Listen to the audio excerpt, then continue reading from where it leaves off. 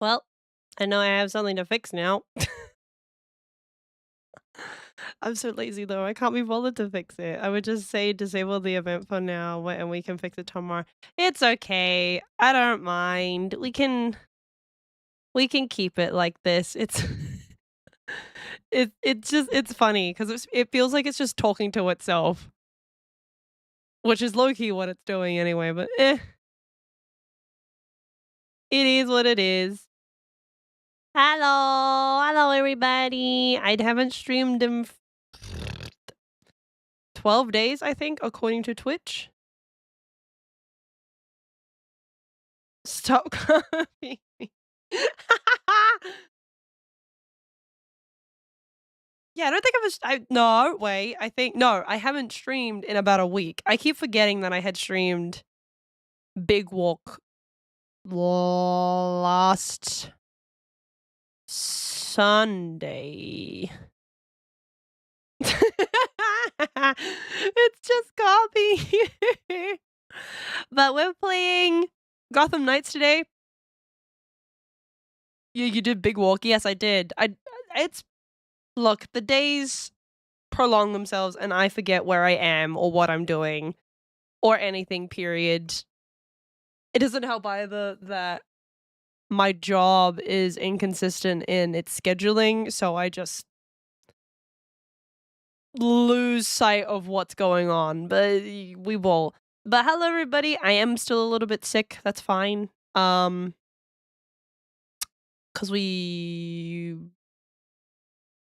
yeah, we just chill. We just do whatever we want because I have to. Well, not because I have to. I wanted to stream 'cause I feel like with all this free time I've got from my job, I should be getting back into it. Especially considering I do enjoy it. I do love the game of streaming.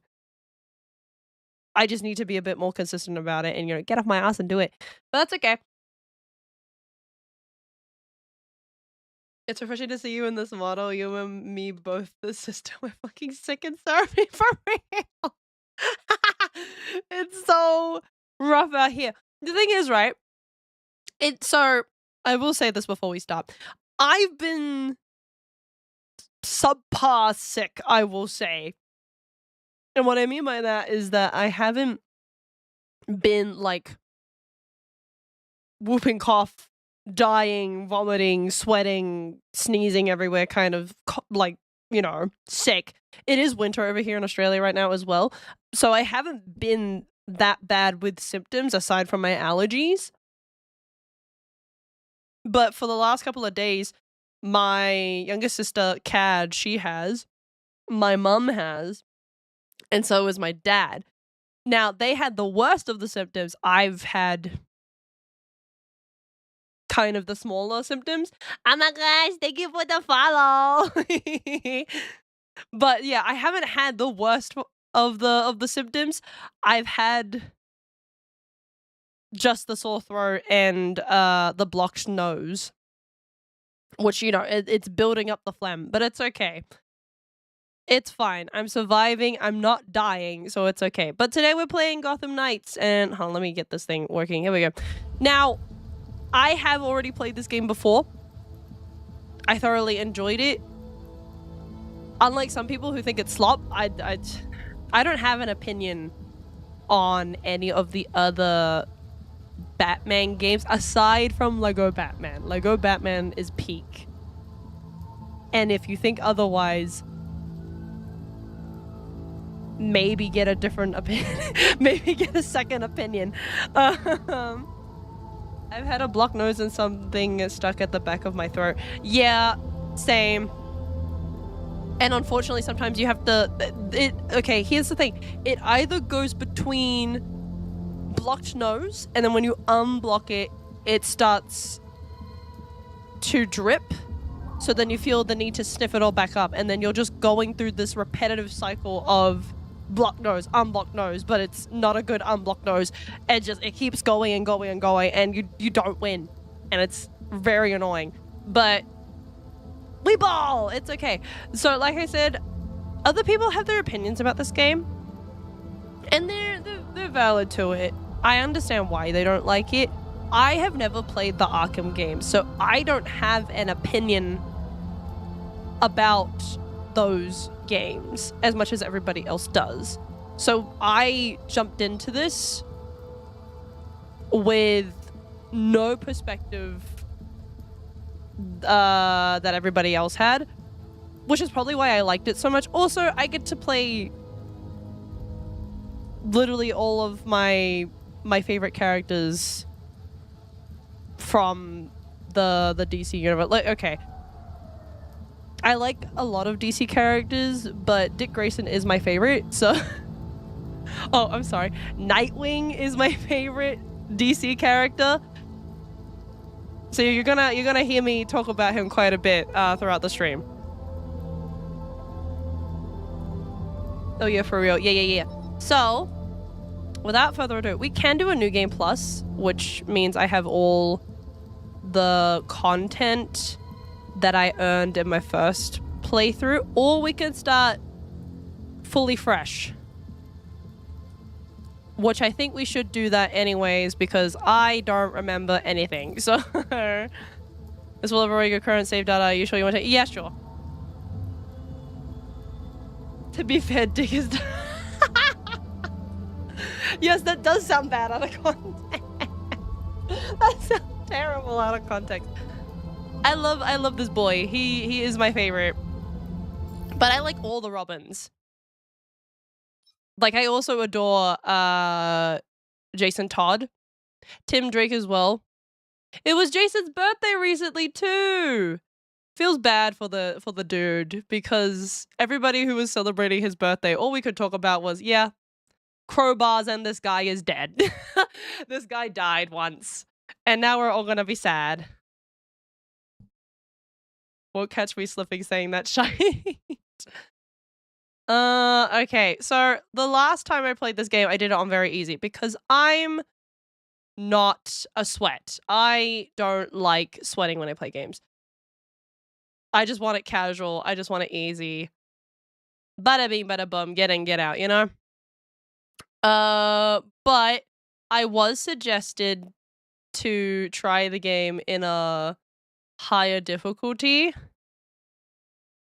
So we're just gonna go easy. So we're just gonna go easy. I don't want to do I don't want to try hard while playing this. Yeah, we'll do this. Also, I don't remember the controls. It's been a long 3 months since I last played this. Friends only. Just cause that way you feel progression, easy is okay. Okay.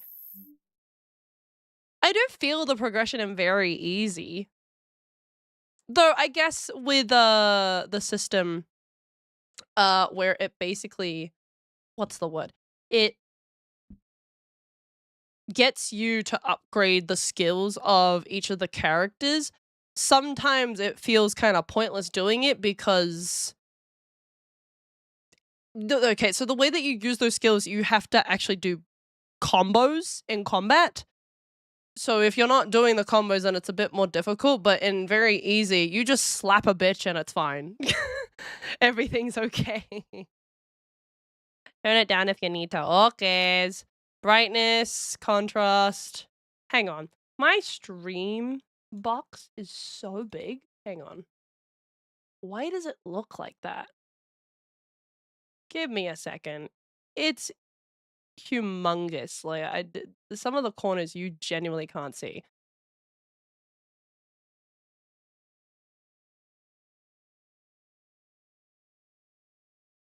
It's not really fitting well, I think. Yeah, the overlay for this, so it depends on the game as well and the format that the game runs in. It sometimes fits and sometimes doesn't fit. You know what? Who cares? Who cares? Contrast is fine. Saturation is fine. I don't get picky about this stuff, so...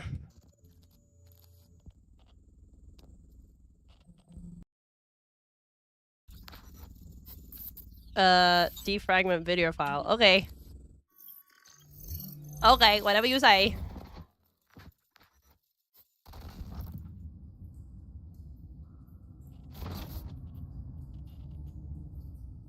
Oh my my gosh, it's Bruce Wayne! I'm dead. Damn.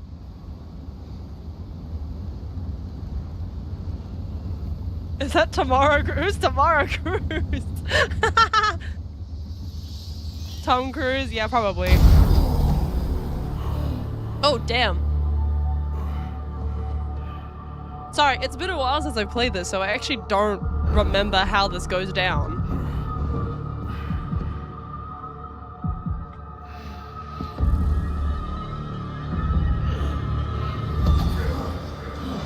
Whoa! You're done.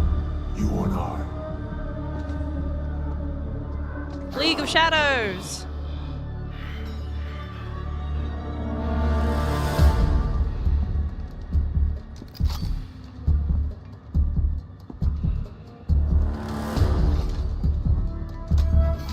Honestly, a lot of the villain groups in DC are pretty cool. And I like how interesting DC decides to make them. Yay! Tater tots! And for what? Corruption still flourishes in Gotham, lurking in every shadow. You don't need that mask. I know it's you. Ra's al Ghul. You're the Ra's al Ghul! This sacrilege. Did you think you could keep it from me?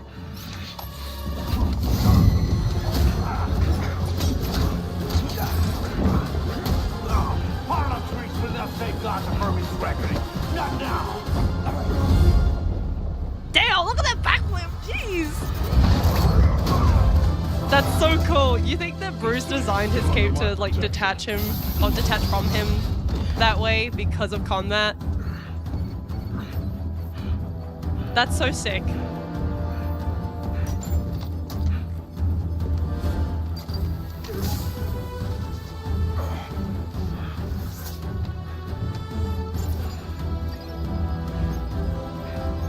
Oh, he's galling all of them.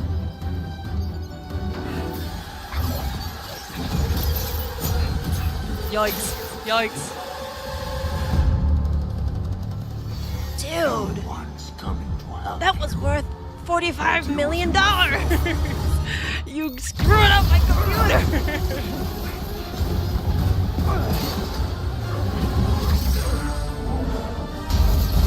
No, not his stuff.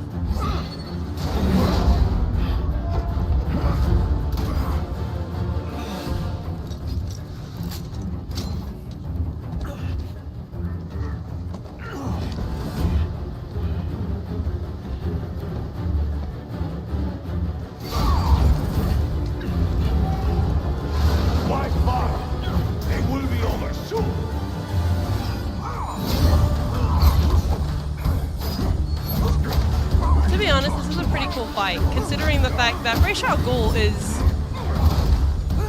a pretty good martial artist. But you know what? I guess Batman's just better. Can't beat the Bat. His trophies, yeah, they're all gone. No, not his trophy.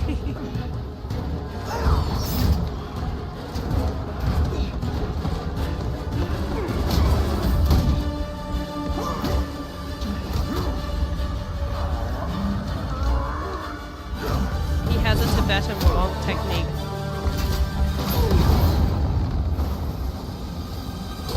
Whoa! You should know by now that you cannot defeat me. I am eternal. Whoa! Okay, that's crazy.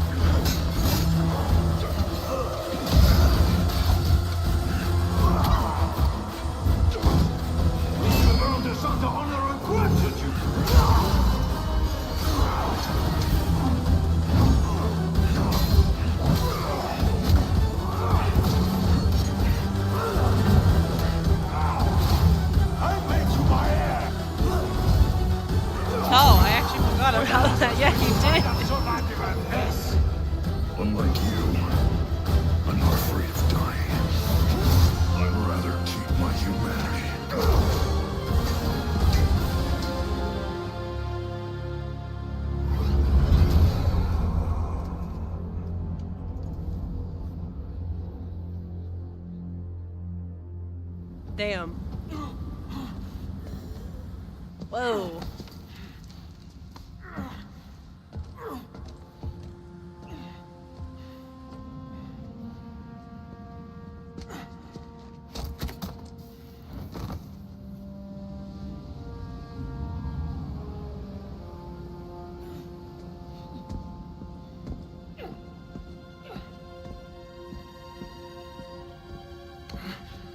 You know, despite the shit that Gotham goes through, at least Gotham isn't Bloodhaven. Let me just say that. At least Gotham isn't Bloodhaven.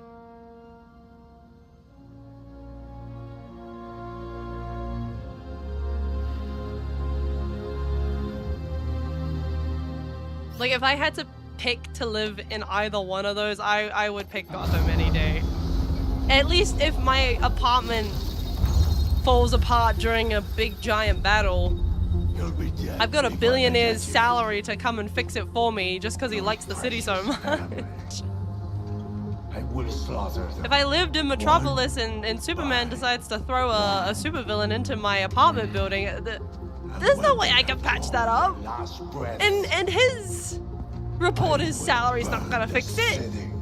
To the ground.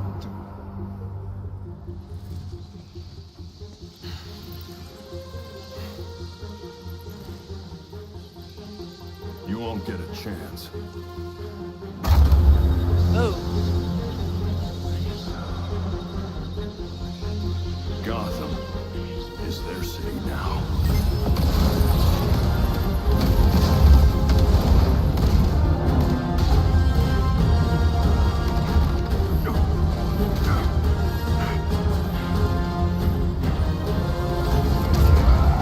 There goes the Batcave.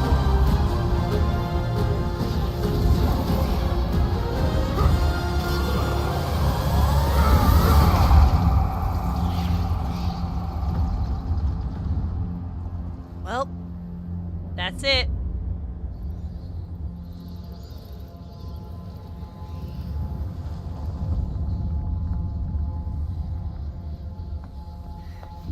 Yeah, well, there it all goes.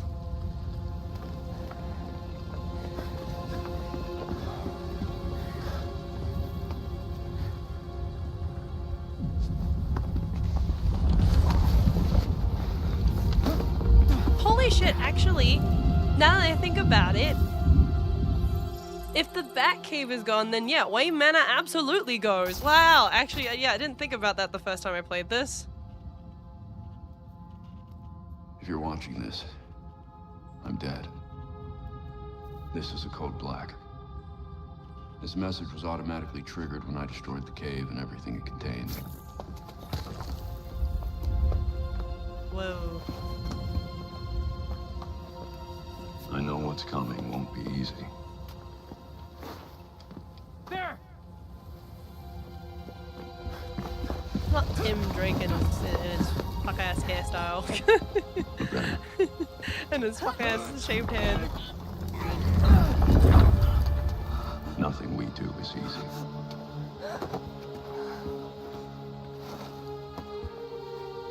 I've prepared for it as best as I can.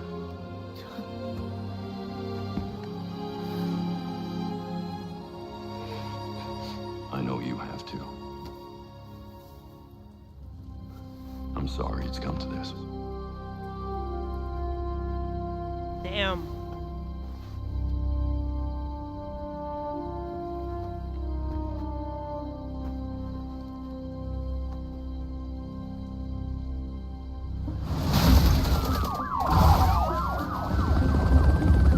We both know it won't take long for Gotham's criminals to realize that Batman is gone. You can't count on the GCPD. Never trusted us since Jim died. Which is crazy, by the way, that they haven't trusted them since Jim died. Because Jim Gordon was the advocate for them and their work. I'm leaving you the Belfry as base of operations. Some And now of the technology is GCPD, they're corrupt now. It has the gear you need and all of my files.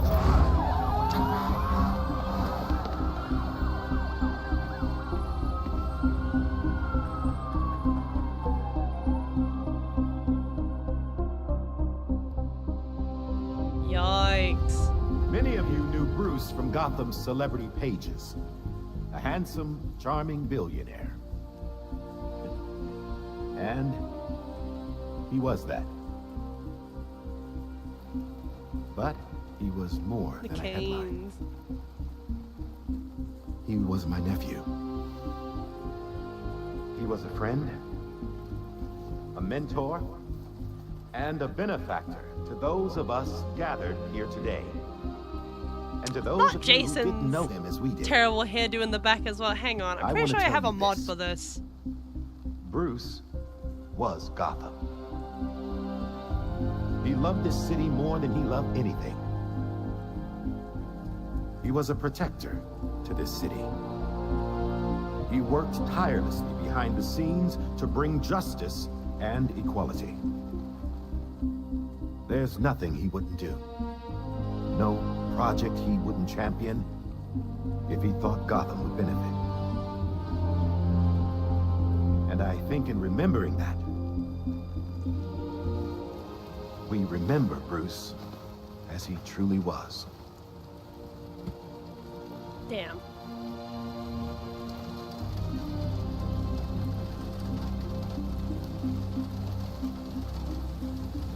The thing is, right, is that what he lays out next is, or what he had done was his contingency plan, which I'm sure You've always had my back everybody when I needed knew you. was I know you keep how Gotham things safe. would end for Batman.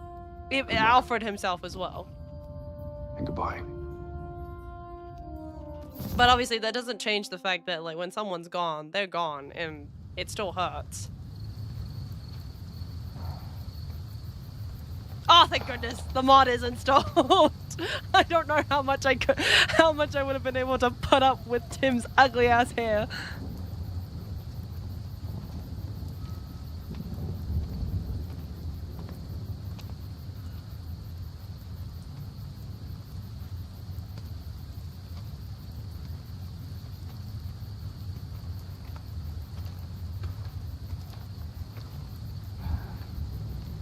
How's Alfred? What you'd expect. Took him 3 years to agree to a vacation, and Bruce turned up dead. Yeah, no, that sucks. He asked for some time. He knows none of us were there either, right? What about you? You let Jacob Kane give the eulogy. He offered. He thought it'd be easier on us if he was the one to do it. Oh, I can go through He's the characters Bruce's now. uncle. Hell of a speech. This is Tim Drake, All that Robin. talk about Yeah, no, protector. you know what? Let me Works introduce behind you the to my scenes. crew. Okay, so this is Dick Grayson, Nightwing, the original you Robin. Catherine wouldn't This be is the there new if she Robin, suspected. Tim Drake. I can't see the This is anti-vigilante Jason police Todd, commissioner who is presiding Red at Hood now, Batman's who was funeral. also once Robin. There's He was the something else she Robin doesn't know. after She has the Nightwing. body of Batman's killer in her morgue. And this is Batgirl. This Ra's is al Ghul Barbara was listed as a Gordon. John Doe, slated for cremation. And what if the League of Shadows finds him? They draw out their deer I don't leader in the really like Lazarus this pit, outfit he won't be so on- dead anymore. On Dick. You want to break into the GCPD headquarters for a what-if? He has other Be ones my in this guest. game I that decrypted the look case much better Batman sent with his than message. his first outfit. But then again, We should all of them focus on have that. better I outfits looked it than their over, first ones. But did I I get think the only everything? ones who I actually like It doesn't look is complete. Tim's. I think Raish interrupted him while But that's he because was this writing. iconic coloring here He was says this has developed implications by that could him. shake Gotham so to much its so core. that if I remember correctly, Damien ends up Ominous, but not exactly wearing helpful. these colors when he's Robin. I saw a few places we should poke around. Construction sites, a quarry. He also mentioned a Dr. Langstrom. Anyone know him? He's a zoologist at Gotham University. Not sure what his connection is, though. Let's divide Oh, up we're the work. going to have a look at We for can meet at the Langstrom. Belfry when we're done. Get it up and running. Who gets to talk to Langstrom?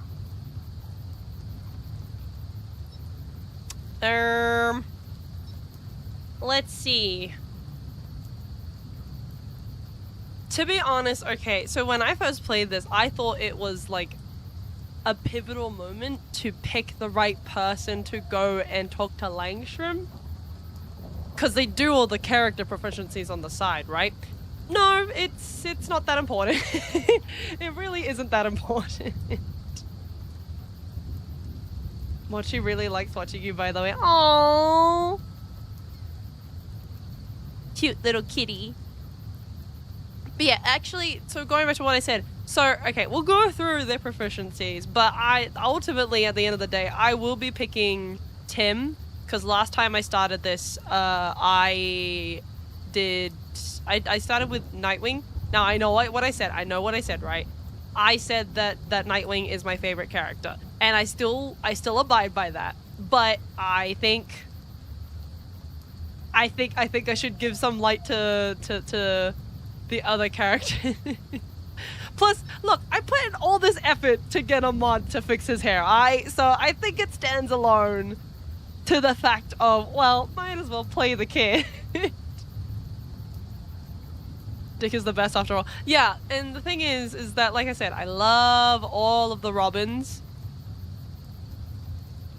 I love Barbara as well. But I think we need to put this hair on display, considering I went through all this effort just to get it. So that's what we're going to do. But we'll go through their proficiency. So over here is Dick. What is his character proficiency? Gifted and acrobat, of course. Rapid combos. Actually true, by the way. Later on, when you unlock some of his skills, he's pretty crazy with it. He's pretty insane. Actually, they all get pretty insane with some of their moves, not gonna lie. Eskrima stick expert, which is like his two sticks on his back that you can see there. Which, honestly, don't play much of a part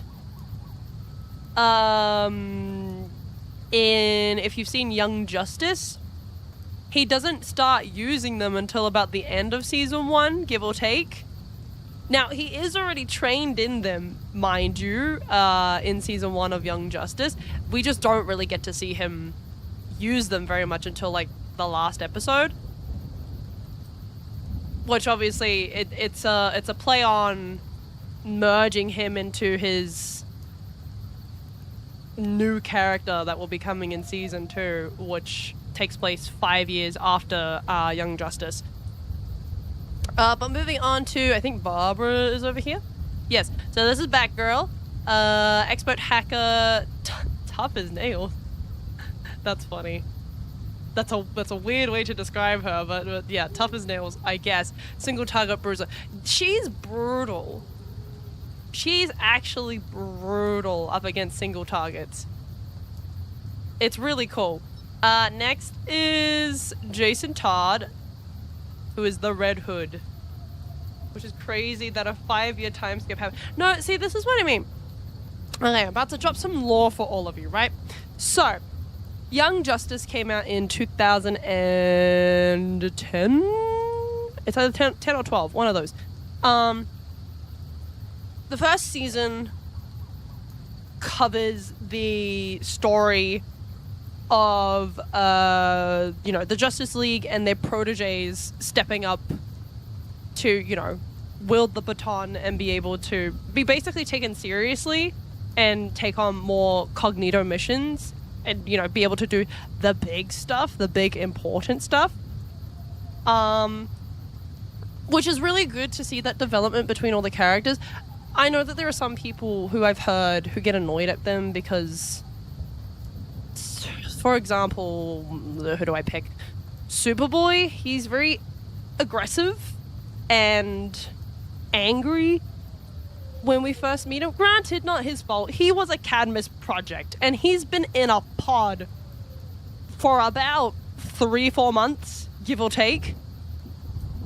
So he doesn't really know what he's doing, and some of his aggression is warranted. But bear it in mind, it is unbearable initially until you start to see the development in the characters. And that's the thing about all the characters, is that some of the things that they do in the beginning are unbearable, but you have to remember that they're teenagers. A lot of them have had to get behind their mentors. And, if you know what teenagers are like, sometimes they're bratty, sometimes they're annoying, sometimes they don't want to take orders from somebody. And that's kind of how the first season starts out. But you start to see them develop and grow into this really, really good team who just, they really know how to get shit done. Season 2 takes place 5 years later. Now, in between Young Justice and Justice Invasion, which is Season 2, there was a game for Young Justice that was, I think it was supposed to come out, but it got cancelled, I think, if I'm remembering that correctly. Long story short, it was going to talk about the stuff that came in between, really. We don't get that stuff leading up to Invasion because I'm pretty sure the game got cancelled. But there is leaked footage and cutscenes from the game, which at one point a big plot twist, not really a plot twist, but it plays a part in the next season. It gets revealed. And that kind of sets up the stage for what happens 5 years later. Ooh, hello, Sky. Welcome. Cadmus Project. Yes, so Superboy in Young Justice is a Cadmus Project because he's a combination of Superman and Lex Luthor. He's got two dads. He has two dads, guys. I'd be a cranky person if people ordered me around at that age. No, literally 3 months out of the pod, by the way. Only 3 months, so that's crazy work. But yeah, he's a bit cranky. He's a little bit annoying because of his anger management. But he does get better over time. Even in season 2, I like that he steps with a P up to the plate, and he really shows initiative. He's shown that he's grown in the last 5 years, which you would hope someone has grown in 5 years. But yeah, no, Young Justice. Where was I going with this? Young Justice has plot points that got missed because of an unreleased game. But the expectation going into season 2 is this idea that the audience sort of knows what had happened. Because I'm pretty sure at some point, if I remember this correctly, they go to the Watchtower and there is a hollow statue of Jason Todd up there, which basically reveals to us that, yeah, he did exist at some point in this universe between these 5 years, but, he's dead now, which, as far as the Young Justice universe is concerned, he has not been revived yet via the Lazarus Pit. Are we going to get a season 5? Don't know at this point. It would be cool. I would say that. It would be very cool. But I don't know how they'd run with it, honestly. And a lot of the fans are still mad about what happens to Kid Flash. I'm not going to say what it is. But people were pissed. I watched some of that show. It was sad that he thinks he has to... No, see, this is the thing, right? Is that it sucks that he thinks he has to live up to Superman. And it's from a fatherly perspective first. It's even worse at the fact that he didn't ask to be created. And his existence almost feels like it's disgusting to Superman. Now, Superman doesn't explicitly say that, but his attitude towards Connor feels like that. And it's so sad to watch how their relationship unfolds in the first season. Though Superman, at the end of it, is accepting of it. And even by season 2, it's been 5 years and they both consider each other brothers, which I think is cool. And I love that about them. So Connor gets his shot. He gets his shot. Not with a dad, but with a big brother. And I love that for him. He deserves to have some kind of happy ending. But yeah, no. Young Justice is really good. Young Justice is underrated. At least as a kids' TV show, when it was airing, the first 2 seasons. Really underrated. I don't know what they've done with season 3 and season 4. Some things in season 3 pissed me off. But it is what it is. Okay, so what was it? What were we doing? Oh yeah, so this is Jason Todd. This is Red Hood. He's been brought back by the Lazarus Pit. Beastie Boy trauma. Stop! Stop! No! Oh. The trauma. My stomach ache is back. I shall be lurking. Okie dokie. Rest up. Bye bye. You know, feels bad for Garfield. You can't help but feel bad for him. Especially with the crap that he had to go through. Really, really bad. What was I saying? Oh yeah, so this is Jason. He's been brought back by the Lazarus Pit, which if no one knows what that is, don't worry. They explain that kind of in-game. Sort of. If they don't explain it properly, I'll cover the logistics of it. Don't worry. Brute strength, yeah, that makes sense. Powerhouse brawler, yep, also makes sense. Master marksman, yeah, he's got guns. So while Batman follows the rule of no killing, Jason Todd basically was like, no, fuck you, I'm gonna do whatever I want. I'm gonna do whatever I want. I'm gonna shoot people, I'm gonna kill them. I'm so confused on Red Hood in the Arkham games. They never said anything about the pit. I've kind of just accepted, because I've never played the Arkham games, so I don't really have a lot of context, but I've just kind of accepted the fact that they are two separate universes. I like to think that this game is a standalone.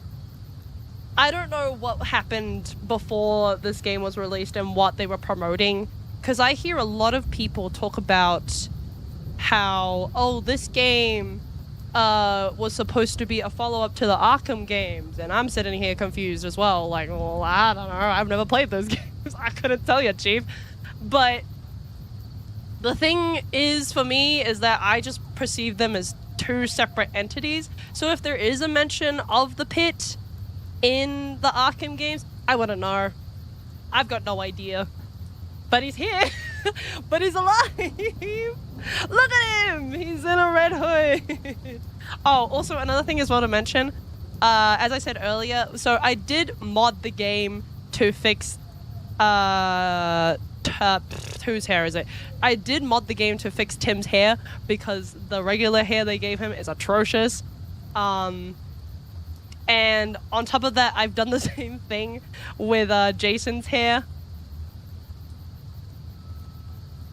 In Jason's hair in this one, it looks so bad, and like his normal hair looks terrible. So I did fix it. He's got much more fluffier hair now. He doesn't kill in this game. No, he does not. What are they? They say his bullets are the... what's it called? Airsoft? They're airsoft bullets is basically what it is. But I think he's modified them. He mentioned something about it later on.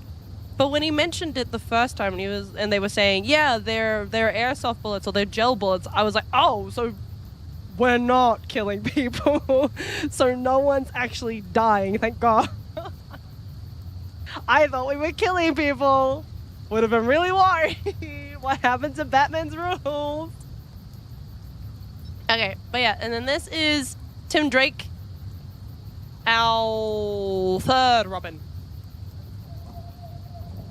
I'm fairly certain, if I remember this correctly, in the comics, when Batman is gone, he feels he can't be just Robin anymore because he has no mentor. I might be remembering this wrong because it's been a while, but I'm fairly certain he basically becomes Red Robin.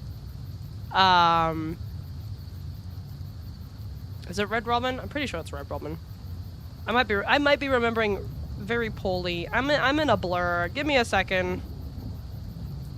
Red Robin DC. I only touched one button. Don't worry, it's okay. I have read a couple of them.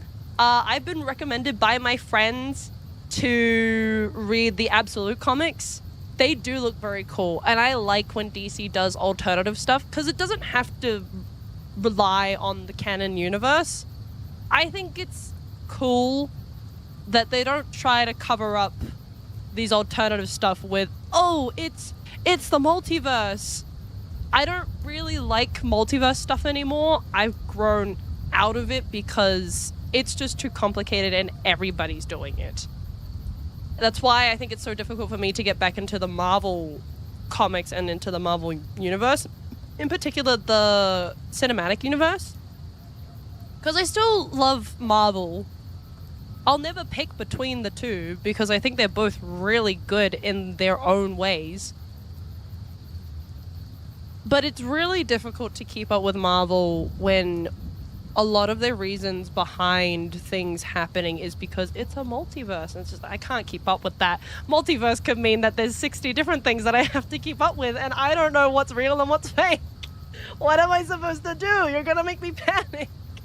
So yeah, it's a bit difficult, but you know what? It's okay. For people who like that kind of content, by all means, you know what? Have a ball. It's alright. Oh, okay, yeah, I was on the right path. Yeah, so after Batman dies, which basically is in this universe, Tim Drake feels he can't be Robin anymore because he has no mentor anymore. So he can't be the Batman and the Robin. So he just becomes Red Robin. New TV shows and movies are retconning so much. This is my point as well. Why are we doing this? Another point on top of it as well that I feel is just too much to take in is the TV shows as well. My concern about Doomsday coming out is this factor of people are going to have to go back and look into so much of the TV shows and extra content just to get a grip of what was going on. Now, bear it in mind, a large portion of people stopped watching the Marvel Cinematic Universe pretty much right after Endgame because the two movies that came out afterwards didn't do very well. And it's just this problem overall where it's going to get to a point of where people are going to just have to make essays to explain what's happening. That's what I'm going to need. Those people on the internet who do big recaps when a new season of a TV show is coming out that everybody totally forgot about 2-3 years ago, those people who do hour recaps of what we missed, I need them to come back out again to do a full recap of like the last... when did it come out? Endgame came out in 2018, I think. So many people will be... That's what I'm saying. They will be confused. I'm confused. Look, I don't know about y'all, but if I'm confused, I think everyone's confused. Like, there's probably some people who have been dedicated to watching the Marvel stuff, and that is fine. That's okay. I don't like people who get mad at other people for, inhaling slop. If you want to watch it for curiosity's sake, just to keep up, and because you, I guess, are an avid fan of the comics and you're that kind of person who's like, but they missed out on this, then that's fine. That's okay. You do you. Honestly, your $30 going to your local cinema compared to all the other people who have been boycotting the films, not that big of a deal, okay? It doesn't signal a flag that, oh my gosh, it did so well, because let's face it, it didn't. Though I will say though, because I did go see it, Spider-Man, the recent Spider-Man, Brand New Day, really good. And I like the fact that the movie basically feels like a standalone film outside of the Marvel Universe. As much as we already know that Spider-Man is in the Marvel Universe, but the movies themselves, Sony owns. They do a really good job at putting a frame around Peter Parker in this kind of universe and making sure that he really gets the screen time that he deserves. Because it felt like during Endgame, by the time he was wiped off the surface, it was like, okay, well, Spider-Man's got no story anymore because he's gone. Wah wah. Oopsies, he's dead. quote unquote dead. He wasn't dead. He was gone for like a few hours, and then bada bing bada boom, he puffed back into the universe. So yeah, if people want to go out of their way to watch those movies, I'm not gonna stop them.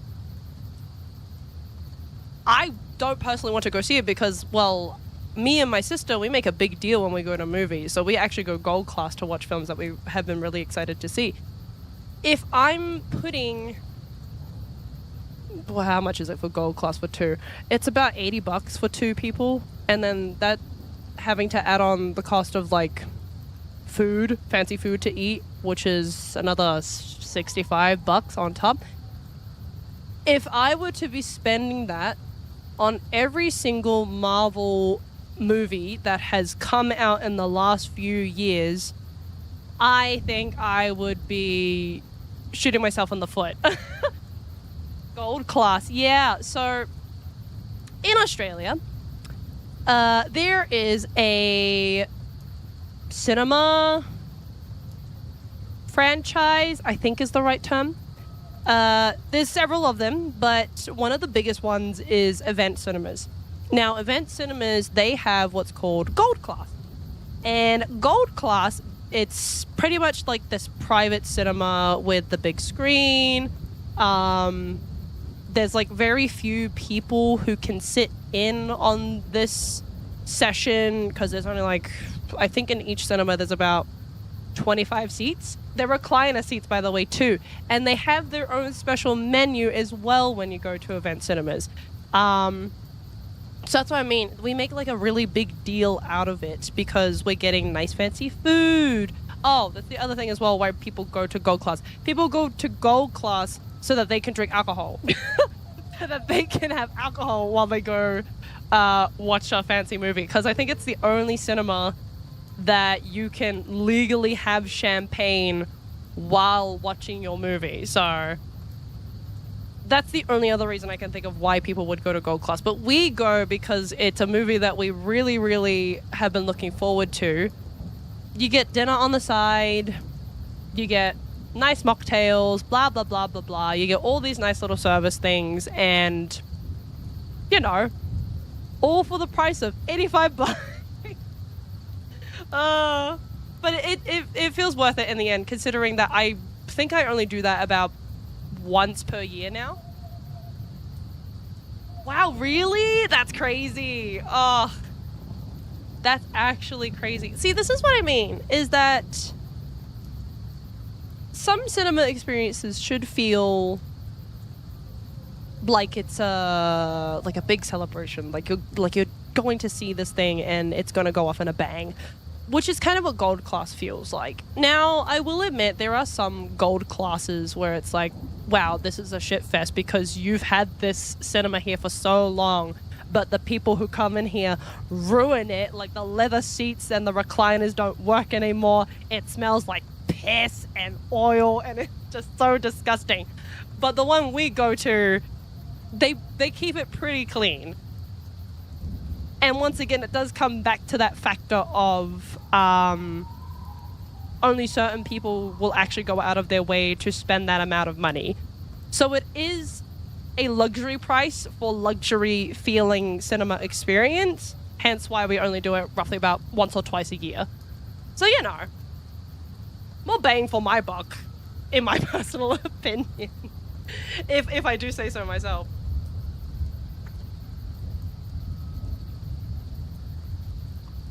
Okay. Sorry, I'm so much of a yapper. Especially because when I'm streaming, there are some things that I need to get out there in the universe that I need people to hear about, and this is the perfect time to do it. So this is the right time to do it. Okay. Give me a second though. I need to double check something before we continue onwards.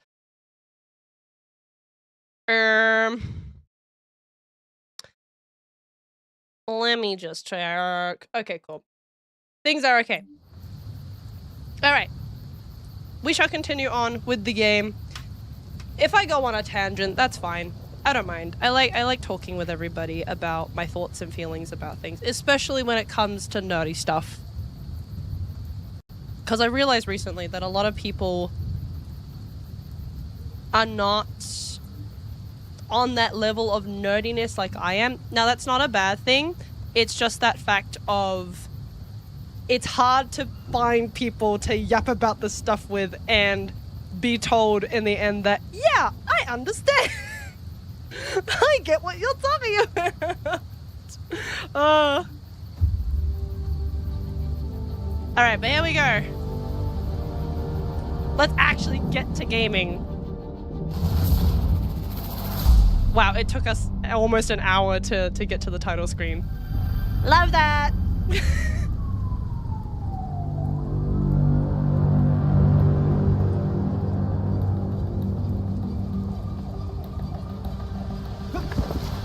There he goes! His outfit is so wiggly.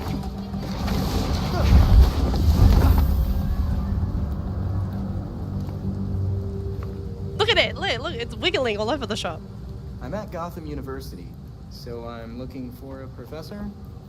Kirk Langstrom. Judging by the half-finished file with the code black, Batman was digging into him hardcore. I'll keep my eyes open for any clues. Batman was digging into him hardcore. Wow, this university is old. I say that like I've never been to an old university. Hold shift to climb. Okay. So I just... Hoo-yah! Oh, there we go. Whoopee! And then I perch. And then I go down. Whee! Whoa.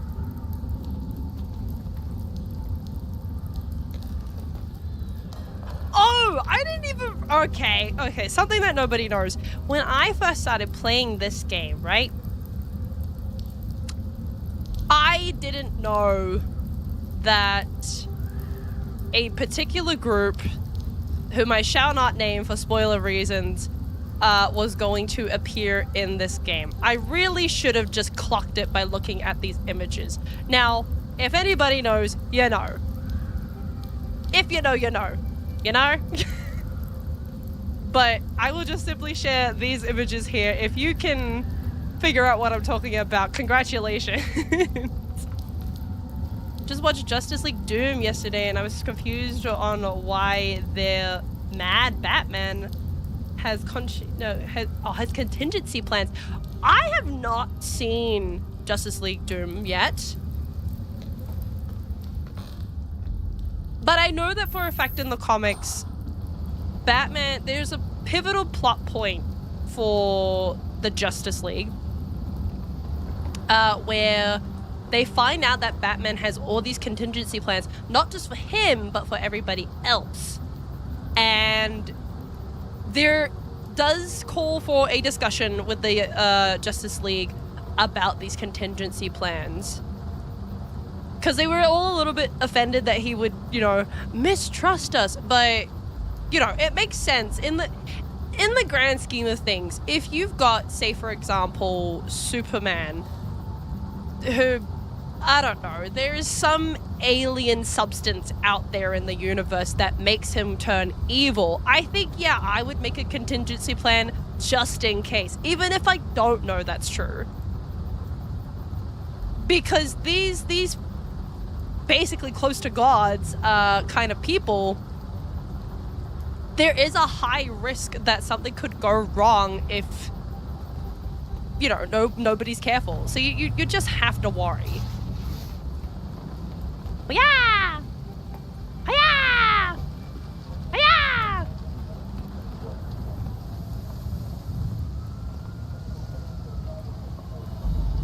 So we got a positive ID on this faculty dude, Kirk Langstrom. Well, the guy we're looking for is dead, so what do we do next? Damn, that sucks. I was gonna have a good conversation with that man. Damn. That really stinks.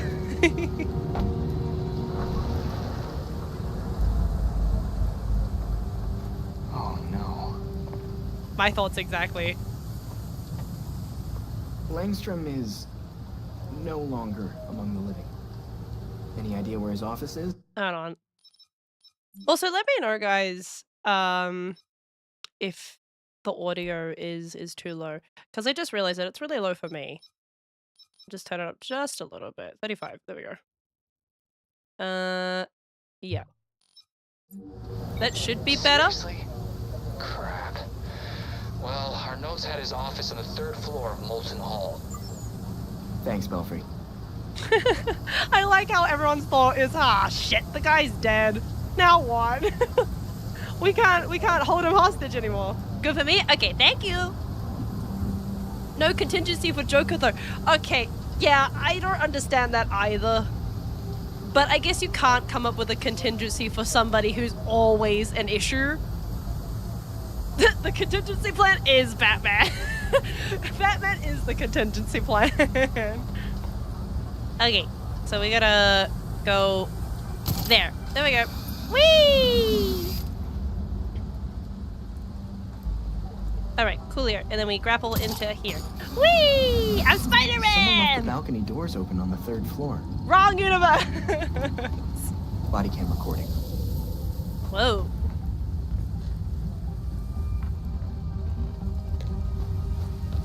What kind of snacks have they got in here? They got tater chips. I think that one down there is supposed to be Reese's. I can't read what that says. I don't know what that green one could be. What do you guys want? It's on me. I think that's okay. That's original. Barbecue is the red packet. I can't read what that green one says. I'm not too sure. All of them. Okay. Let me just... Hold on, let me... Stop, damn it! I'm hungry. I tried smacking it and my stick just phased right through the wall. What the heck? Oh, sorry guys. I guess I can't get you anything. My bad. My fault. Okay, let's go down here. This must be it. Oh, this is his office? Kirk Langstrom, Zoology and Evolutionary Biology. Okay. The police didn't spend much time here. This must not be where Langstrom died. Oh, we got AR. Ooh, hold X to use AR targeting. Ooh, What scratches. are these marks? They look new.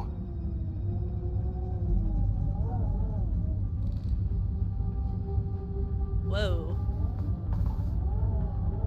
Those cannot be hand scratches. Like, no person could actually scratch hard surface this intensely. Not without losing a nail or two. Have you found anything, Robin? I've got absolute jack shit here. There's something here for sure. I just need to piece it all together. You need backup. Can't just let you spend all night in the library writing up theories. I'm fine, Red Hood. Right. Be careful. And if you need backup, I'll call you. I love their relationship. I love all of their relationship together. What does this say? Death Hand. A band, I guess? What is this one? Nut Machine, Gotham. $8 at the Park Theater. Gimme Korea. These are interesting. What happened in here? Let's go! Whee! This is clearly where Langstrom died. Whoa. The GCPD abandoned this scene pretty quickly.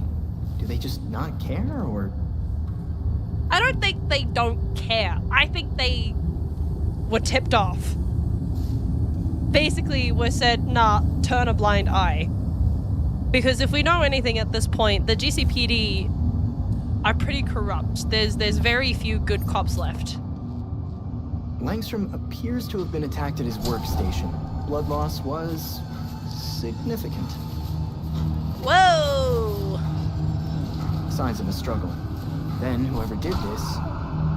pinned him to the wall. Sorry guys, I kind of spilled How my awful. tomato sauce everywhere. Langstrom dragged himself towards I kind of spilled my tomato sauce Why wouldn't he go to the door? and my red paint everywhere.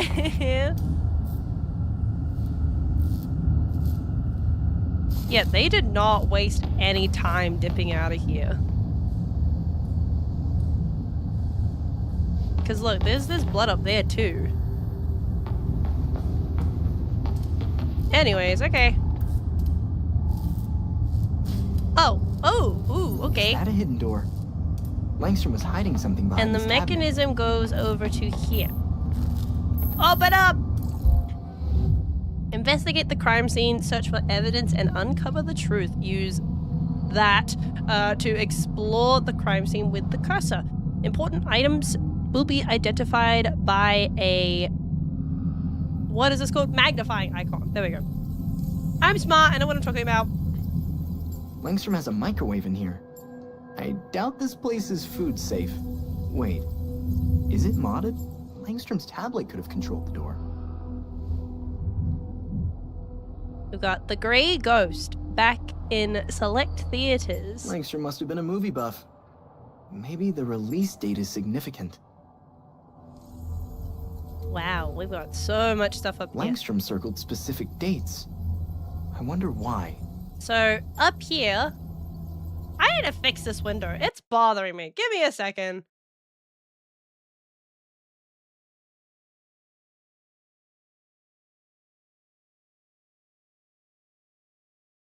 Surely that will fix it, right?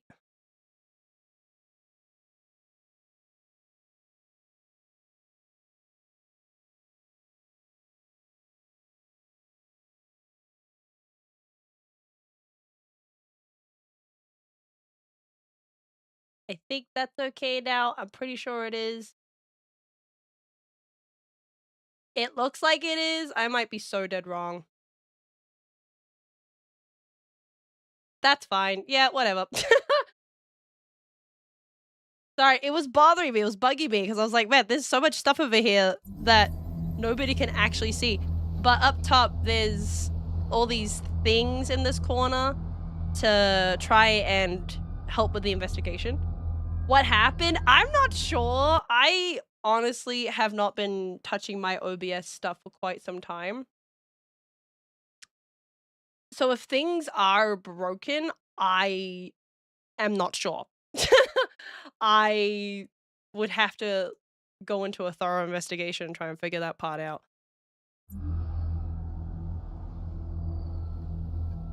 Okay, I kind of fixed it. Well, okay, so basically up here, it helps you with the investigation by asking important questions. So there's...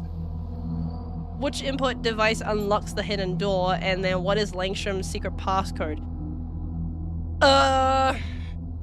This doesn't seem like it's a passcode. Because who would want to use a date as a passcode? Unless, of course, you use anniversaries, but I don't think a very, very smart scientist who potentially was corrupt would use that. I think that's too obvious. This also feels a bit too obvious. There's a phone number. I don't recognize the area code. 127. Hey, NCT 127 mention. I will use this. We'll say that this is the code. This feels too long. A thermostat would be a smart way to hide a keypad. And obviously I've only got 3 numbers over here, so I'm gonna put it in the microwave. I think this is it. And solve. Yay! There we go. Now let's see what Langstrom took this much trouble to hide. Whoa.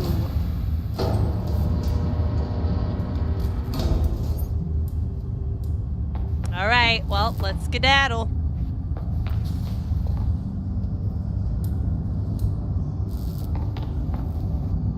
I'm curious, how did the university let him get away with this?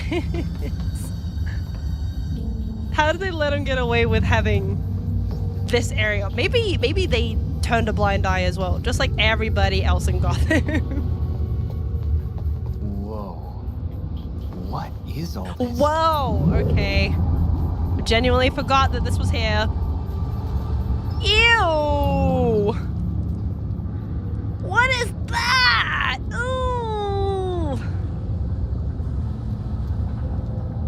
These are nasty! Holy unethical research.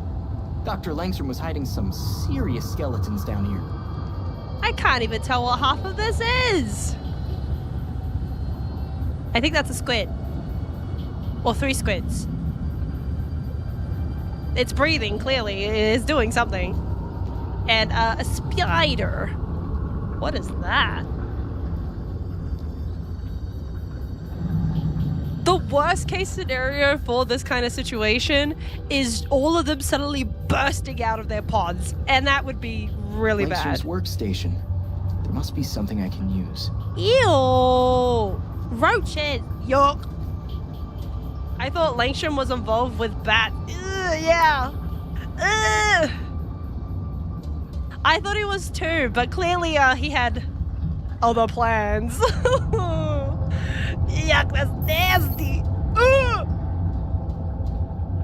Tissue samples, organic material collected from various animals. Samples seem to be primarily sourced from creatures in Langstrom's lab tanks. Notes also mention fatty tissue from a dolphin, tenric skin cells, and orangutan saliva. Oh, these poor animals! Like, okay, I notoriously don't like dolphins, but man, that still sucks. This could be useful. What is this? A hard drive. If it's back here with the sketchy research, it probably has something good on it. Or something very bad. Well, I don't want to be here long enough to get these things some weird marks on the burst out walls, on a me, hidden so we're lab. going. I found a hard drive that might help us figure out what Langstrom was up to. Can't wait to hear what you've got. See you soon. I'm on my way. I'm on my way. I've got my lungs and that's a start, and I've got love inside my heart. I'm on my way. Wait, no, I guess I just go through here. Here we go. Through the lobby. Ooh. The fire alarm. That definitely wasn't me. Of course, of course. Typical Gotham. Can't catch a break.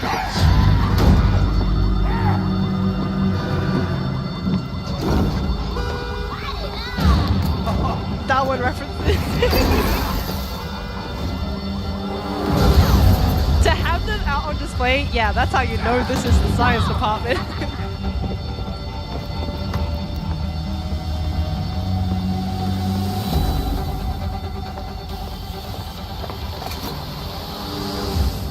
Hey. It's Robin. What's he doing here? Hello! Hoo-yah! Hoo-yah! Woo! Guess now's I as got good a him. night as any for the freaks to ride. Gang activity's been ramping up without Batman around. Guess the freaks want to join the party. They better cut their party short. I can't focus on torching this place with all that racket. Turn off the damn fire alarm. And ambush! Hoo-yah! I love the causing one heck slow-mo of a actions ruckus. in this game. It's so fun. Makes me feel cooler. Shut up, fire alarm! Die, die, die! What the fire alarm do to you? Jeez!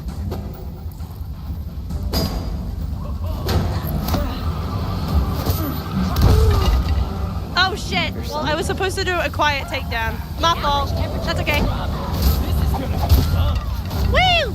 Oops, oops, oops, oops, oops. I'm running into walls. I'm running into walls.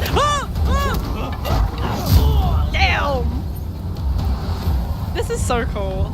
I thought the same thing when I first played this game, but man, this is so cool.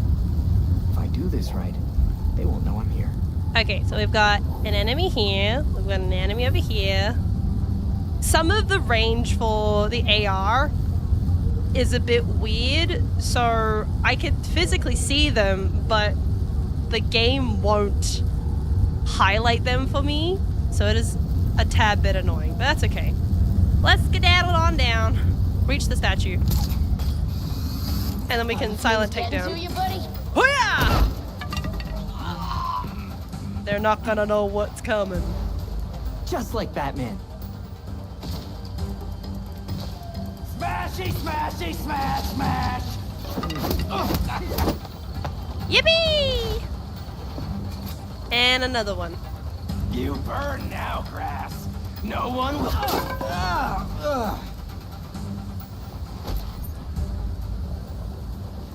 I love the combat so much. I love it so much. It's so cool the way that they run the scenes or the animations for when you kill people. Okay, you don't kill them. Why are you freaks take them so out. against higher education? Take them out, not being the term for killing someone, you know?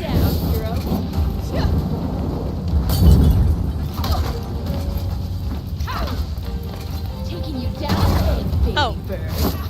You know what? Let's just smack you. There we go. Done. At this rate, the whole building is coming down.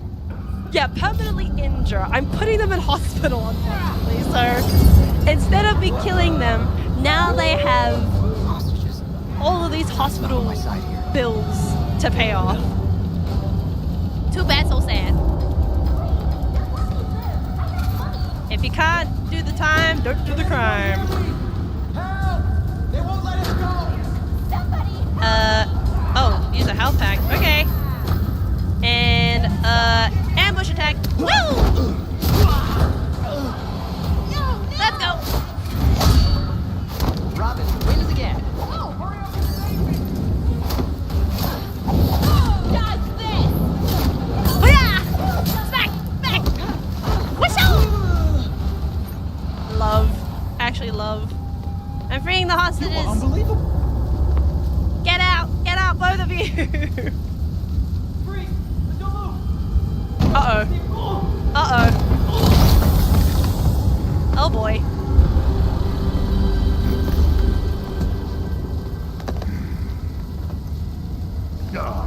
See, that's killing. Broken. That's killing. I'm not doing that. Let's see if you. What I'm doing is morally justified. Hurry, get somewhere safe.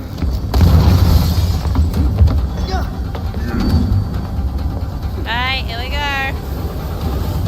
You call that fight?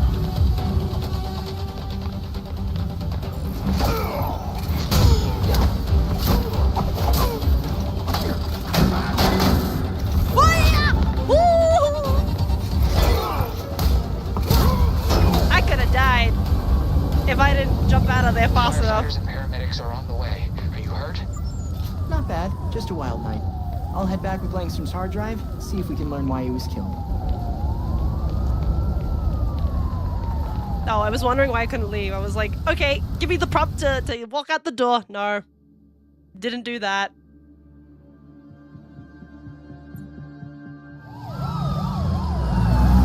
Alright.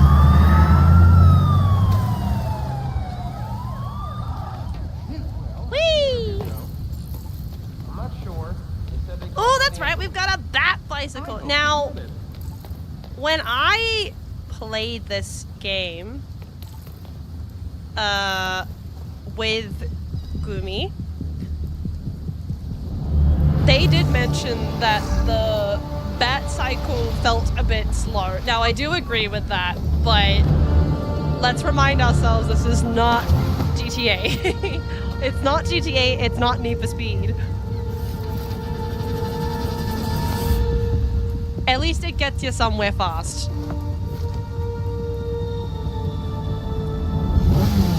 I wish though we had the other bat vehicles, like the Batmobile. That would be sick.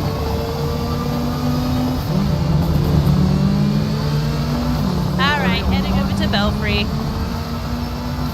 Alright, on my way back to the Belfry. With a present.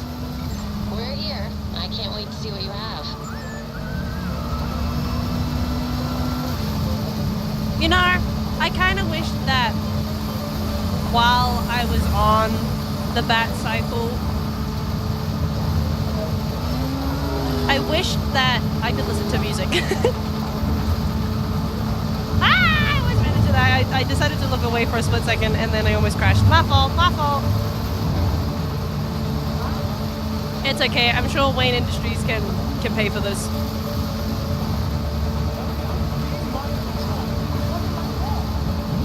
Wait, it's not an industry. It's an enterprise. Wayne Enterprise. God, I'm a big fan.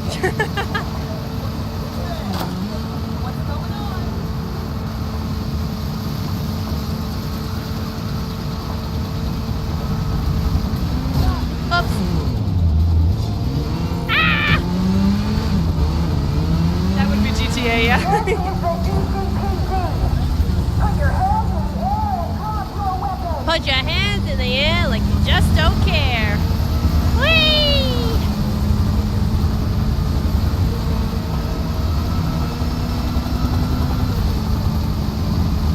Okay, and then we head this way.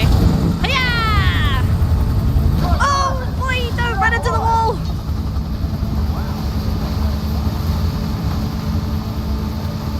Oh, that's another funny thing about this game is that the citizens actually commentate on... Oh, shit. Okay, well, I can't drive to save my life. The citizens commentate on who you are. So as much as, like, the GCPD have decided to put their faith in you out of commission, at least the citizens are pretty happy with your help, which I guess makes sense because you're a vigilante. You're doing more to keep the streets safe than the GCPD is. Well, honey, I'm home.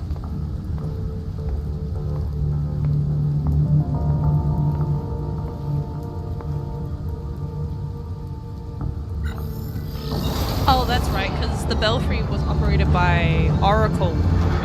Back in the day when Babs broke her... No, I don't think she broke it. I'm pretty sure she fractured it. Which some people would make that statement out as a, oh, but they're the same thing. No.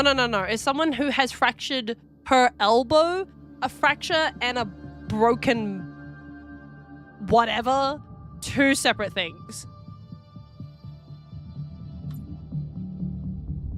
They kind of explained that Batgirl came back via rehab.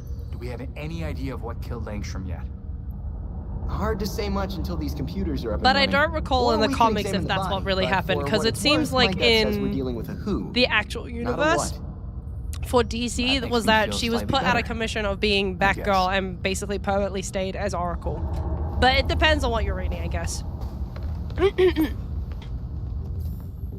Oh, dry throat. Please give me a second while I drink my guava.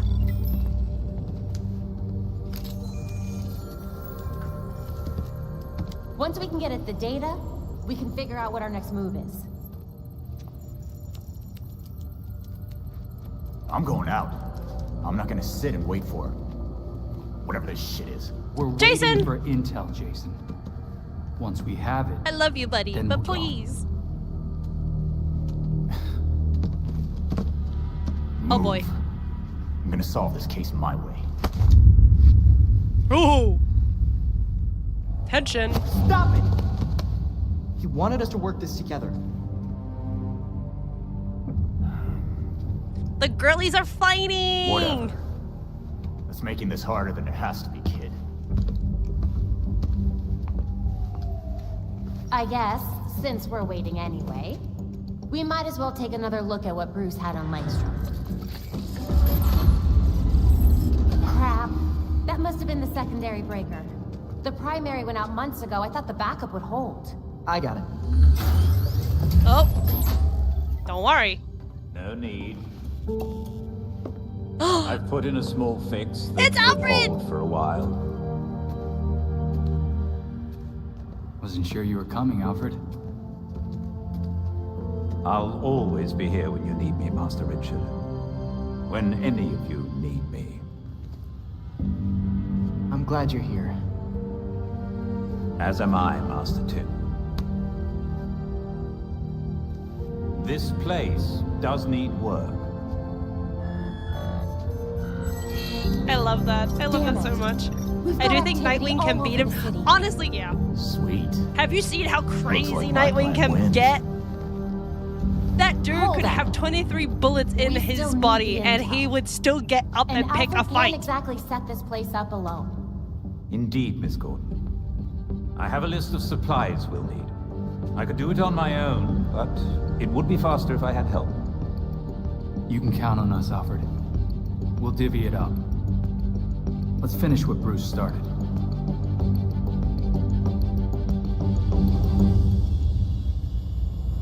Well, the gang's all here.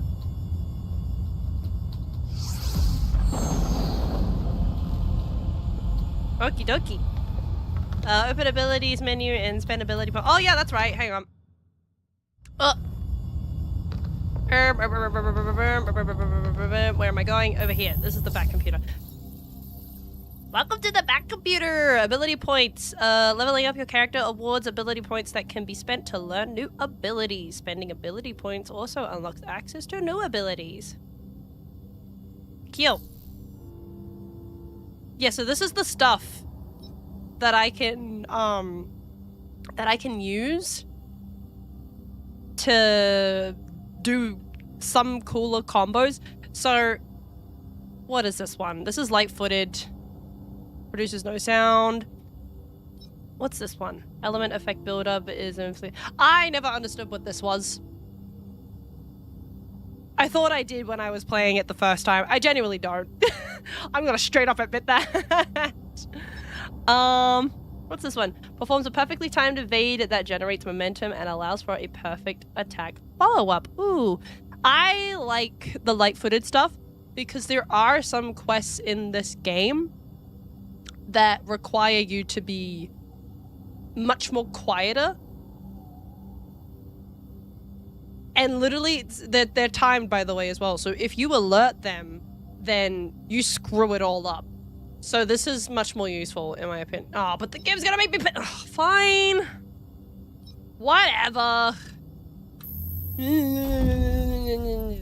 Stupid.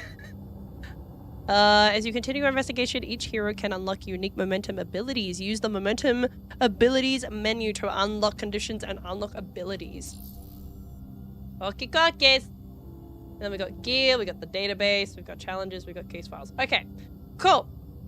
I'm gonna take a quick break because I need to go to the bathroom really quick, but I should be back in like 5-10 minutes. Yeah, I'm just gonna go to my back soon screen. Okay, I'll be back. Come on, get it all, get it all, get it all. We need it all, we need it all. Give it all to me. Heal, heal, heal, heal. Oh. Oh boy. Where do I go from here? Out the door? No? Head crab love them? They scare me, man. The most jump scares I've had in this game was from the head crabs. Where do I go? Back up? I guess, I'd assume? No? No? Alright. I am officially lost for the first time. Can I open this? No, okay. Skinny Queen fit through that gate. I'm trying! I'm trying! Apparently Gordon can't learn to crawl flat. That's not in his high training. Oh wait, hold on. Oh! Well, I'll be damned. I didn't know I could do that. Okay, well, I guess we gotta go back this way. Macaron. Hi, Sphinx! My nickname came from Half-Life 2. Lamar is domestic head crab. Oh, that's right! I do recall that. I do remember that. That makes a lot of sense. Oh, hold on. Hold on. There we go. Ah! I forgot about that. I forgot. Oh, I don't have the follow H. Come on. I'm sorry, Sphinx. Ah! Fine, I'll leave. I'll leave. I got the message. Oh, wait. Hold on. No, never mind.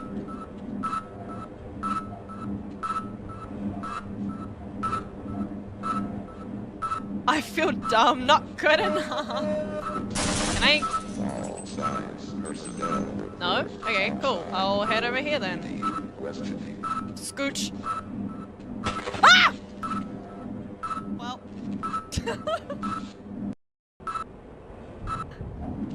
Oh, no!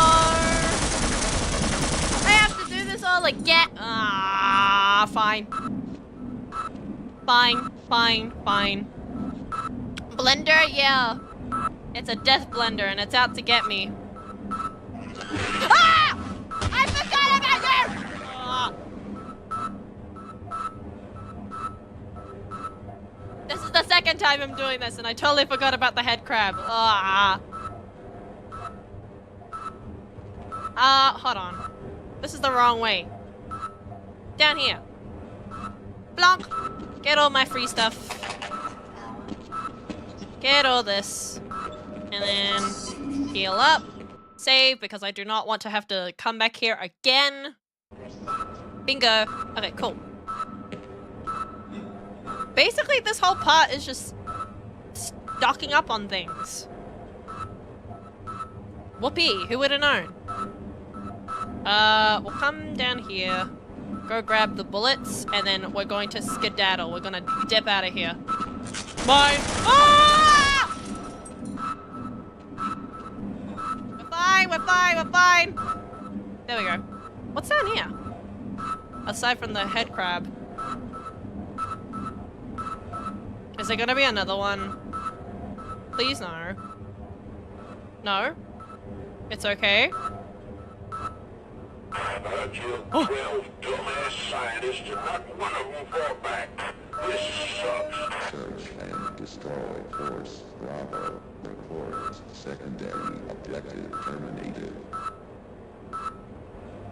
Maybe I can just get by 2 seconds once again, saving in case something goes wrong. Tactical, it's tactical. That's what we're doing.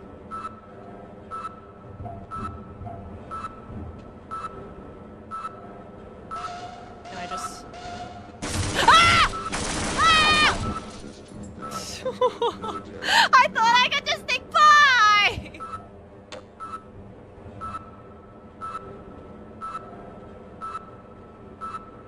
Surely I can just go out there and kill them, right? Can I shoot through? He's dead. You're done. You're also done. Ah!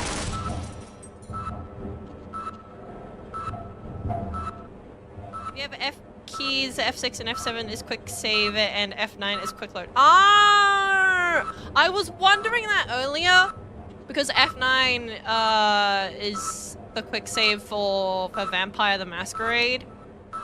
And I was like, I don't think that's the same thing for Half-Life. But good to know. Thank you, Lamar. My best bet is to go back to the blender, as Sphinx calls it, and risk it all again for a second time. Hold on, 2 seconds. 2 seconds, real quickly.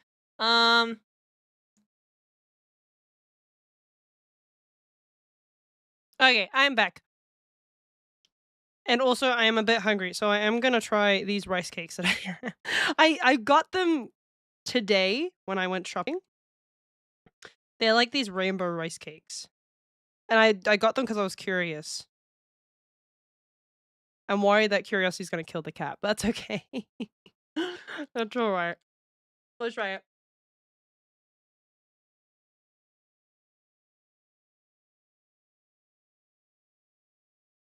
It's alright. It's not that bad. Hello, Fred. Thank you for the hydrate. I shall hydrate. It's not bad. Eat and drink too. Yeah, thank you, thank you.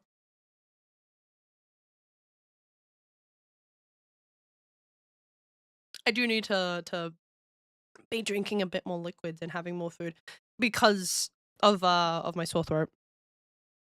This isn't too bad. I thought it would be a bit more sweeter, but there are some Asian cuisines or Asian snacks because sugar was it's not a delicacy. At least in the past, it wasn't a delicacy, it was a luxury. So confectionery items were a luxury. So a lot of other countries in the world. Oh my god! Thank you for the gifted sub, Fred. What was I saying? Oh yeah, so a lot of other countries in the world, they didn't have access to sugar, so a lot of their foods, lots of people will mention they're too bland. It's because sugar was expensive, that's why. So I don't blame them. I did not know that would happen. Yeah. Well, okay. So this model, it's been about 2 years since I've used it, and a lot of the assets, I guess we'll call them, that come along with the model, they're in the point system are things that you can do to, rain down tater tots on me is what we call them. Now, I had those on pause for ages because I wasn't using this model. I decided to make it have a comeback just for today. Maybe also do it again in future as well. So if you want to throw tater tots at me or you want to fill up the screen with all these tater tots, by all means, go for it. It's a tradition, I will admit, that I did take away from everybody for a little bit. Oh, speaking of as well, these little buddies down here, these tater tots, right? If you fill this whole screen up, watch this. Watch this.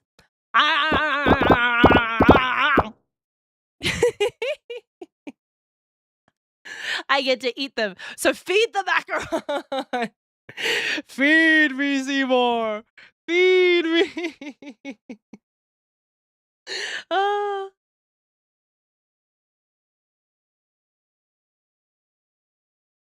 Yeah, nah. I thought I'd like these more. It's kind of like chewy bread, but it feels more. It tastes more like flour in my mouth. It's not bad though. I think it's good as a carb to fill a spot in me. That's okay. All right. So coming back to the game. Okay, so we got our abilities. Ooh, we have some new gear.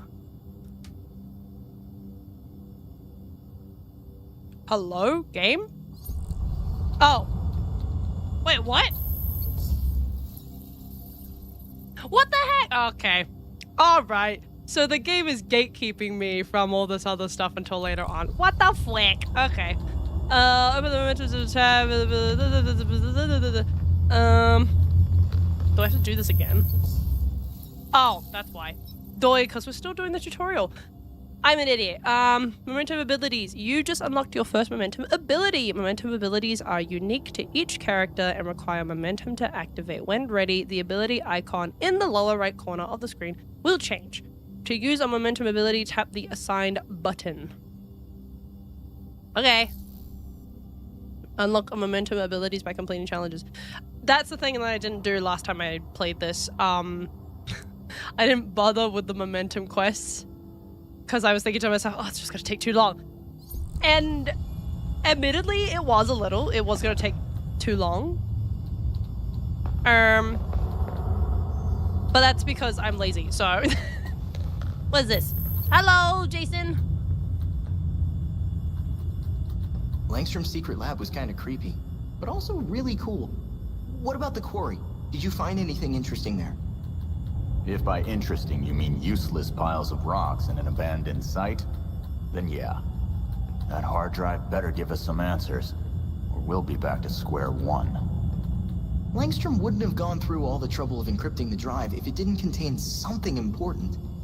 And with all of us on the case, I'm sure we could figure it out. We should be out there getting answers, not sitting around waiting. Damn it. Why did Bruce have to hide this from us? I should have known something was wrong. If he had just talked to me, maybe... Maybe he'd still be alive. Or maybe you'd be dead too. I guess we'll never know. Just promise me that if you do find something, you'll share it. We're a team, Jason. Yeah. Okay. I like that they all have quite the sibling relationship with each other. Especially when you think about how important Bruce was to all of them. Okay, so we gotta leave and we're gonna go patrol Gotham. Where are we going? Ah, there we go. Wait, hang on. Can I use this door? No, okay, never mind. I was a tad bit hopeful. Oopsie. Anyway, okay, let's go. You don't think the freaks had anything to do with the murder, do you? The freaks...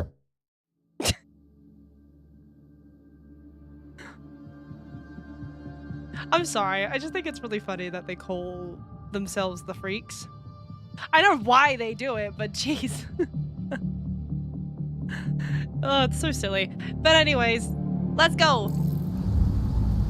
Tap X to AR display nearby opportunistic crimes. They appear as blah on the HUD. Okay, I didn't know this. I had to figure it out all by myself. Not because the game didn't tell me, it's because I didn't read. But you see... Oh, you guys can't see it. But anyways, above my head, there's a line. There will be triangles on it. So we're gonna go out of our way to go deal with some criminals. Let's go! Booyah! Okay, so there's crimes going on over here. This is a bad block. I think every block in Gotham is a bad block, but alright, thanks for the heads up. Just about there. Oh, okay, well, here I go. Booyah! Smack!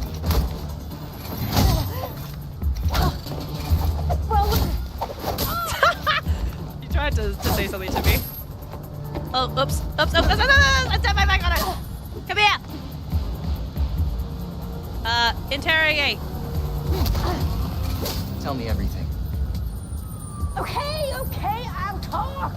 Got it. Thanks. Boom. Not without taking it out. Criminals sometimes drop clues when defeated. Okay, cool. What around our profiles? Regular, huh? This is a brawler. So... What? I'm a tad bit confused. Oh! Oh my gosh, I could have put all this other stuff there! Okay, cool. I was a bit annoyed, but it's okay. Let's see what else we've got in here. That's his normal stuff. I don't think we've got any new stuff yet because we're still getting back into the rhythm of things. But I realized in my first playthrough, you unlock a lot of stuff really fast. Which is not a problem. I just thought that was interesting. Well, there's new stuff. We got styles. I don't like that.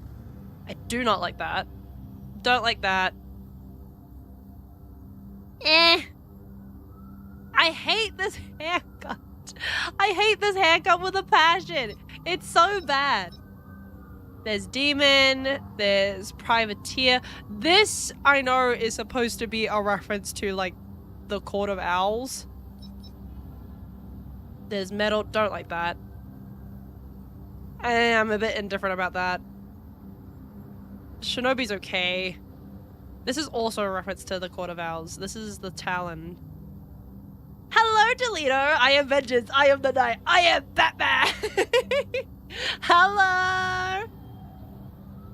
Hello! I am playing Gotham Knights. Some of these are really ugly, I will admit. This is the only one I feel some attachment to. All the other ones are like, eh. It's been a very hot minute. Yeah, I'm trying to get back into streaming. I stopped for a while because I was having a hard time trying to figure out my schedule. So, for those of you who don't know, I am working currently, but my schedule is a bit weird, I think is the only way I can really describe it. I don't have a regular schedule because our roster coordinator, he doesn't know how to do his bloody job. So we're all complaining about it. Do not worry, we're all upset. it's very annoying because some weeks I'll have like 4 rostered on shifts, which works for me, but then I'll have weeks of where he's only rostered me on for 2 or 1, even in even worst case scenario, and I'm having to grab shifts from everybody else who don't want their shifts. Bear it in mind, he's been in this job for 8 months. He took the job over from somebody else who also was not doing a very good job, but on top of that, at least like they got shit done. I beat him with the J word. Oh, you know what I've got for you? A jar. But yeah, so long story short, it's been rough because I don't know what my scheduling is. Now, the other issue on top of that, which I did mention a couple months ago, was the fact of I was having a hard time wanting to stream because I wasn't sure what I wanted to do. Now, I can go back to just talking streams all I want, but there was a period of time of where I literally had nothing to talk about because nothing was happening, which was a bit weird because that's nothing like me at all. But now I think I'm out of that funk. I'm also out of the funk where I don't want to play games anymore. Nowadays, I'm thinking to myself that, oh, here's all these games that nobody else is playing that maybe a lot of you would like to see me play. I was genuinely thinking earlier today that I should probably whip out some board games because I really like board games. Somebody reminded me earlier today of Ticket to Ride, which if you don't know what that game is, please play it with your friends and family. It is a really good game. You'll have so much fun with it. Hello, Spirit. Hello, my lovely. I'm just gonna say I missed you and you're absolutely sick of China. You know what's funny, right? You know what's really funny about you saying that is that whenever I go back home to New Zealand, I get told that I have developed an Australian accent, but when people actually see me, they think I have a Kiwi accent, and sometimes I will admit it does slip out. But it's so funny when people can't decipher the two.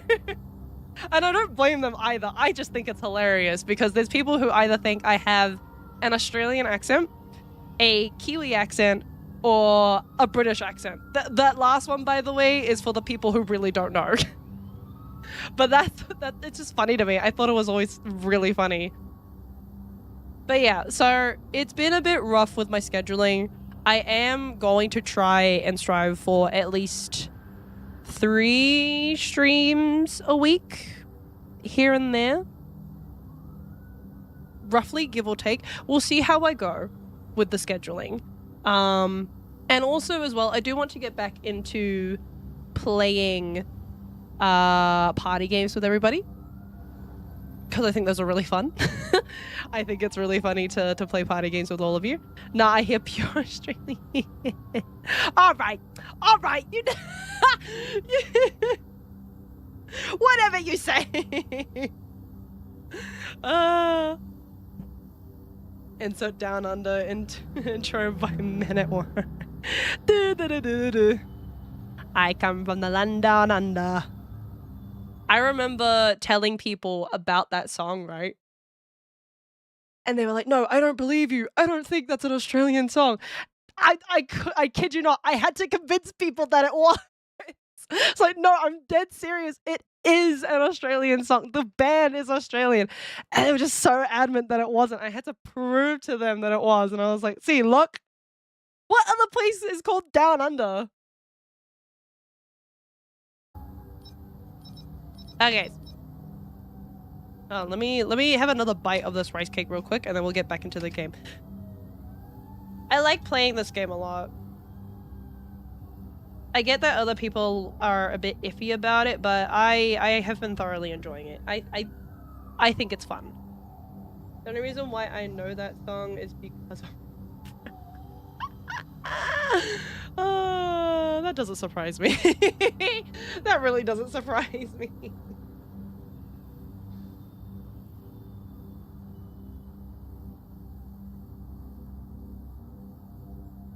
Yeah. The more I'm eating this, the less I like it. It's okay. It's a good thing it was only $3. But Australians are just funny. We are known to be some of the most sarcastic people on the entire planet. Like, when I talk to Gumi and I use sarcasm, they don't really understand it. Which is just a normal thing that everybody experiences when it comes to Australians, is just how sarcastic we are about everything. It's even funnier too as well. Our tourism strategy here is to scare people into thinking that there are literal things that could kill. Okay, so for example, right, I had explained to Gumi 2 days ago about fruit bats, and I had explained that fruit bats are very common in Australia, in particular during the summers. They like fly around in packs. And I had said to them that, oh yeah, a kid died from a fruit bat because a fruit bat pooped on them. And they were like, wait, so not only do you have snakes and spiders and, you know, koalas that could scratch your eyes out, as well as kangaroos that could beat you to a pulp, but you also have fruit bats that could just shit on you and you could die from that? And I'm like, yeah. And you wonder why I'm alive. No. See, the thing is, I've never understood why people thought that Australia was super duper dangerous, whereas in the Americas, specifically up north, you guys have bears, for crying out loud. Grizzly bears, in fact. Nobody's up in arms about that. Let's be 100% honest here. It's Australia. 90% of Australians' animal population can kill. No, exactly. The thing is, though, everybody has this mistake of thinking that they are just everywhere. No, there are specific areas that you need to live in order to experience that. So there's rural Australia, then there's suburban Australia. But in some suburbs, you can live in what we call is the bush, which is basically gum tree galore in your backyard, along with snakes and everything. Because we used to live in a backyard that, you know, there was bush right next to the house and there were snakes crawling everywhere. Okay, at least as an American we could shoot the damn... Okay, that doesn't make it any better. Guys, have some value for life. Have some value for life, okay? And not just for your people, I also mean for your animals too, okay? I get that there are quite a handful of bears that exist in the Americas, but even so, if just one of you decides to come up with the idea of let's hunt them down, they're gonna be extinct before you know it. It's bad enough that we have data sensors who are, you know, sucking up the water in the world, so it's only a matter of time. Jeez. We don't have to fight giant-ass spiders from it. Okay, alright. I have a bone to pick about this. So, our house spiders are daddy long legs. They are not, like, deadly at all. Daddy long legs have tiny little tusks that are poisonous, but they're too small to embed into humans. So that's why they're not a threat to us. They can get to the size of your hand, but they're non-threatening for one, and they're skinny as hell. So they're not an issue. When I was told that in Florida specifically, their house spiders basically are the size of huntsmen's, like over here, I thought that was crazy that people were normalizing that. They were like, oh, no, that's just a house spider. Just a house spider? What do you mean? Just a house spider is a daddy long legs. A spider that is the size of a huntsman that sits in the corner of your bathroom is crazy. Nah, can't be having you guys out here acting like that's normal. No! That's scary. Australian bear, American bear fight. No, Leah. We don't have bears over here. We do have camels, though. We have those too in Florida. Yeah, see, that's what I mean, is that people want to talk about, oh, but there's something scary over here. Like in Australia, there's too many deadly things. And it's like, well, yeah, it's deadly, but a mass majority of our population haven't died from them because, well, we're not stupid. Speaking of spiders, have you seen that trailer Crawler? I have not. I have not seen that trailer. Well, see, here's the thing. The amount of shit that goes on in Florida, you wouldn't be surprised. No, I have often said that Floridians would not be surprised about Australia. For that specific factor of they also have crocodiles. I think they also have alligators too. So we also have that. On top of it as well, they also have spiders and snakes in their area. So they would probably be fine over here. Other Americans, though, in the other 49 states, not so much. Hawaii, maybe? Potentially, give or take? But they would be fine on beaches. They would actually be okay there. Any other state, I don't think you could handle it. Can confirm as a Floridian, we have both gators and crocodiles. Okay, yeah, see, so you guys would be fine over here. It's a normal Tuesday for you. Crawler is a real arachnophobe's nightmare. I don't think I'm an arachnophobe. I think some spiders are actually genuinely cool. Like, there are people who are full-on scared of tarantulas, but I think they're the cutest thing ever. I am, however, scared of redbacks. Yeah, redbacks, black widows, and huntsmans, but that's because I know what they are capable of. Bear that in mind too, I am the one in our household when Dad isn't around who takes care of the bugs. So my sisters don't like bugs, and neither does my mother. However, I adore them. When I was working at a warehouse once, we used to get a lot of spiders and moths and like butterflies that they'd get stuck in the warehouse, and you'd find them on the ground and, you know, they'd be dead. I had a collection of them on my desk, and I kept them on display, and whenever the management would come over to the warehouse, they always hated going to my desk because the display of my dead insects would like freak them out.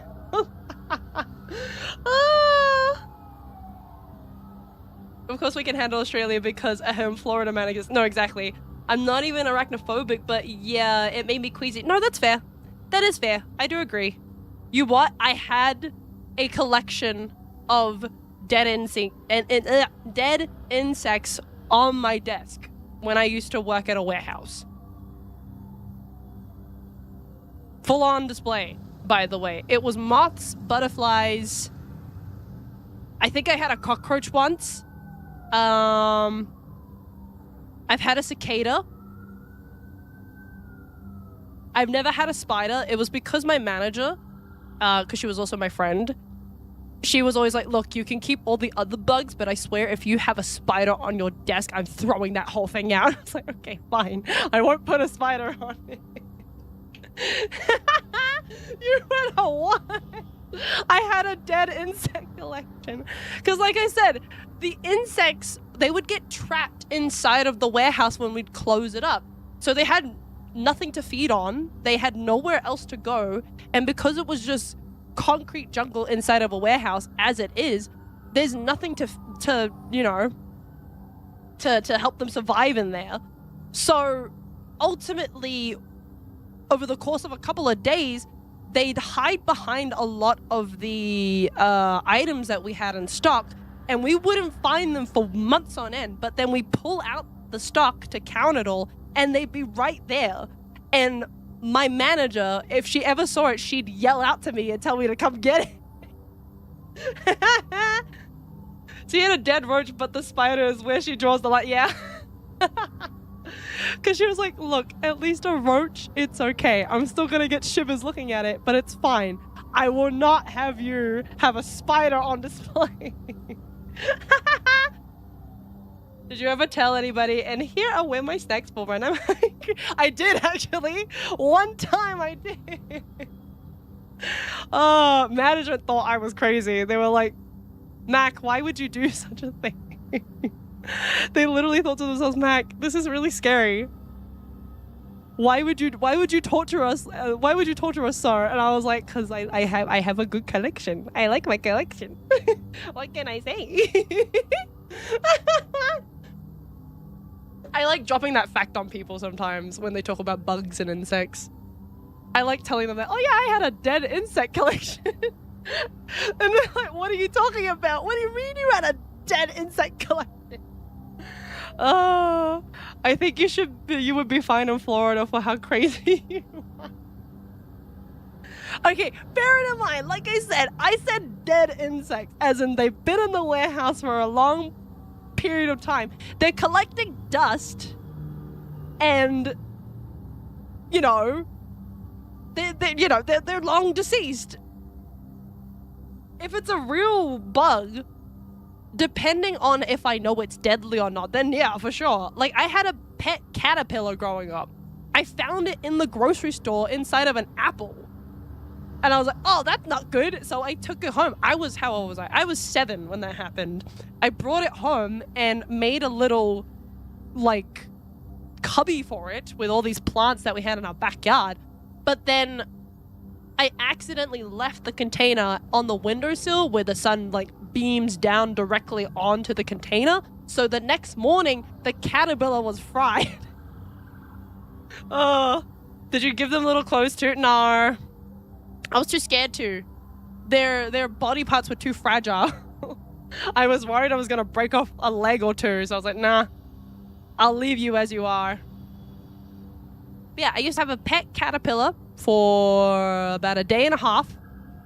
I had a pet stick bug twice. The first time, Mum didn't like it, so she told me to send it back outside. The second time, I found it at a church event, hiding behind a couch, and all the girls ran off screaming, and I ran towards it to go pick it up. You have a collection of dead insects go. Somewhere in Florida, someone has a pet chicken, pet raccoon, or a peacock as a pet. Look, a peacock is cool! Peacocks are really cool! You can't tell me otherwise! One of my favorite YouTubers used to be an Aussie whose house was absolutely infested with ooh! And he just used a flamethrower and fried them all. Ooh! Yeah, no, I can't handle redbacks. Redbacks terrify me. Redbacks, black widows, and huntsmen. Oh, and wolf spiders. Okay, I was not really scared of wolf spiders initially, but then me and my siblings, we played Grounded. And if you know what Grounded is like, boy, if you did not have an arachnophobia before, you've got one now. Also, I heard an ambulance and immediately thought it was me. No, it's okay. It's just the game. 1,000% fine living in Florida. Yeah, I thought so. Especially because it's really hot over there, so I think I'd be okay. I just don't think I'd want to be in Florida. I think I'd want a different change of pace. I like rainy weather. I like when it's gray and when the rain comes pouring down. But that's because I grew up in New Zealand, so a lot of the weather was cold and wet almost 24/7. The only time, for some reason, it wasn't cold and wet was during the weekend. Yeah, literally the weekend. On a Saturday, you'd have a whole week of where it rained and then it just stopped. Which was the only time as well, by the way, when Dad would let us whip out the inflatable pool and we'd like sit it outside. It was a Barbie inflatable pool, by the way.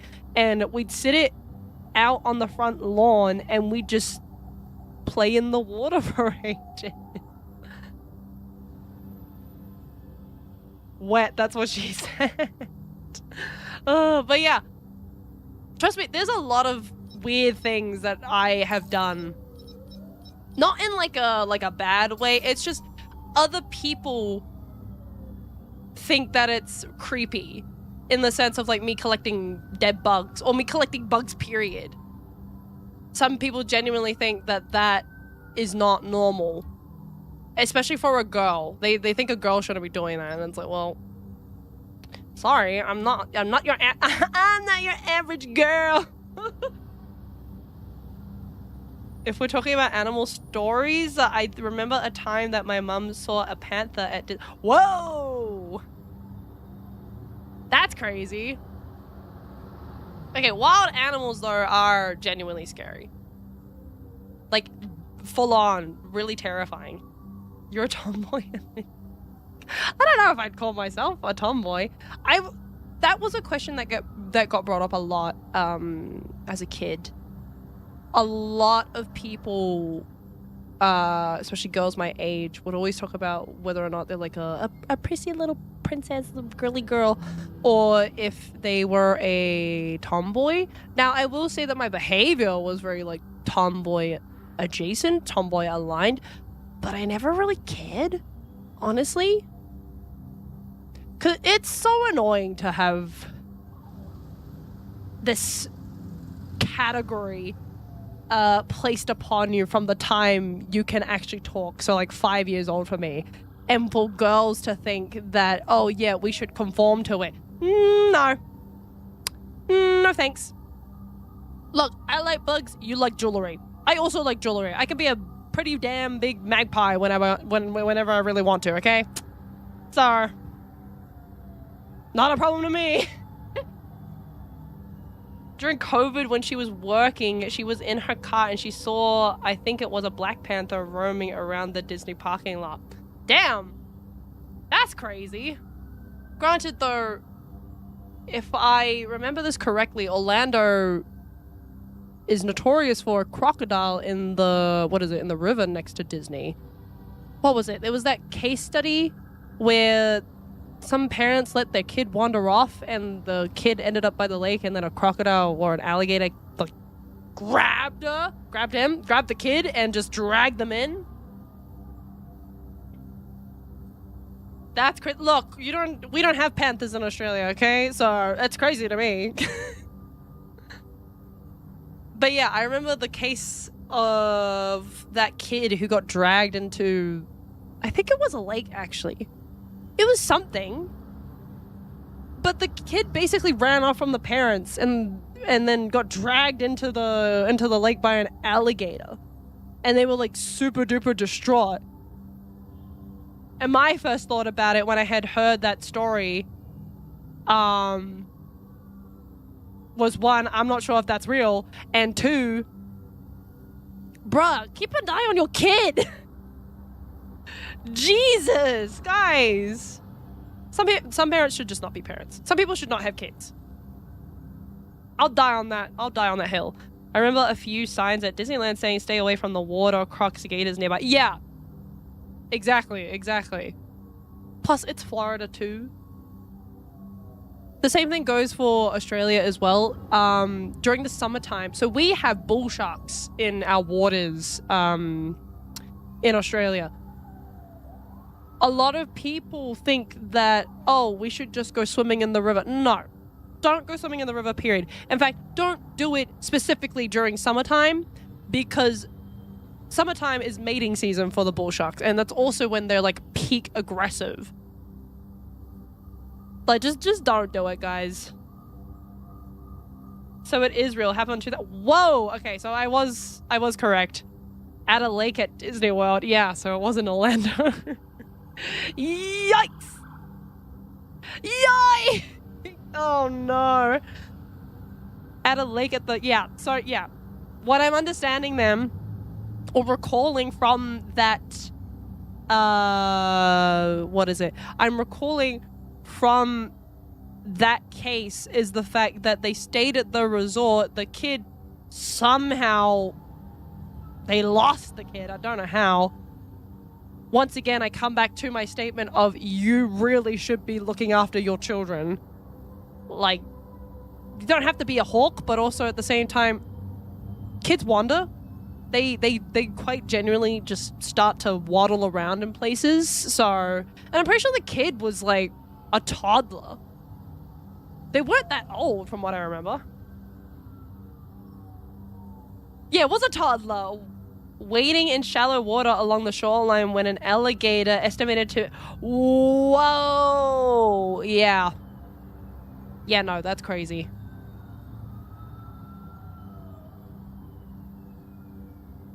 Yeah, look after your kids. Damn. Actually keep an eye on them. Holy crap.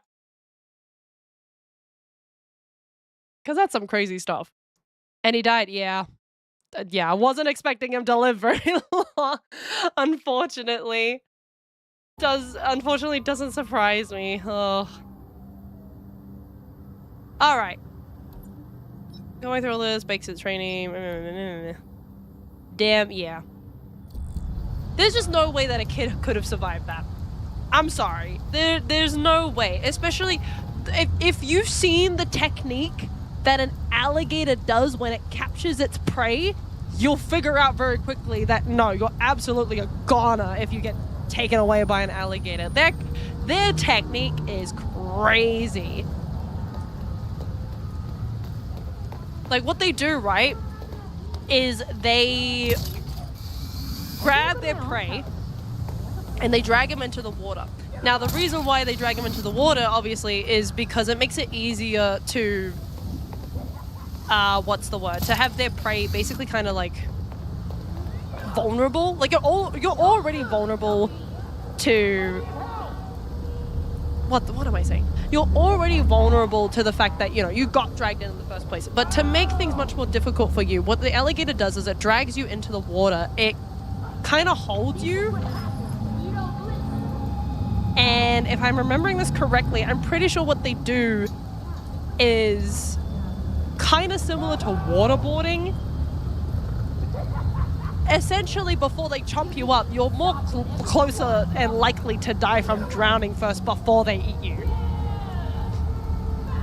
Now, I might be wrong about that. My facts might be wrong, but I'm pretty sure that's how it goes.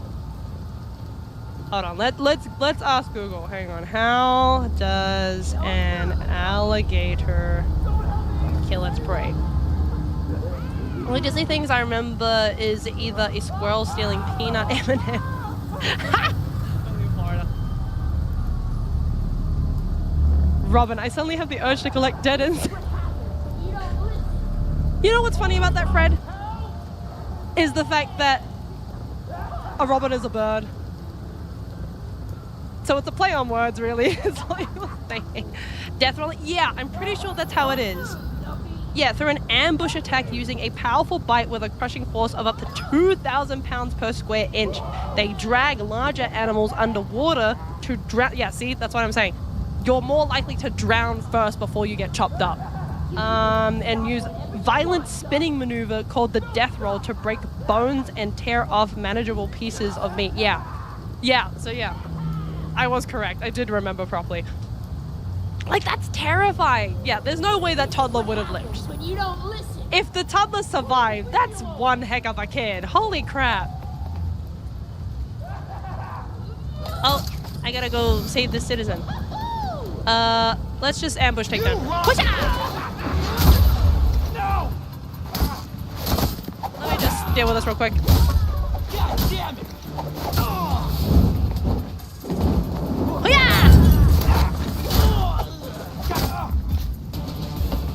Can I grab you? There we go. Give me information. Well, this is a new kind of dance. Here's what you gotta know. Thanks for the tip. Now let me crush you.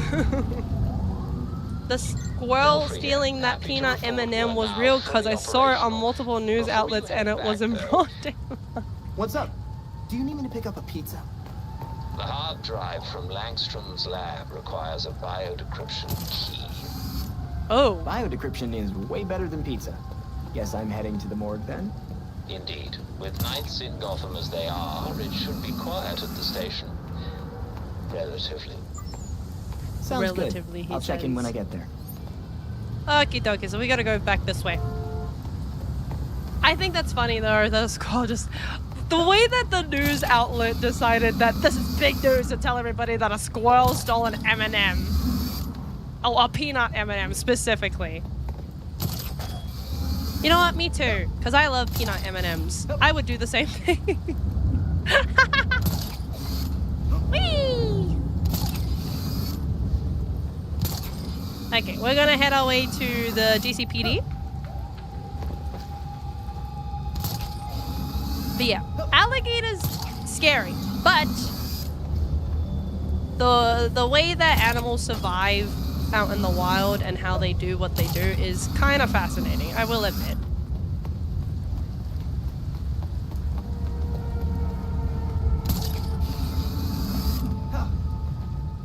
Whole ass bag right out of the candy store at Magic Kingdom of all places.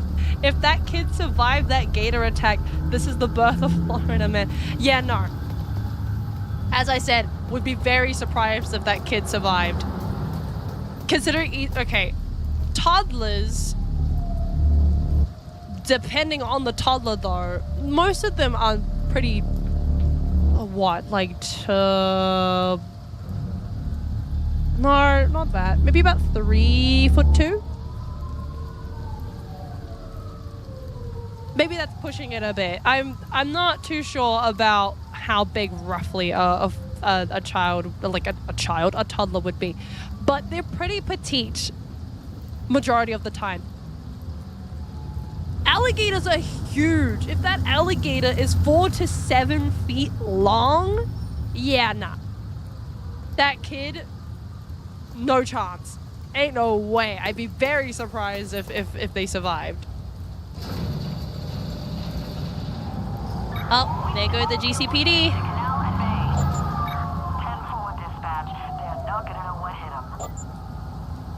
Well, guess we're going in. With any luck, it'll make sneaking in that much easier. Let's go! I love this game so much. I have already spent an hour earlier during the stream yapping about the lore of the DC universe. Which, by the way, I'm very, very happy that we're getting the DC... I guess the revival of the DC Cinematic Universe. I was not a fan of... What's his name? I was not a fan of Zack Snyder's version of, or his vision of the DC Universe, Justice League in particular. I kind of thought it was a bit too dark and brooding. Like, it's okay for certain people, and that's fine. But, like, Man of Steel, for example, I was not a fan of, because it didn't make sense to me that they would pitch Superman like once again, like he's some dark and brooding dude. He's quite a hopeful fella if you really know what Clark is like. And it's also having to remember as well who his parents were. They always wanted him to use his powers for good. The damn doors. But in the Zack Snyder universe, they kind of tried to justify to him that, you know, people, what was the word? They were trying to talk about how, like, oh, well, you don't need to, like, allow people to use your powers or all that jazz. Like, you don't always have to be the one to save the day. I like that the message in the new Superman is just that factor of you are doing your best to be a good person, period. And that's it. No one else could tell you otherwise. They didn't try to justify his actions of, you know, not being able to step up to the podium sometimes, or sometimes not being able to, you know, really get in there in some occasions of where he had his failures here and there. I just like the recent Superman so much more because it really fed hope into everybody, especially during a time of where everybody was, you know, well, still is, going through a period thinking that, yeah, this shit sucks.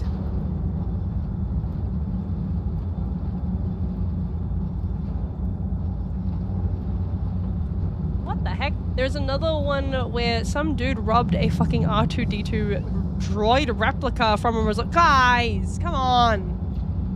The only good movies that came out was Batman 22 and Blue Beetle. I have not seen Blue Beetle, but I have been told that he might be returning in Man of Tomorrow, so I'm pretty excited for that. I just think there is a lot of potential for the DC Cinematic Universe to make its comeback into the cinemas under James Gunn's vision. Now, some people don't like him as a director. That's okay. I did like the direction that he went with Guardians of the Galaxy. I know people don't really like it because they're like, oh, but like he's trying to make a joke out of everything. And it's like, okay, but sometimes you need some lightheartedness. You have to admit that. But, you know, I really liked Superman. I know a lot of people did not like Supergirl. I could understand why. I liked it. Mostly for the fact of, well, I like Supergirl, and also I really, really, really like Millie Alcock. She is such a good actress.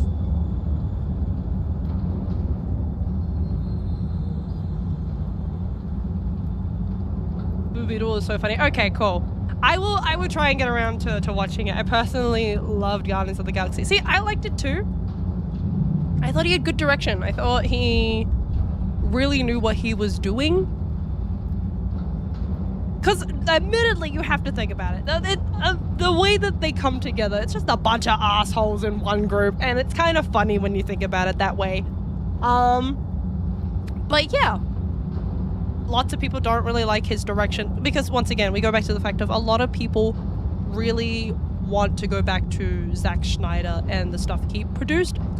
Having to remember, though, that at the time, lots of people didn't like Zack Snyder and his direction.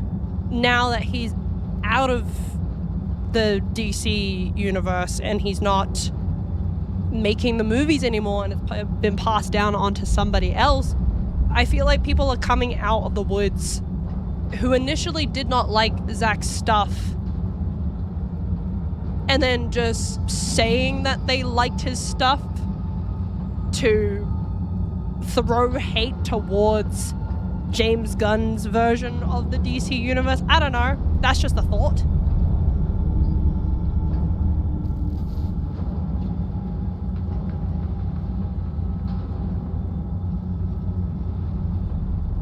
No hate to Millie with who?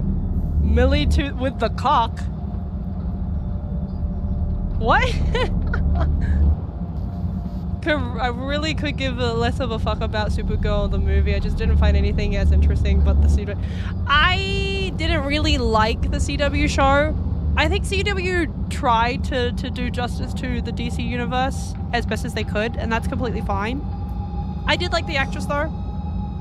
I thought she did a good job as Supergirl. Why are you disrespecting a woman in my chat? What is up with this? Why are you disrespecting my fellow Aussie girl? What the fuck? Her name is Millie Alcock. I'm not. Not my fault she has cock in the name. Yeah, because that's just a name. Alcock is a very common European name.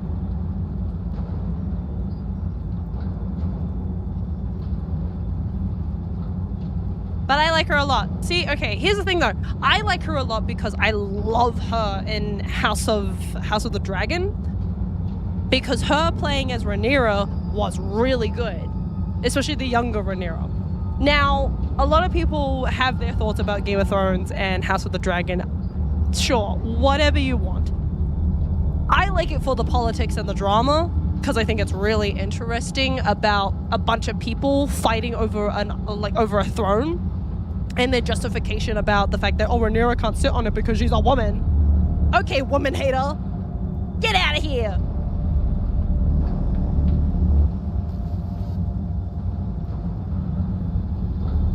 never seen it, it's so good. People don't like Game of Thrones and House of the Dragon because they don't like the incest plot lines, which they're not plot lines, it's just a thing that Targaryens had done. Like, it doesn't play an important role in the series. It's just like a fact that the Targaryens get together with each other to keep the dragon line pure. Which is the same as the, what is it? Cleopatra? What is the family called? Ptolemy? They did the same thing. Egyptians did the same thing. But, you know, people aren't gonna bat an eye over that when we talk about it from a history perspective. They'll get mad at it from a fictional perspective, but they're also the same people who watch anime and there's random incest plot lines and they'll think that that's fine. Like the whole point of why the Targaryens keep that bloodline pure is because dragon blood can only go through a particular type of Valyrian. Now, if you don't know what a Valyrian is, so there is a place in the Song of Ice and Fire universe called Old Valyria. That is where the Targaryens came from. 12 years before the doom of Old Valyria, Daenerys, her name is? She is what they call a dreamer. Now, dreamers basically can see flashes of the future. And she had predicted, or had a premonition that Old Valyria was going to fall. So the whole Targaryen family packs it up, they take their dragons with them, and they go to Dragonstone, which is out in Westeros. 12 years later, Old Valyria falls. Now, it's not explicitly explained why it happened, how it happened, but that's kind of the point of the story, is that you're not supposed to know. It's just, it was a tragedy, really. But now the Targaryens are the only ones who carry dragon blood. Now, when a Targaryen who is a dragon, like they're born to be dragon riders, when they marry into other houses and they have kids with other houses, their kids are bound to have dragon blood with them as well. So that means that their children can also have dragons and also be dragon riders. Now, bear it in mind, in this universe of House of the Dragon, and, well, in this universe of Song of Ice and Fire, period, having a dragon makes you probably one of the most powerful people in the whole entire world. Because those things get big. They get really big. And they can cause so much destruction. Which is why it's a power play to marry into the Targaryen household. Now, for the most part, a majority of the time, they marry into each other for the fact of keeping the bloodline pure, but also for that factor of, if you decide to marry into another house, you run that risk of, oh, now I'm just giving out my own dragon blood for free. Because now it means that my descendants can also have dragons, can also bond with a dragon, and can also provide a dragon for a whole ass other house that's probably going to break its alliance off with us by the time they have what they want. So it's a bit crazy. It's giving Habsburg. Yeah. I know nothing about Game of Thrones, nodding as I lost halfway through. Jokes aside, that does sound interesting though. I love it for the political game. It's interesting because it's one of those things of where you like watching people make their moves. And it's especially much more interesting as well during House of the Dragon, because in the timeline of Song of Ice and Fire, the Targaryens have ruled over Westeros for about, I think it's about 150 years at this point. They're at the peak of their game. They have so many dragons. They are pretty much living in the golden age of the Targaryen rule. But the biggest problem that they're facing is, so Viserys, who is Rhaenyra's father, he doesn't have an heir. His only heir present is Daemon, who is played by Matt Smith. And that's his brother. Now, Damon is known to be quite... I want to say... he's a bit aggressive, a bit too forward. In at least the way that other people like perceive him, they don't think that what he does can be justified. Like literally the first episode of House of the Dragon, he's in charge of the city watch, and what they do on their first night out in the city is they go to every single house.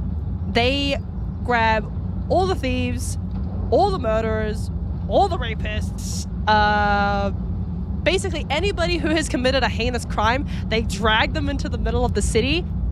For the liars, I think it is, or... I'm pretty sure it's the liars, yeah. They cut off their tongues. For the thieves, they take their hands. For the rapists, they take their, their you-know-whats. And then for the murderers, they just straight up kill them. They behead them. So it's kind of crazy. I thought you were going to call them saucy. I mean, that's one way to call them. It's like watching a chess game in real time. Yeah, basically. Because we, as the audience, know that Rhaenyra has been chosen to be Viserys' heir. Now, the issue with all of this is the fact that people don't accept it because she is a woman. That is the pivotal point of House of the Dragon in Season 1, is this fact of Viserys doesn't have a son. And as much as his wife, his first wife, Aemma, she's pregnant and she does give birth to a son, but it is at a cost of her own life. And the sad part is that Balon, who is Viserys' son, who, does get birth, he doesn't last very long. He dies within a few hours. So it's this big tragedy for the king as well as for Rhaenyra, because literally at the funeral, she explains to Daemon that her dad might have been happy for those last couple of hours to know that he had a son. And she's distressed about this fact of, well, she's got no brother. She has all these concerns about politics and this worry about her dad and him not getting what he wants. Because it's been this long lead up to everybody excited that he'll have a son. They have a whole tourney for it, by the way. There's a giant festival while Aemma is in labor with their son. It's really crazy stuff. And all this politics and all this emotional and high stakes of the show, it's just so good. Some of it can be like, ooh, that's a bit weird. But for the most part, a majority of it is really, really good. Like, I would highly recommend, if you want to skip over the weird parts, by all means go for it. But if you're interested in the plot of like their schemes and their games and everybody losing their minds over anything that's happening, I would highly recommend. It's giving Genghis Khan and his bajillion dollars. Yeah. Basically. I agree with the rapist punishment. Yeah. Daemon, a lot of people think that he is a bit out of pocket when it comes to his methods, but he just really cares about his brother's city, because they live in King's Landing. He just really cares about, getting shit done for his brother and doing what he must and all that jazz. So, you can't punish him for that. You really shouldn't. He's just keeping the city safe, and he did it in one whole last night. It was bloody and it was gruesome, but he got the job done, so can't fault him there. But yes, would highly recommend. I've literally gone on a whole ass other tangent again for a second time this stream. I am so sorry. I'm supposed to be playing this game, but we go on these tangents, and I just feel the need to yap about it because I'm so into it,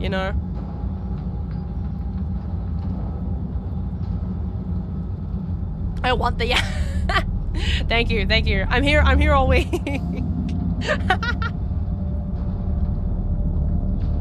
There's just a lot of things. I realized this recently when I was talking to Gumi. there's a lot of things that people don't know about me, that, you know, like I like a lot of nerdy things. Like the other day, the reason why this conversation came up was because I had told Gumi about, what is it? We have a binder that has the full timeline and history of the Marvel comics. And I told them that we had that. And Gumi's first reaction was, oh my gosh, that's so sick. That's so cool. Why did you tell me you had that? Yeah, exactly that. Exactly that. I told Gumi that we were in possession of the full timeline of the Marvel universe in a binder. And literally, like, their response was, oh my gosh, that's so cool. That's so sick. I'm so jealous of you. Repeat that for my disbelief. I will. I'll send pics eventually. It's really old too. We've had it for about, I want to say 8 years, I think. But it was the subscription thing that was going on. So they'd send you the binder, and then they'd send you different pages each month, and it would be your job over like the next 12 months to be able to organize the binder, basically. And it has all of the comic history from the Avengers to the Fantastic Four to the X-Men to even Spider-Man has his own section. It's a really insane collection of all this information. And it's so interesting to read through. But yeah, we've had it for years. Because also I have some Marvel comics, mainly X-Men, funnily enough. I like X-Men. I like them a lot. But yeah, we have a binder of all that stuff. This is what I mean, is that when I explain these things that I don't usually talk about, everyone's immediate response is, oh my gosh, you're so cool. You're so sick for having this stuff. And I'm like, guys, stop blowing up my ego. Stop. You're brushing my ego so much. I just can't take it. It's just funny to drop random lore about me, especially about the bugs.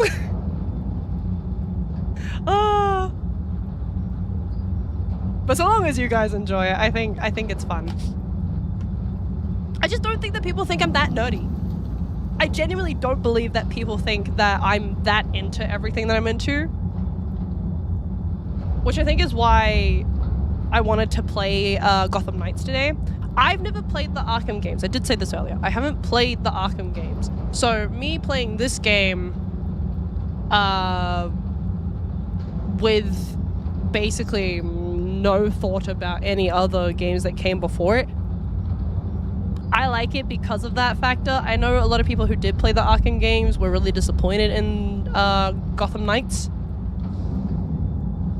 I can understand some reasons, but my thoughts around that is that fact of, well, it's not a Arkham game. It's in the title, it literally says Gotham Knights. It's not Arkham Asylum. It's none of the other stuff, so those are my thoughts on that anyway, so shablamo. It is what it is. Okay. But I am a very big fan of the DC universe. I do think it's very cool. Oh, goodness. Do I need a... No, I won't take them out. I'm just gonna keep on going. Bye! I'm so sneaky. Okay, we're going. Bye-bye.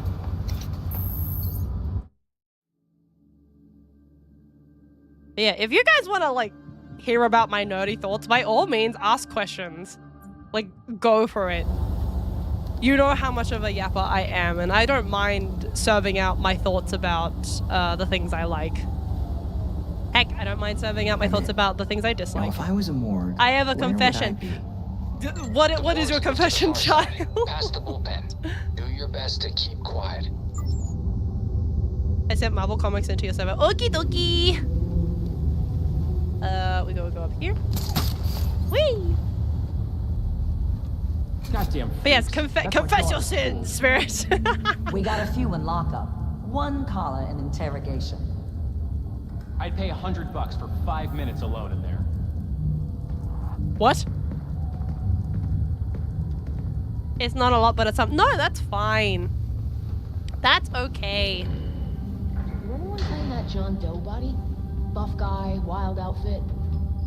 Nope. Damn. Work's pretty packed with that scientist now. These conversations are really interesting. I like eavesdropping. I think I like the DC and Marvel universe, but I just like seeing characters getting beat up and then recovering. You know what? That is fair. That is so fair. I really like both universes. I have never understood people who were adamant over the fact that you can only choose one. Like, you have to pick a side. Right in front of Montoya. Oh. Bye. That bad? She was loyal to Gordon. Police like that can't be trusted. Damn. Alright, guys. But yeah, I've never understood people who thought that, oh, you can only pick one or the other. Like, in the comics and, like, nerd sphere, I guess I'll say, that's a loose term. It's people who tell you that you can only pick one between either DC or Marvel, and the same argument comes up with Star Wars and Star Trek. I like both Star Wars and Star Trek, as well as both DC and Marvel. Look, if you're gonna give me 4 cakes, I'm gonna eat them all. More for me. I don't see why I should restrict myself to one. Oh my gosh, it's Catherine Kane. What is she doing in here? It's the same with Mario and Sonic situation. You gotta choose one. See, that's what I mean. And it's like, you're just telling me that I've got 2 cakes and you're making me choose from either one. No. I think I'm gonna take them both. Thank you very much.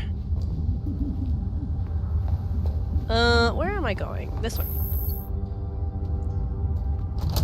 I'm the same way, to be honest. Like both Marvel and DC, as well as Star Wars and Star Trek a little bit. That's what I mean, is that, look, okay, if you like one or the other, that's okay.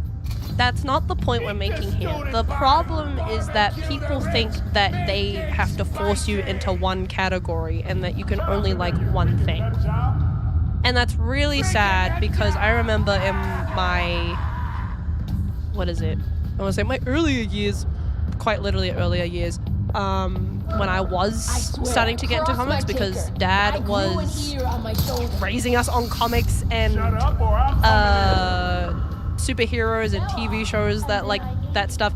Even some movies I really should not have been watching. Like, for example, I should not have been watching The Matrix. There were a lot of talks of people saying that you can't do this thing. They don't even care. You can only pick one or the other, and that just never made sense to me. How peak Archie Sonic comics are. They are really good. I really do like them. Damn, yeah. Even if you're only casually into something, that's okay too. I think anyone having any level of interest in something is good, period. It's a good conversation starter. The morgue should be on the other side of the bullpen. You don't have to be fully immersed into something. And I've always had that thought process ever since I first got into K-pop. Bad enough, I'm writing a desk. Because everybody's thought process is that you can only like this thing, you can only like that thing, and it's just been so stupid to me. Someone must have a key. The desk sergeant, perhaps. We close cases here. You like Archie Sonic? I think it's interesting. I don't think I'm like a giant fan of it, but I've always thought that it was intriguing. Things have changed a lot since Commissioner Gordon died. We gotta head over this way. We're sneaking around, guys. We gotta be careful. We gotta be quiet. Oh wait, hang on. I can AR this shit. Give me a second. There's one over here. There's one over here. There's one over here. I genuinely might fuck this up. Oh, wait, no. I might be okay. Can I just get up? Oh, okay. Well, that's dumb. Okay, I have to go all the way around. Dang it. Okay. Give me a second. Oh, shit. Oh, they didn't hear that. Okay. My fault. Please turn away. I beg of you. The story and the characters and everything about it was questionable, but yes, it was absolutely peak. Yeah, I think there's some content that's like that. Look, I'm not gonna bust your bubble about things, but also, like, don't harass people for not liking your shit, or also for just any reason, really. You know what? Don't get mad at people for the stuff they like. If I were the police, I'd be Unless scared it's of like them too. criminal, like it's actually genuinely concerning, like you should be put in jail for this, then yeah, no. Leave it alone.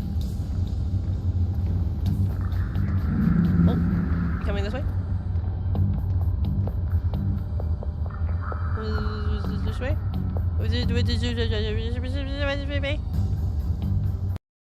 Hang on, give me a second. Something got... There we go. How things went with that Ken Penders, but I'm growing into the IDW, but just how some characters are.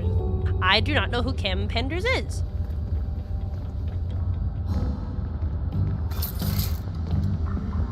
I'm gonna take this thing out. Hey, who's there? Ah! You don't see me. So much for that. Calm down, please. Please calm down.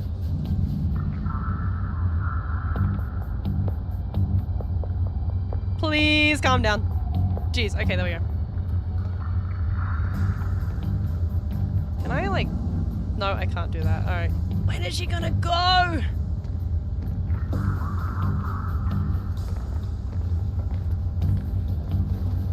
Oh, shit. Shit.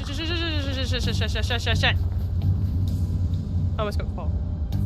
Don't tell it to the laughers on Twitter. They'll take everything. Ugh. Guys, it doesn't have to be that serious. Ugh. I miss when we could just have fun, you know? I miss when things were an actual good time. Gotcha. Try. Okay, well, we got it. We're going. Oh, yeah! I got it. Here we go.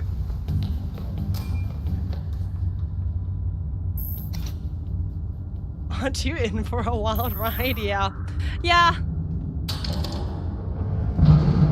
Whoa.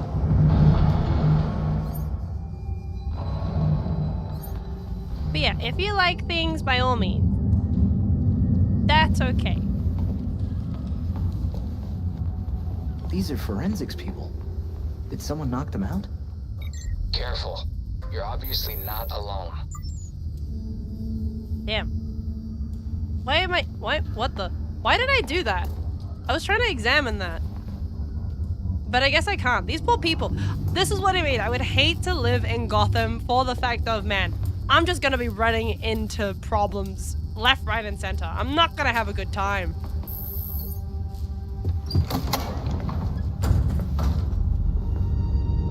The guy who created a lot of characters, mainly the Knuckles story, and his people, but because he grew an ego bigger than Vegeta's, he decided to start some legal shit with Archie and say, ah, yeah.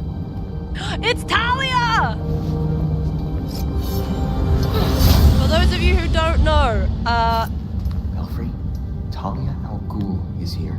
Talia al Ghul is the daughter of Ra's al Ghul, who is that dead man on the bench. You can't beat me.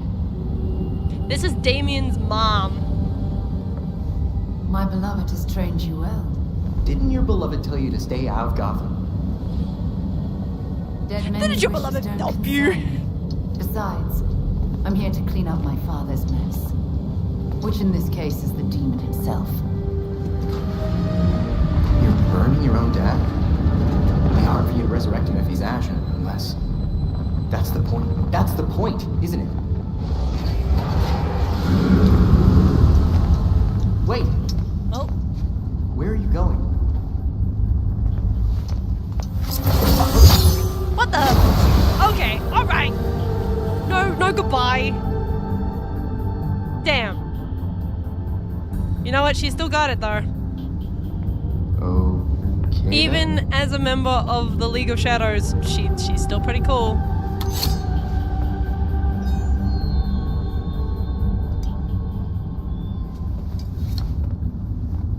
Majority of the Sonic fan base hates him. No, that makes a lot of sense. That makes sense. The ME already started Langstrom's autopsy. You're looking for a biodecryption key, possibly a device that uses his genetic code or something. Okay. Let's see. This is for measuring blood glucose. We've got that. Does Blood Langstrom's file say glucose. anything about diabetes? We got this. We got this. We got this. Reminds We got me, I this. should give blood again soon. We got this. When you look really close, fat and muscle can say a lot about There a is person. so much on this table. An Oh MMO wow. file. Okay. Did he not know about the app? And there's the body, and there's the stuff there. I wonder if fingerprints count. Okay, biodecryption keys. Biodecryption does not usually mean a fingerprint. It generally usually means a code in somebody, so... Guess Langstrom needed to keep an eye on his blood oxygen levels. What is this? AR scan analysis. There is a USB plug concealed in the base of the blood glucometer. The device appears to have been modified. Ooh, okay. This must be important. Which sample is required to use the biodecryption key? What is this one? Soft tissue sample. I'm going to say it's the blood vial, because I think people are crazy like that and would genuinely use their blood to do this kind of stuff. Hey! A modded blood glucose meter. That unlocks data with the right blood. Yippee! Oh, they alerted someone. I think the GCPD saw what Talia did down here. I need an exit strategy.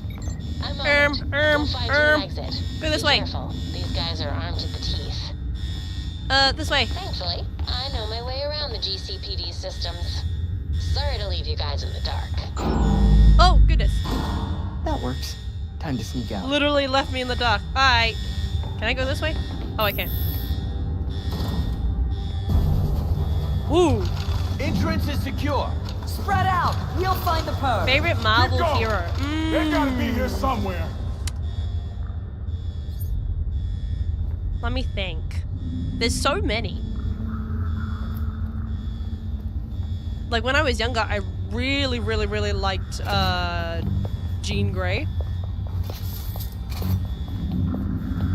I don't think I know anybody who does not like the Phoenix though. At least I've never heard anybody disliking the Phoenix, you know?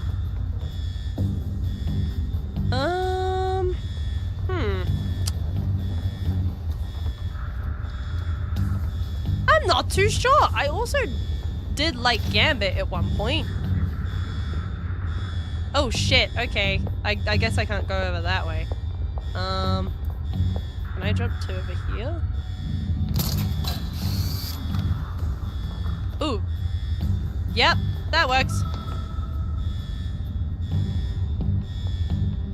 Let's just swing over to here. Q.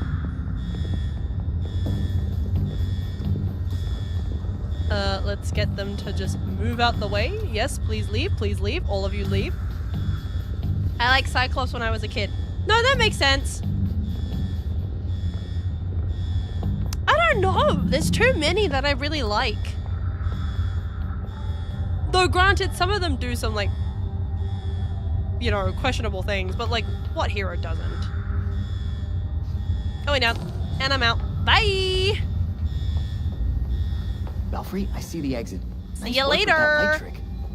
Anytime. Looking forward to seeing what you found. I think at this point, I really like Scarlet Witch. I thoroughly enjoyed WandaVision. As much as people don't really like the TV shows for the Marvel Universe, I was a very big fan of WandaVision. I thought it was very good.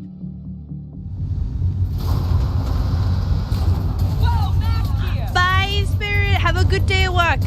And be safe. Drop your weapon and put your hands on your head. Bye. You're not gonna get me. You're not gonna get me. You're not gonna get me. Whee! You don't have the balls to shoot me.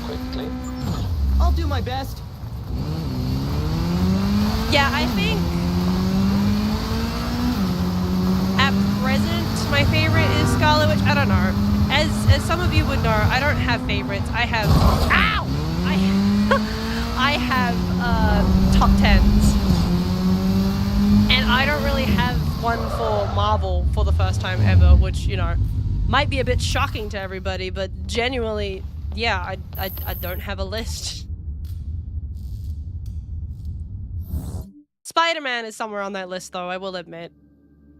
So is Tony Stark, because Iron Man is just, you know, he funny. He a silly man. All right. Okay. Has the damn jacket, the guns, and girl, this man is like me for real. We both got dim. Hearing loss. Human experimentation. Good taste of music. That looks like cash payouts to volunteers. I recognize some of these jerks. They're all known gang members. So Langstrom was doing medical experiments on criminals. You're crowding me. Miss Gordon.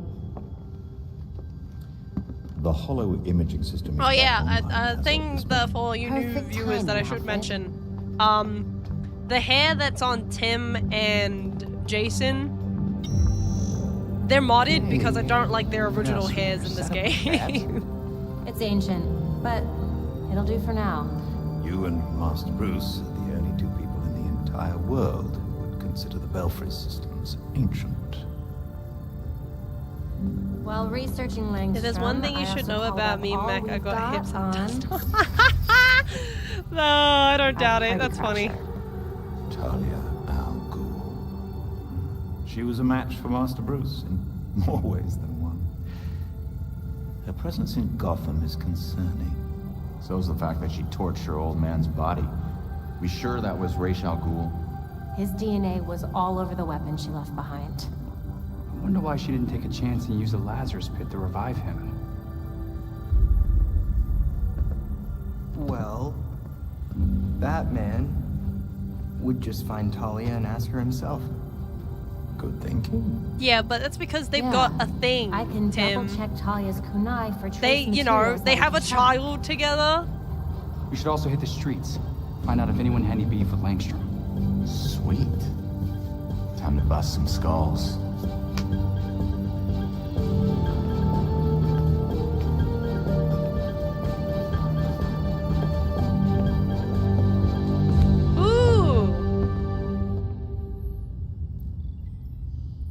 We got new intel for the Okie evidence dokie.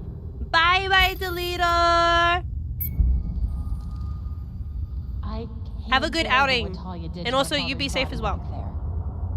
Good riddance. Going Why to the did my Lazarus bot pit say once return is hell. again? Who knows what 1,000 dunk would have done to What? him. That's weird. That doesn't make any sense. Anyways, bye.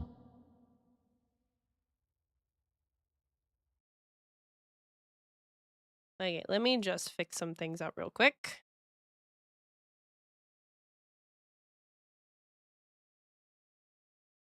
It's always a death game. Okay. Let's not normalize that. For a split second, let's not normalize that. Oh. But yes, be safe. Bye-bye.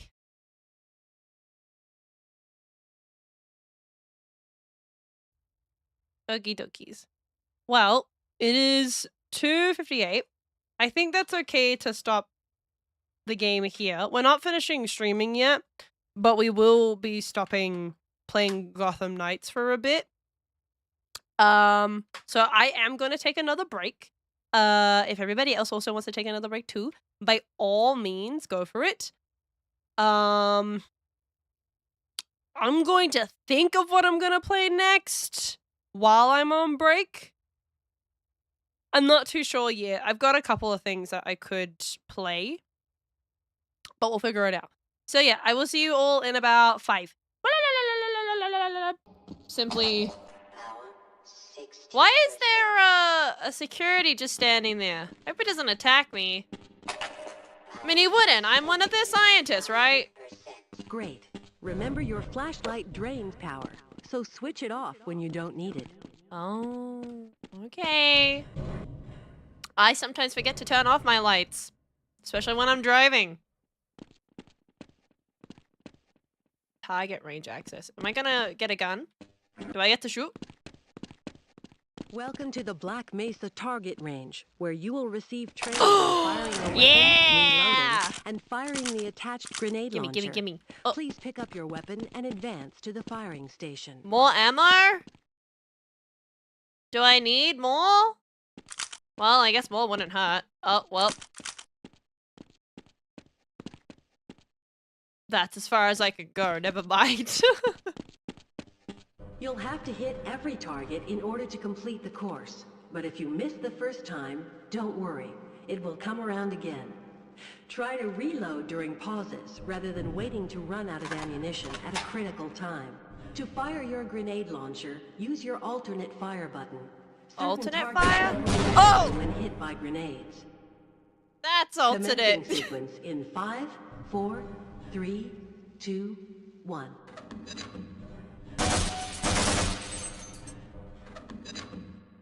Huh? Oh.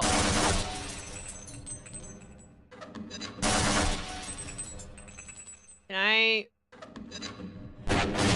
Ow! I just hurt myself?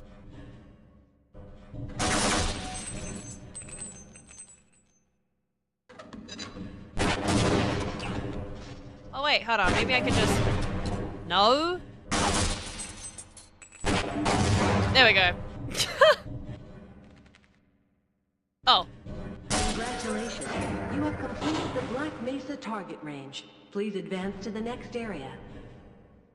This all feels very calm at the moment, and I'm glad it Your HEV does. suit monitors blood oxygen levels, warning you when you need to find an air supply. As you swim through this course, your oxygen levels will begin to drop. At the midpoint, you will be given an opportunity to surface for air. Right, well, I'll jump in. Whee! Hold on, I need a heal. There we go. Ugh.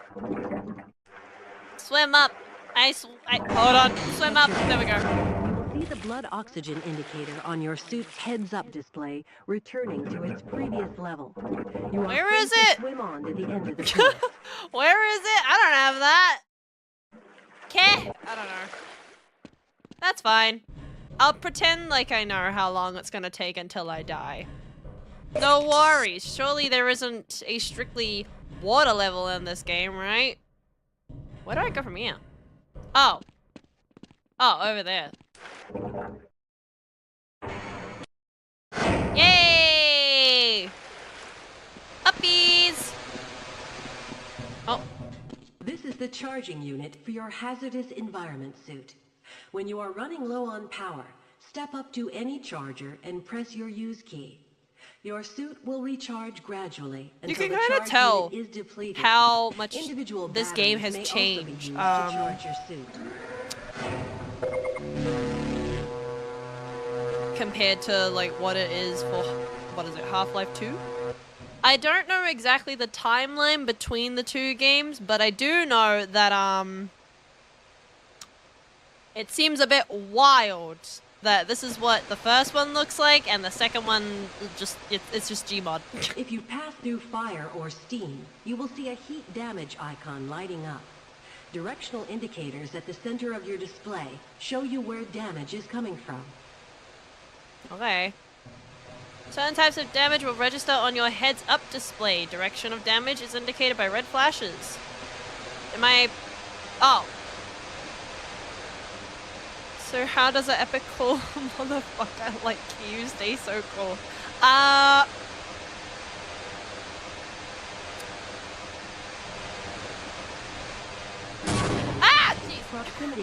I was actually genuinely thinking, and then that freaked me out. Biohazards are also indicated with aluminum. I don't know, honestly. I just do me. Next area. I just do what I do best, I think. What I do best or what I do worst at. Who knows? I guess it depends. Where am I ma'am? Please advance to the next area. Oh, there we go. I'm dumb. It's fine. Hi, no. Real though, how are you this cool? I don't know. I'm cool because I'm me. And you two can also be cool by being you. Lead the security guard into the next room. He will let you back into the transit system. You must approach a guard and press your use key. He will follow you until you face him and press the use key again. I missed all of that. Sure, I'll follow you. Oh, okay, never mind. That's okay then. Follow me! Is he... Hello? Okay, cool. Yep, there we go. You're gonna... It takes a long time.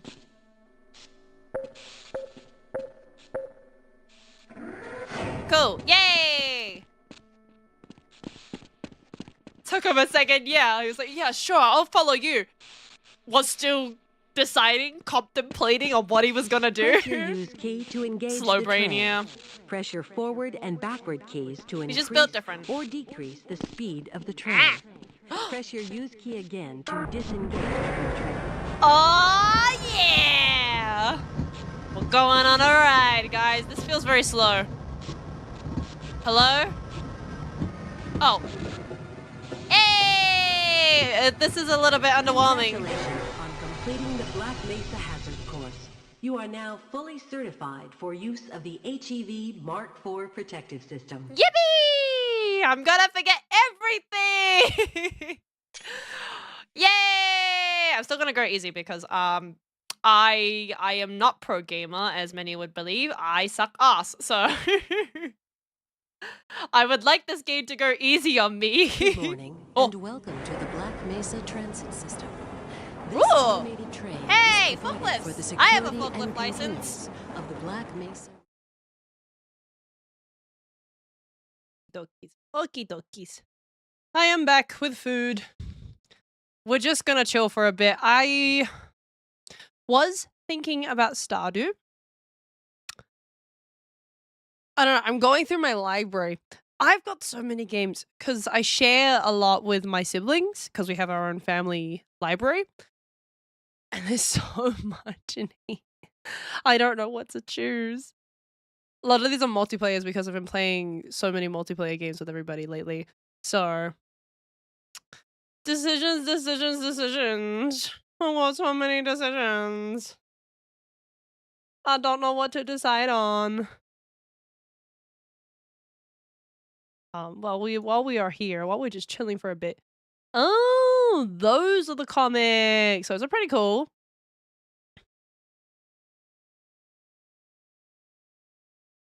Yeah, the whole binder that I have for Marvel touches on these. So it's pretty cool. I think it's very cool. Oh my gosh! Draconic, hello. Can I go back to sleep? I mean, if you want to, of course you can. Should I just play some ASMR in the back? No, I shouldn't. I'm not gonna touch somebody else's content and then, you know, get that copyrighted. Honk shoo, honk shoo. But hello. I'm just trying to decide on what to play next. I could start Final Fantasy 16, but I don't think I'm mentally prepared for that yet, you know? And I think I should leave that to another time. There's a lot of stuff in here. We've got Golf with Friends, we've got Gunpoint. Oh my gosh, Gunpoint, really good game. Genuinely really good. It's super fun too. I don't know what it is that I like about stealth games. Especially ones where like the payoff feels really good. There's just something about it that itches a part of my brain, you know?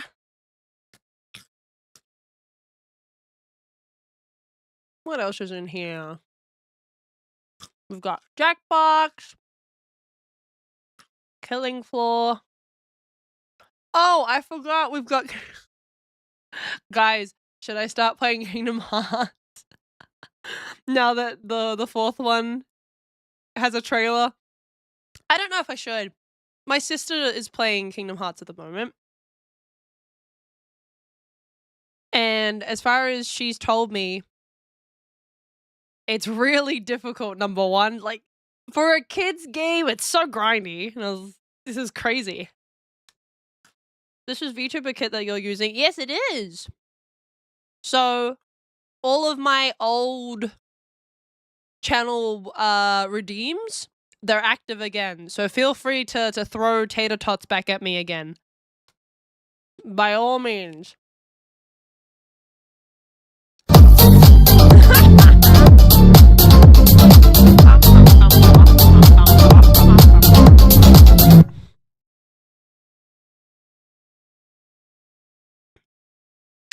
I don't know. Oh my gosh! Nose boop. Thank you for the nose boop.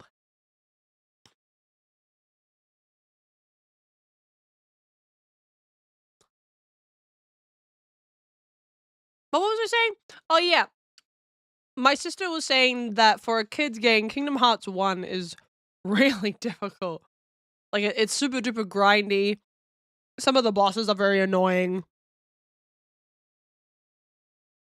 And my first thought to that was, wow. Never thought a kid's game would be this hard.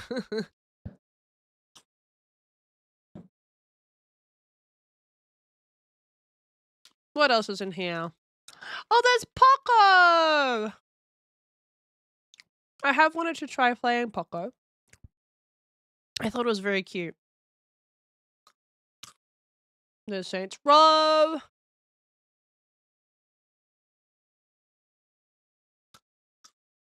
There's Slay the Spire. I've never played a Slay the Spire game before. So I'll have no idea what I'm doing. Stacklands. Battlefront 2! Maybe I should play Battlefront 2. I like the campaign in Battlefront 2. I should also probably finish Fallen Order as well. I started it ages ago, and then I uninstalled it, so... It's been a hot minute. Stormbound, also a very good game.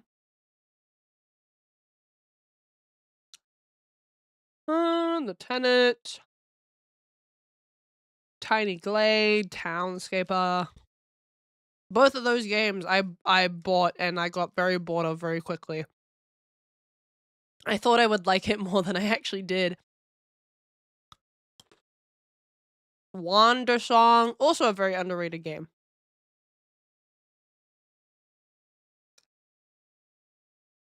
Trombone Champ. Surprised Gloom isn't lurking. Gloomy is... Very sure Gloomy's lurking. Lurking? Yes, Gloomy is lurking. But Gloomy is asleep. They had a very bad night last night. So they were pretty much up the whole time. But Gloomy not being here probably means that they're sleeping really well now, which I'm happy for. Yeah, sleepy goom. Sleepy resty goom.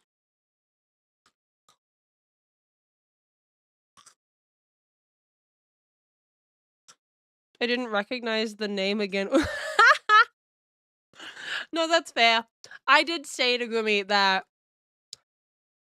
for a while you guys would probably not get used to it, which is fine. Totally not on any that's not anybody's fault.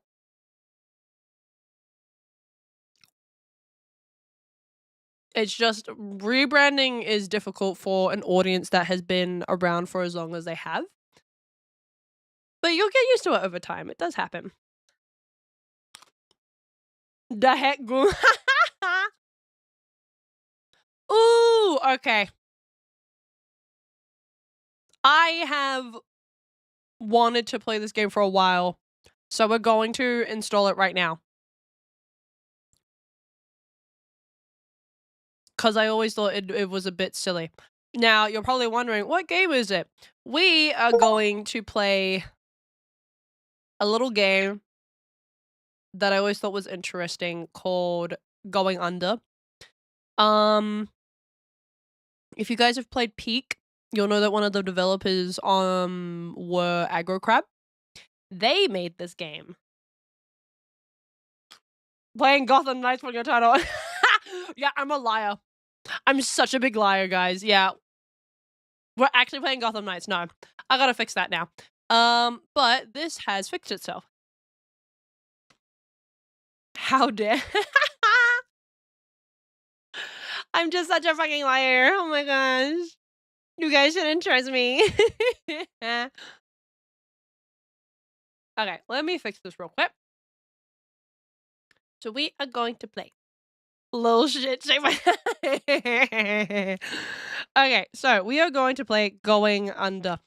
I do personally think that this game is very underrated. I knew this game existed when Aggro Crab released Peak along with who is it? Landfill, I think it was. Going down yeah, I come from the land down under.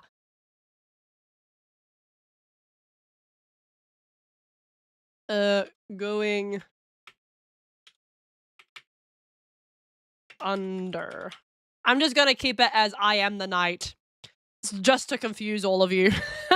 Just to confuse everybody who thinks that I'm not playing Going Under. I'm actually playing some kind of Batman game. Bruh. I gotta keep you guys on your toes. That's just a must. It has to be done. I'm sorry you don't like the rule. Okay, there we go. Fixed it. Hang on. Who was it? Yay! Tater tots! Peak game. Who made it again? Landfall, that's who it is. Okay, so yeah. Peak was done by Aggro Crab and Landfall, but Going Under was done by Aggro Crab. And I knew about that when Peak was released, and I was like, oh my gosh, I know this company. So I've been meaning to play Going Under for a long time. I just never got around to it, so here we go. Here we go, guys. Guess we're gonna hop to it. All right. What am I doing? I'm opening up. There we go. Those are onion bugs.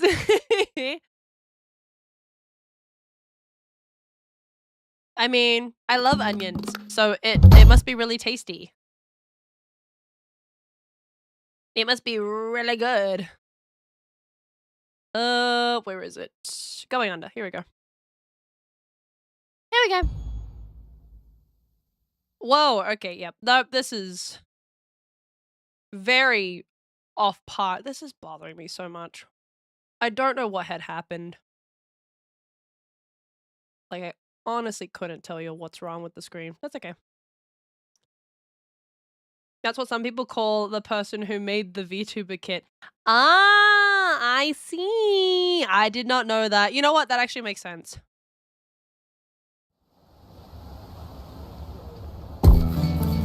Whoa. This game is super colorful. Wowie. This does use like the corporate aesthetic. So I also really like that. It's loud? Okay, give me a second. Whoa!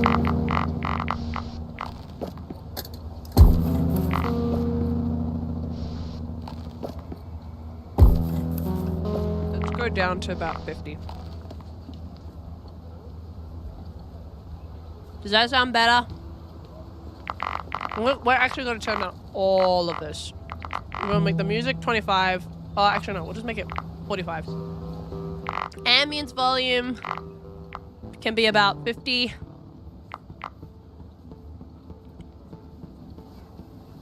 That can come down to here.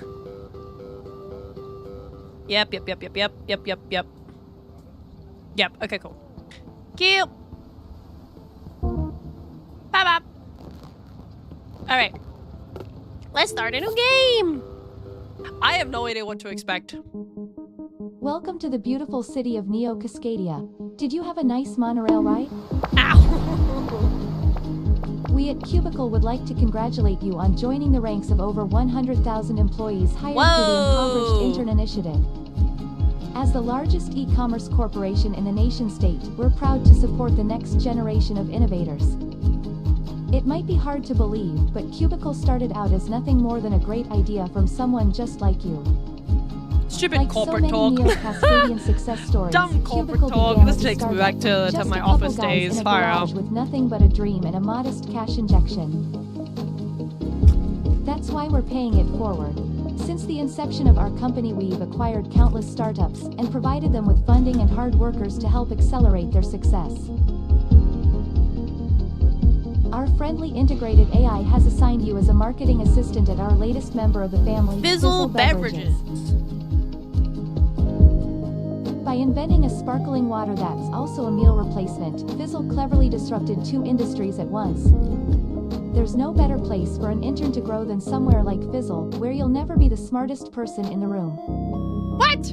But I want to be the smartest person in the room. When you're not hard at work with Fizzle, you'll have plenty of time to experience some of the rich Pacific Northwestern culture our great city has to offer. Bye-bye. Now, let's go over some ground rules for your internship. First of all, never, under any circumstances, explore beneath the... What? Not to be rude, but I already know all this stuff. My name's Jackie.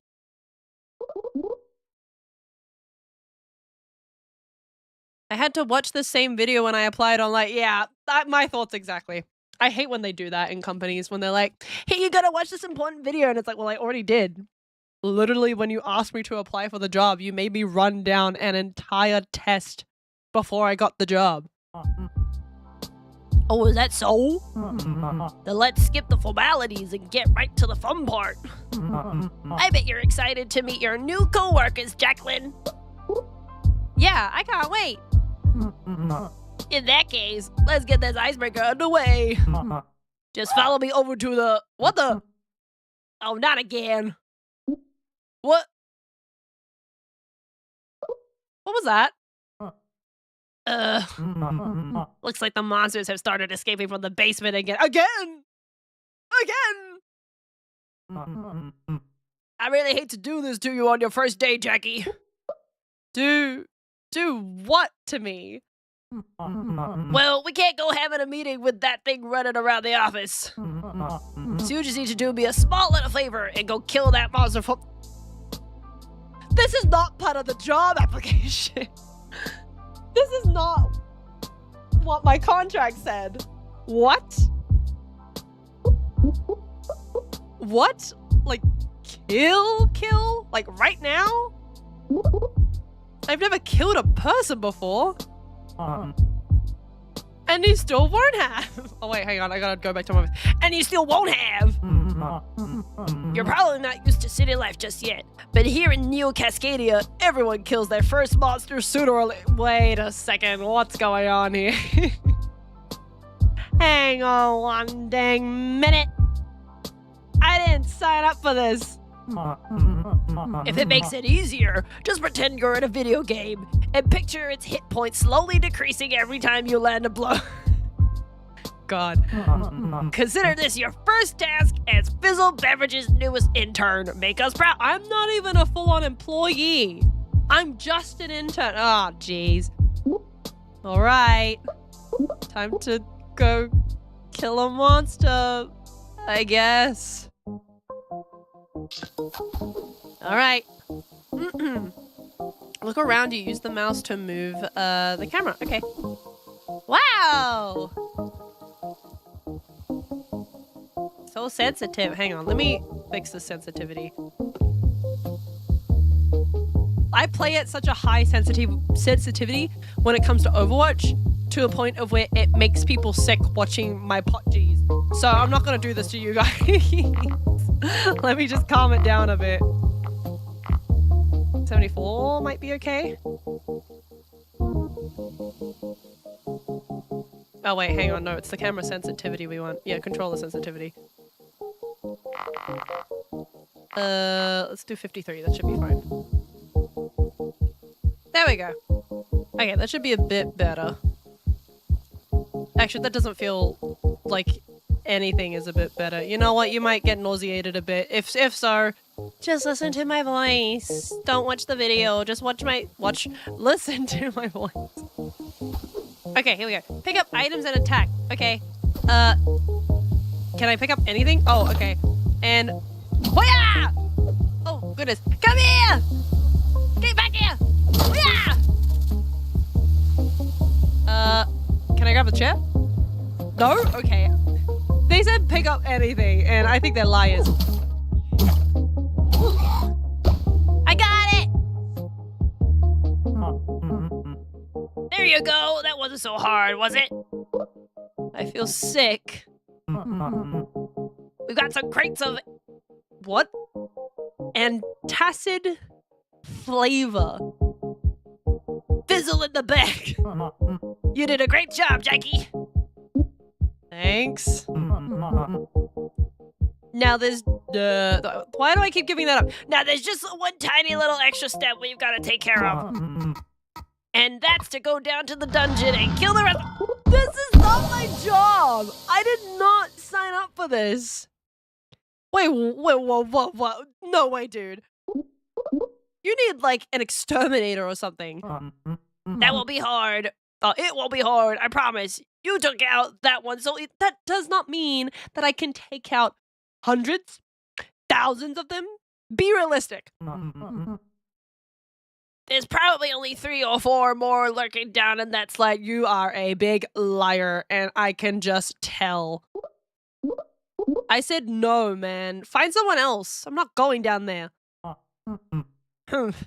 So be it then. I had really high hopes for you, Jackie. I reviewed your resume. He's going to blackmail me with my resume. You're a dick. What the heck? But if you haven't got the motivation to work at Fizzle... Oh my gosh, hello, B-Man! Thank you for the tater tots. Yes, they're back. They're back and they're here to stay for a little bit. I knew you guys were going to fill up the screen eventually. I did give back a lot of points to everybody just for this. Okay, hang on. While you're doing that, I'm also going to take a bite of my sandwich here.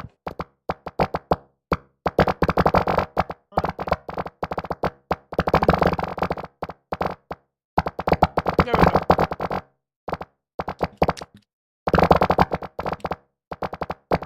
Yum, yum, yum, yum. Okay. Where was I? Oh, yeah. But if you haven't got the motivation to work at Fizzle, maybe I should ask AV to reconsider your position here. That is such a dick move. Wait! Yeah? I'll do it. I'll go down there and take a look. Oh, excellent! I knew I saw the spark in you, Jack. Oh. Don't you just hate it when people do this to you? Oh my gosh. Can't believe I'm putting myself through this. Alright, here we go. Come back and see me as soon as you cleared out all those monsters. Oh, it don't take too long down there. Stand up as in 15 minutes. I'm gonna be stuck down there for hours. You're kidding yourself. Oh my gosh. Joblin. Okay, that's 20 redeems. Yes, it is. And hi, Bean Man. Hang on. You know what? Just for you, I'm gonna have a few. I'm gonna chew on a couple, okay? I'm a bit hungry right now.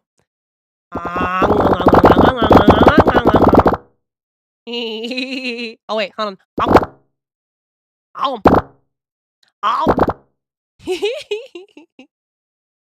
There we go. Alright, back to the game. I'm on my phone. Wait, where'd the keyboard go? Oh, there we go. I was a bit confused. It just poofed out of nowhere. Okie dokies. Down I go. 0 runs. Oh, okay. So we can do multiple runs in here. Cool. I didn't know that.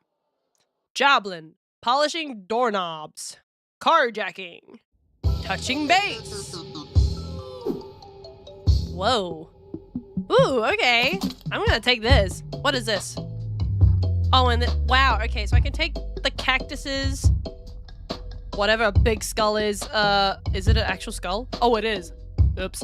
The monitor. Can I take this thing? No, I guess not. Okay. Oh, and the chair. In we go. Focus on enemies. Shift to focus. Okay. Do I have to hold it? Oh, yeah. Oh, yeah! You can't take me alive. Roll through danger. Space to dodge. Okay. Come get me.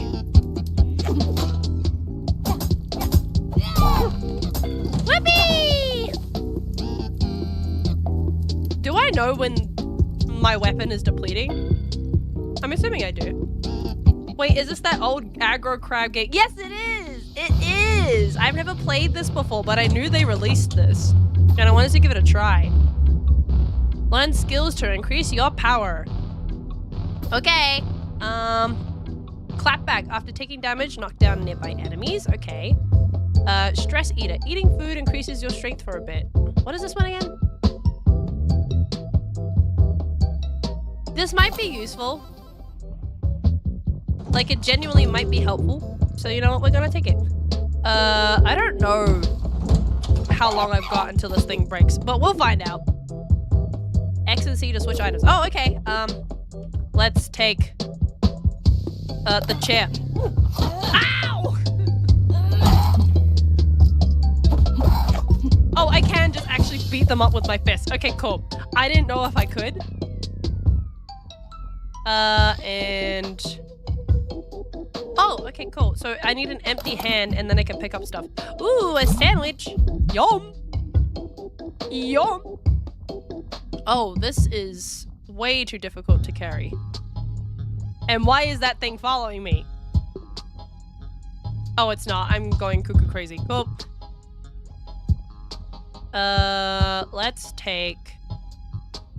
Oh, wait, no. It's okay. We don't need to take anything else. We don't need to take anything else. I realize we've already got 3 items in our backs. But maybe I should get rid of this and swap it out for the stool. I know this is... This icon next to it means something. They haven't explained it yet. Oh, wait, no, it says down there. So the stool is damage up. What is the chair? It doesn't say anything. Okay.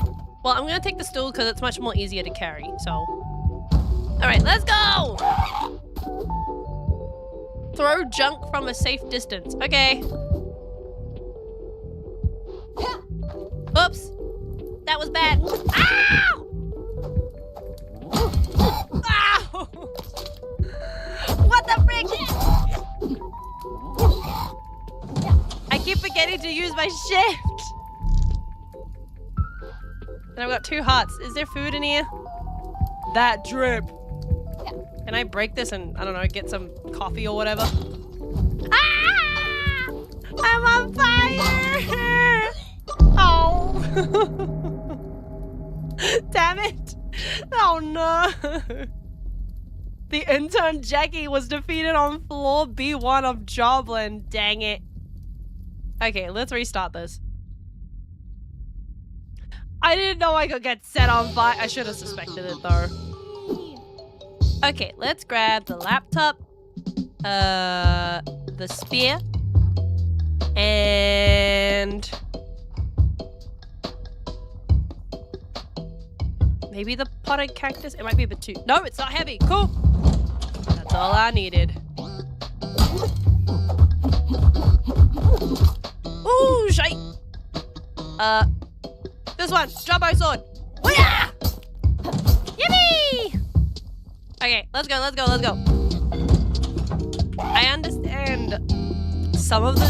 Ooh, shit, shit, shit, shit, shit, shit, shit. Come here! Hoo-yah! Yaha! I understand the game mechanics, or I'm picking it up somewhat fast. I'm nervous. I'm nervous for my first day at work, you know. I'm a little bit scared. Chance to knock down enemies upon entering a room. Okay, and your critical hits electrocute enemies. Ooh, this one. Yippee! Let's go.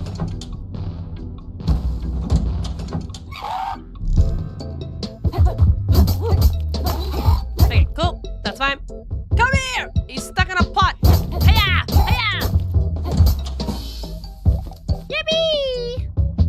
Whoa. His body just turned into a shadow. That's scary. It's just like that one movie.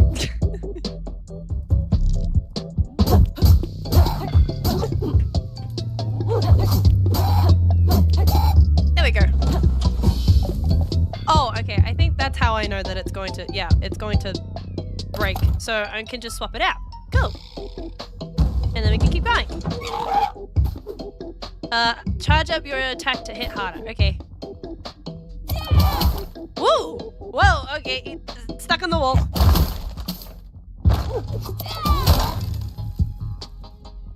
Yeah! Yeah! I'm breaking everything! Hoo-yah! I don't think there's a point, but I'm gonna do it anyway. Hoo-yah! Yeah, I don't think there really is a point. I think I'm wasting the weapon by doing that, so I won't. Ooh, whoa. Regarding the oh wait. Regarding the unacceptably long bathroom breaks taken by contractors. From now on, all toilet seats will be angled at what? 45 degrees? What does that mean?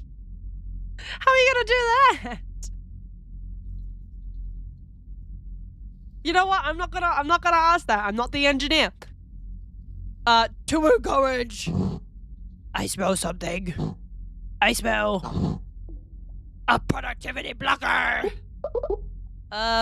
Hey, are you the boss around here? I got sent down here to let you know, you guys really aren't supposed to be. We have no time for hold-ups. Not at this stage of the job. Eliminate this blocker, contractors, and then we will resume our daily sync-up. We will resume our regular bathroom shenanigans, is what he means. Do not try to sneak away to the bathroom after the battle, or I will know. How will you know? Oh, I hope he doesn't just sit on me. Ow! Shite! Ah! Oh no! Oh no! Damn it! Okay. Well, I was a bit too cocky, I will admit. Oh, whoa, okay, what the heck? Thank you, everyone, for joining me on... I don't remember what voice I used for him. It's okay, it doesn't matter. For our daily stand-up. You told us it was mandatory. Thank you, Swamp. What am I... First things first, I'd like to introduce y'all to our new intern. Everyone put your hands together for Jacqueline Fiasco. That's my last name. Hello? I'm here. I'm here. Am I late? New hire? Jeez, this budget's tight enough as it is. She looks like boba. I like it. I like it. She looks like a boba cup.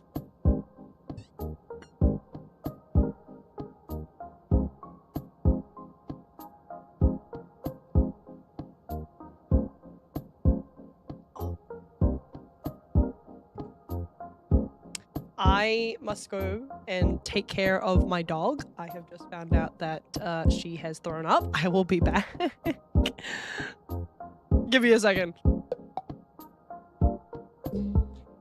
Ow, ow, ow. Yeah, I'll be back. Give me a second. Give me a gun. Cool. Alright, here we go. Here we go. Well, actually, hold on. I'm gonna save at this point again. Tactical saving, as Noodle calls it. Tactical saves, as Noodle calls it. Honestly, losing your mind in a game is typical streamer things. Funny while doing it, but normal, yeah. I mean, so far so good. I didn't think I was gonna make it this far, but... Woo! We're doing better than I thought. Come on, come on, come on. I know you're gonna fall. Oh, well, he fell over me. Ah! Oh, thank you for the follow, wholesome old man. Thank you. Oh, dodge him, dodge him. You can't catch me unless you want to catch these hands. Oh, oh. Oh. Ah! Uh-oh. Oh no. Big no-no. Come get me, come get me, come get me. You won't. You can't. You're too stinky. He's not wholesome. I'm healing him. Hold on. Another tactical save. Another tactical save. I don't think I've said this, but I really love your model. Oh, thank you! Hold on. I'm gonna shoot these. Ow!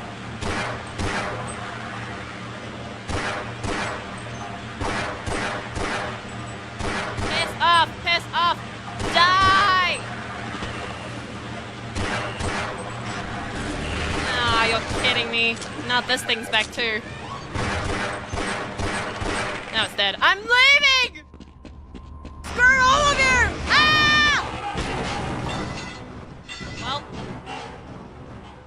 I learnt my lesson. I have learnt my lesson. Fine. Ow! Hopping up, gonna shower. Have a great stream. Thank you! Bye bye bye bye! Hold on. Maybe if I just... Oh! Ow! Maybe I can just... Oh!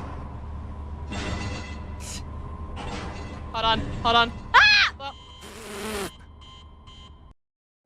I think I figured it out. Stay there!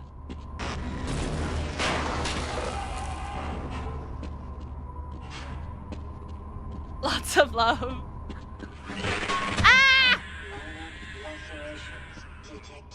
Won't take me. He won't take me. Oh! Oh! We're fine. Ah! No. Ah! I fell again.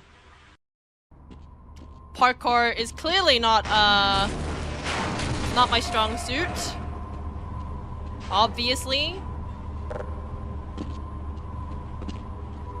Maybe up here. Oh. And then across over here. Can I? I got it, I got it, I got it. Oh. That doesn't look good.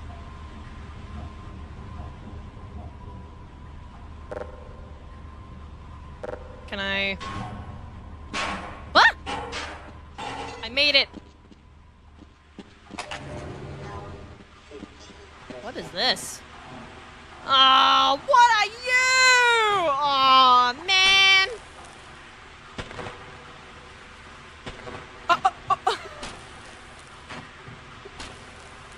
Well, he's taking care of all the head crabs for me, so that's clearly a good sign. Oh, but he sees me now, so he's pissed. Hold on. More saves. Am I supposed to go down there? Maybe I can push these off. I don't know what these are for, but I'm just gonna push them anyway, because they feel important. They seem very important. Ah!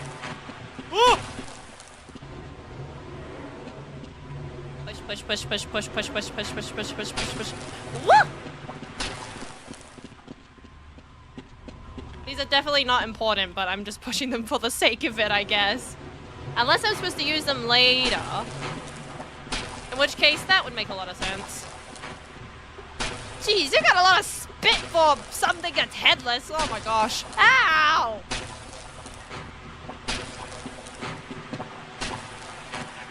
Oh. Oh, stop it! Ah! Oh boy. I thought I was on a rope! Ah! Oh no. Oh no. This is bad. This is bad. This is very, very bad. Okay, hold on. Maybe I can shoot it.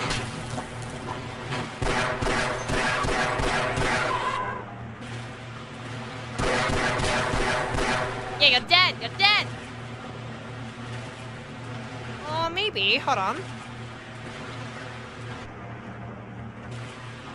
Hold on. Perhaps. I have an idea. I have a thought. I can think a thunk. Hold on.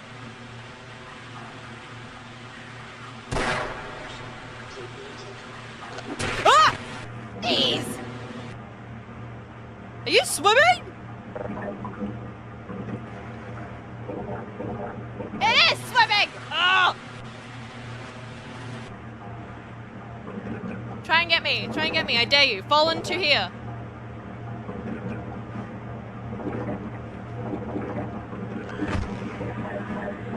Uh-oh.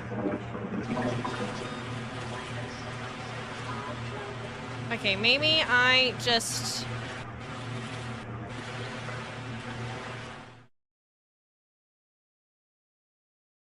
Okay, I am back. I had to go sort out my puppy because she vomited in her crate. So she vomited up leaves and grass, I think, in protest for her not wanting to eat her food. It's just, yeah, she's been a bit of a baby. So that's sorted. I put her back to bed. She's okay now. Okay, where was I? New hire. I do believe Miss Fiasco was unpaid, Tappy. Oh, thank God. I don't remember the voices I used. That's okay. We'll work with what we've got. Juggler, why don't you break the ice by telling us a bit about yourself? Start with your name, your favorite flavor of fizzle, and your deepest, most passionate life's dream. You just told us her name. Be cool, Kara. My favorite fizzle flavor is, I guess, Szechuan apricot. No, I call it apricot. Why did I struggle with that? Anyways, I dream of one day having health insurance. Oh, girl, have bigger ambitions than that. Come on. Oh ho, a bold choice of flavor. I like her already. Jackie is here for what was the ad for again? Marketing. A marketing internship. Who's she interning for then? I thought Avi took care of all our marketing. Try to be more open-minded, Kara. Obstinance equals obsolence. I'm not sure if that's what it is, but okay. Just because all of our advertising and PR is handled by a cutting-edge neural network doesn't mean there isn't room for human touch here and there. Well said, sir. What is obstinance? That's actually really funny. Hang on, I'm gonna take a bite of my sandwich.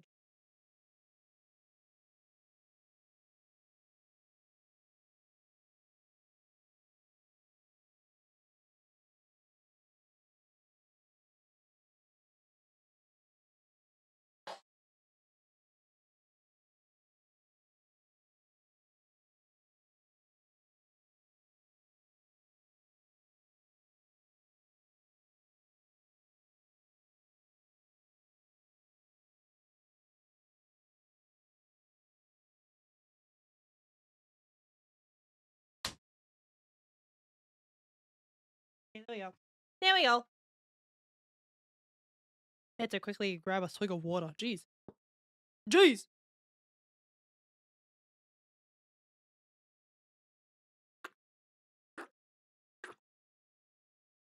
Ah. There we go.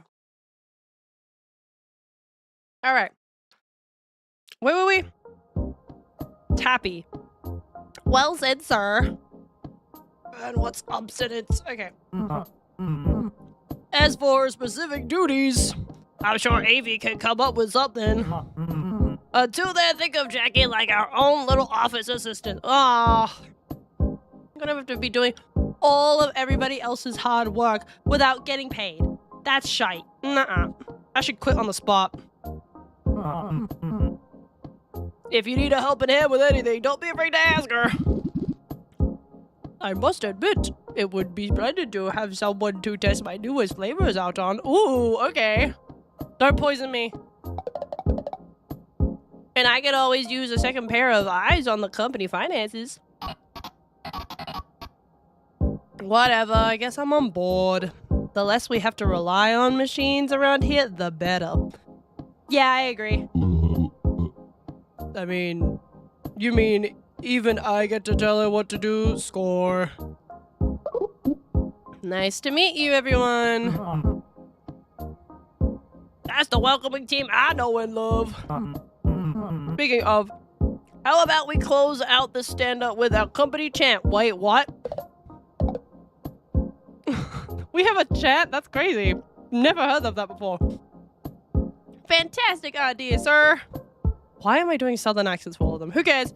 I think I remember it. What do we make? Fizzle! What can it do? Replace breakfast, lunch, and dinner! I thought they were also going to say fizzle. That would have been funny. Why do we make it?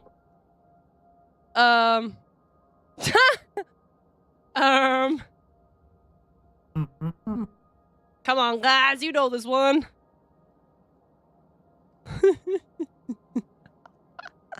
Uh-oh. It's to make the world a better place. Clearly they don't do this chant very often. Oh, indeed. How could I forget? They usually get it right. It's Monday, you understand. We're like a family around here. No. Family is corporate talk for we love and support you, but we don't like your new fresh ideas. Like, come on. That's a big red flag when it comes to companies. When they say that we treat you like family. No. No, you don't.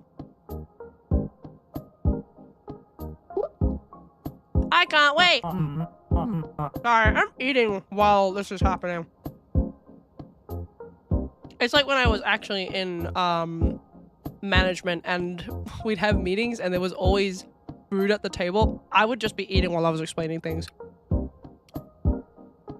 Granted, I don't see a problem with it. I'm hungry. Well, that concludes our daily stand-up. Have a great day. Have a great work day, everyone. Jackie, stay after the meeting. We need to discuss our little goblin problem. I am not your exterminator. Okay, well, reach the bottom of Joblin and defeat the boss. Okay. These guys are so mean. Making me do all this hard work for nothing. Quite literally nothing. I don't get paid for this. Which, by the way, is crazy. We don't have internships here in Australia, as far as I'm aware anyway. So the idea of hiring someone and not paying them for the job is really crazy. Though granted, we have a lot of laws surrounding fair work. If a company decided to do that, that would technically be illegal, I'm pretty sure. Because you should be paying for all your labors.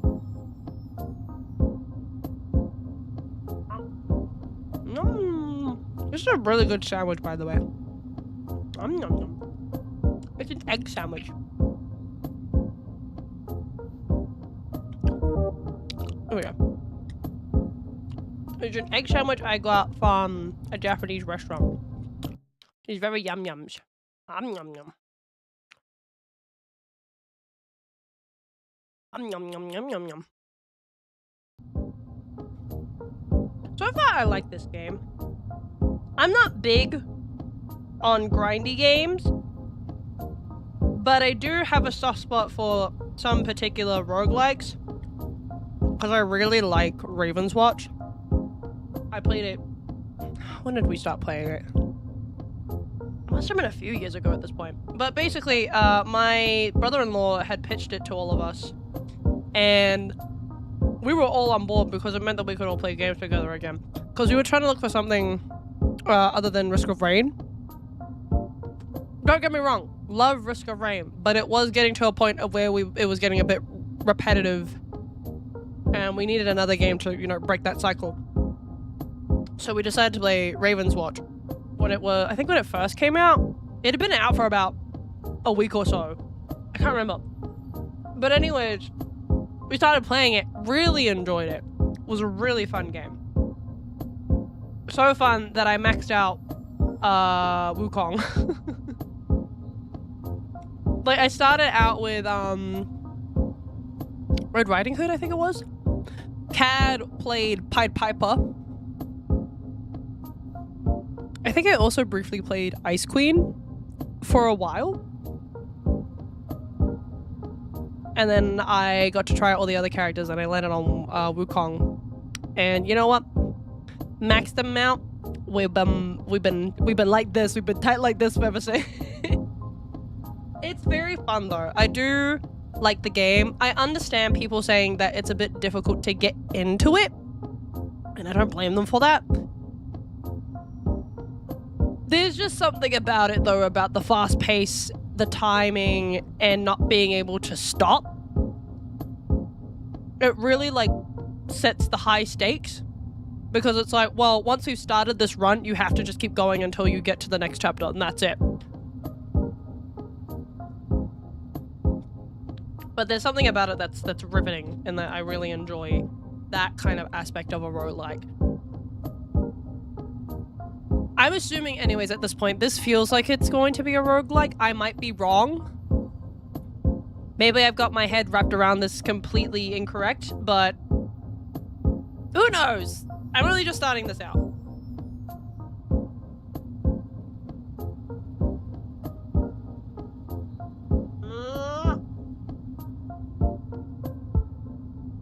This bread's gotten tough. Ow, ow, ow. It's like hard to chew on.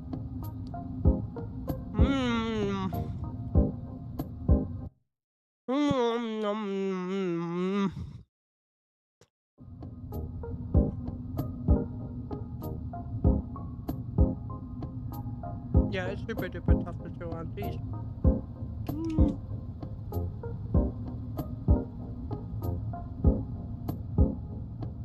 Another game I think I want to try. I haven't tried it yet. My sister played it, but I haven't. I do want to try Hades. But I'm not sure I'd like it. I should always try something before I knock it. Which has always been the case. But if I'm not interested in something's premise, then I'm not going to play it. But I was very surprised about me liking Raven's Watch. I didn't think I'd like it as much as I did. Especially considering it was the game that I introduced to Gumi and Corn and Loaf, and we all played it together. It was so good for all of us to a point of where Corn was playing it so consistently as well as Gumi. So that's how I know I'm very good at picking games for the whole team.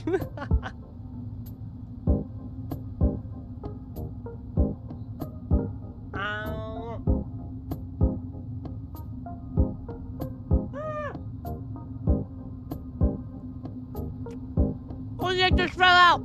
Ah!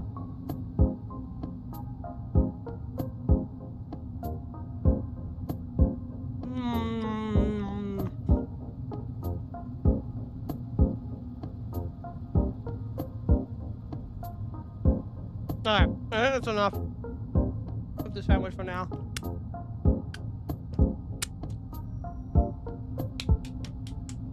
Hang on, I've got something in here.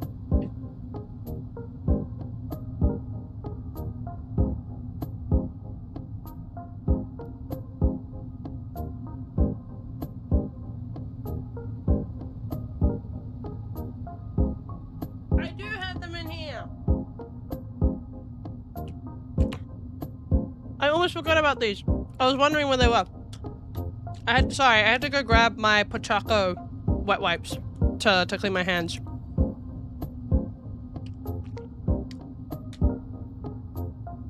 And I totally forgot that I actually had them in the room. This is my last packet. Because they're small mini packets that you can like carry with you for emergencies. And they come in a 12 bag. So I was using these for quite some time every time me and Cad would go on our outings. Because sometimes just a paper towel isn't going to work. So I always take these with us to, you know, thoroughly cleanse when there's no bathroom. And you really just want to get like the grime and sauce off your hands if you're eating with your hands anyway. Alright. Last thing before we continue on.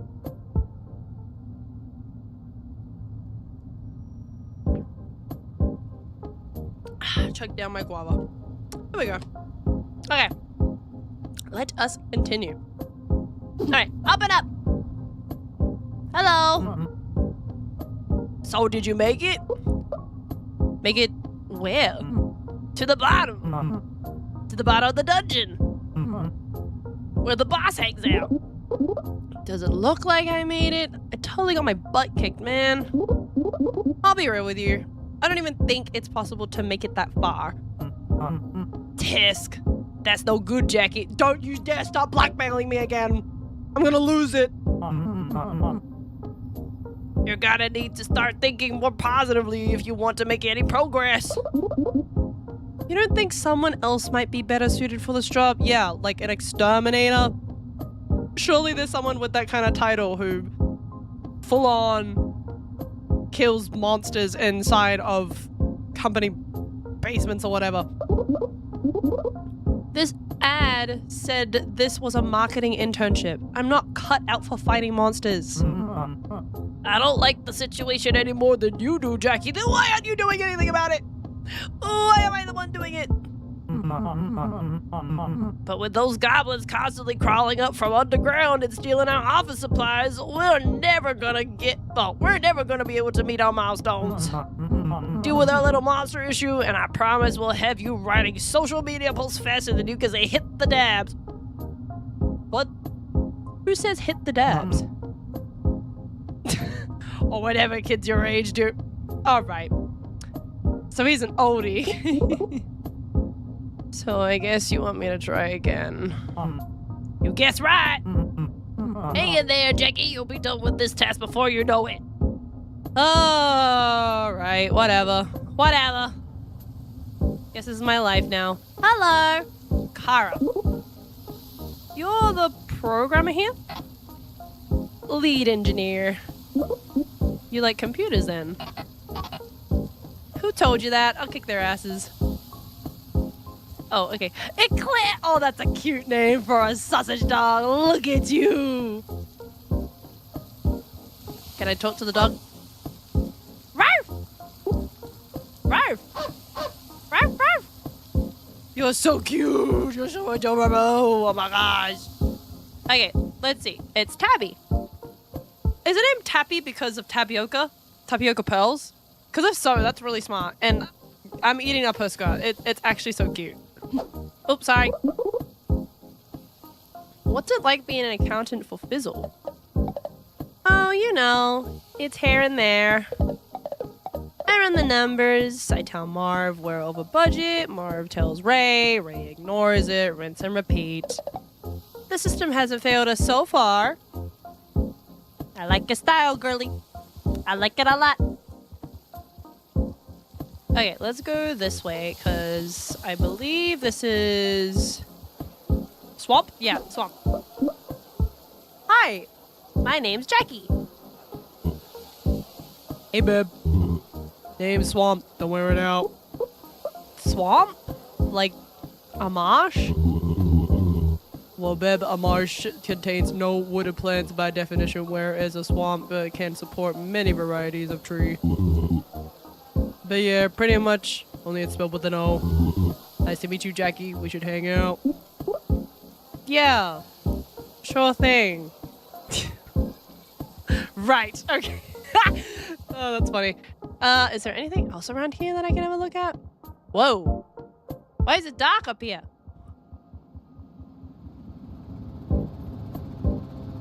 Wow. Oh no, we live in a world full of drone. That's scary. That's very scary. Big boss. Laptop. Where is the big boss anyways?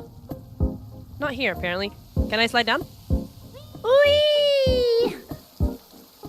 Okay, but offices that have slides just really gotta love that kind of sensation of going down a slide and, you know, it also being available in a workplace. There's just something about it. Can't explain it. Okay, this one I clearly have to open up after. So I guess we'll go back to this one over here and just keep on going. Okay, we're gonna try and reach the bottom. We'll die trying. Slow cooking mutton. Ducking points. Alright, let's grab this. Grab the monitor. Oops. Can I not? Oh, it's too heavy. Okay, I was a bit confused. Can I take anything else? You know what? I'll just take the monitor anyways, and I will throw it.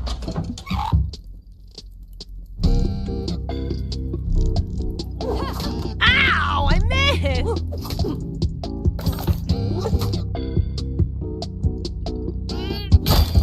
There we go. Barstool! Got it! Yippee! Oh, it's heavy. Okay. Let's just put this on the ground and take the bone club. Cool, because there's more agility to it. I don't think there's anything else. Ooh! Wait, can I? No, I can't jump. Damn! Damn, I thought I could. Pick up. Oh! Okay. I see what the game is doing. That's kind of sick. What the heck? Can I? Oh, oopsies. Why is it like this? You might be a joblin. Oh.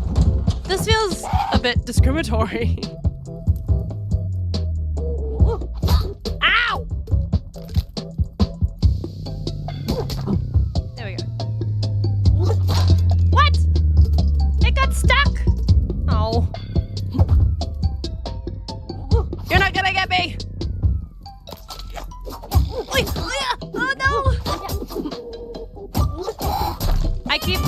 lock on them. Darn it. That's okay. Let's swap out to... no, not the pencil. The ping pong. No. Maybe the chair? Oh, it's a bit heavy. The yoga ball?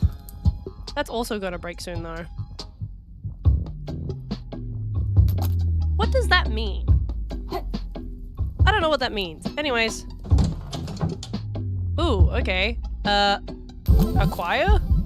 Tastes better than a bottle. Oh, tastes better in a bottle. Gain. Whoa! Oh, yeah! Yikes! Hiya! Oh, yeah.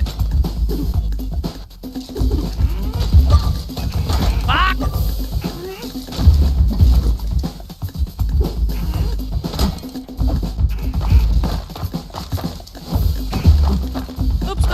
Oops. Cool. Ah-ha! I don't know what I'm doing! I'm just running with it! Oh shit, okay, well, that happened. Darn it. Maybe this is a roguelike, I'm not sure. Because I just have to keep going in. Oh, this is new. This is new conversation. Hello, hang on, let's go to Marv first. What's with your sour face, young lady? It's just, all I've been doing since I got here is killing goblins. I hoped my marketing internship would involve a little more marketing and a little less murder. Well, that's just the beauty of internships. You never quite know just what you'll be doing you'll be getting into each day, or what weapons we'll be wielding, or what monsters I'll be fighting. Exactly. See, all you need is a change in attitude. I don't think that's it, buddy, but alright. Here we go. What does a gal gotta do to get a decent cup of coffee around here?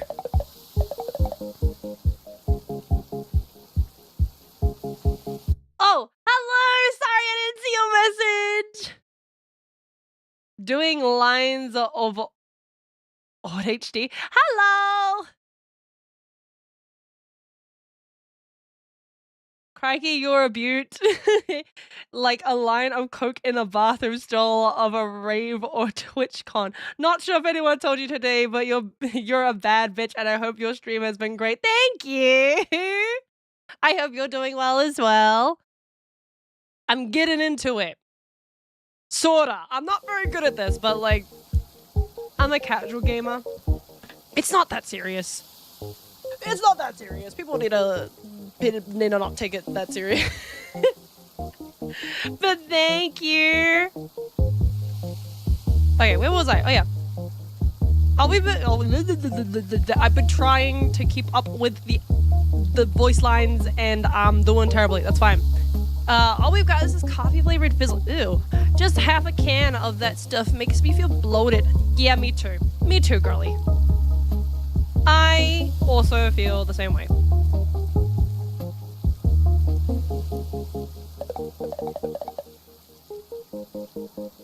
Hope your stream has been... Sorry, I'm moving all my stuff around. Oh my gosh. Hope your stream has been great. Going under, I heard a song like that down under in the bottle. I come from the land down under. I'm not sure. I should look this up actually. I'm not 100% sure if Agrocrab is an Australian development company. Their rep has an Australian accent, at least when it comes to talking about the updates for Peak. So either they are Australian or they just have a lot of Australian employees. Hang on. Let's have a look. Agrocrab.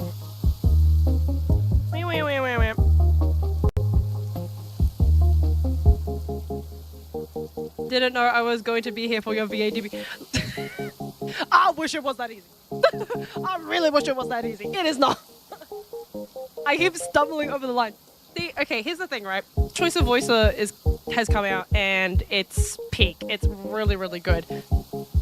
I can do a very good impression of Mickey Mouse, and the plan is to do that impression over the top of that backroom scene where he's like, I am a fucking architect! Like, that kind of scene I want to be able to do with a Mickey Mouse accent. And do it with the, I am a fucking architect! I'm just stuck here selling ship furniture because somebody will get off her fat fucking ass and help me!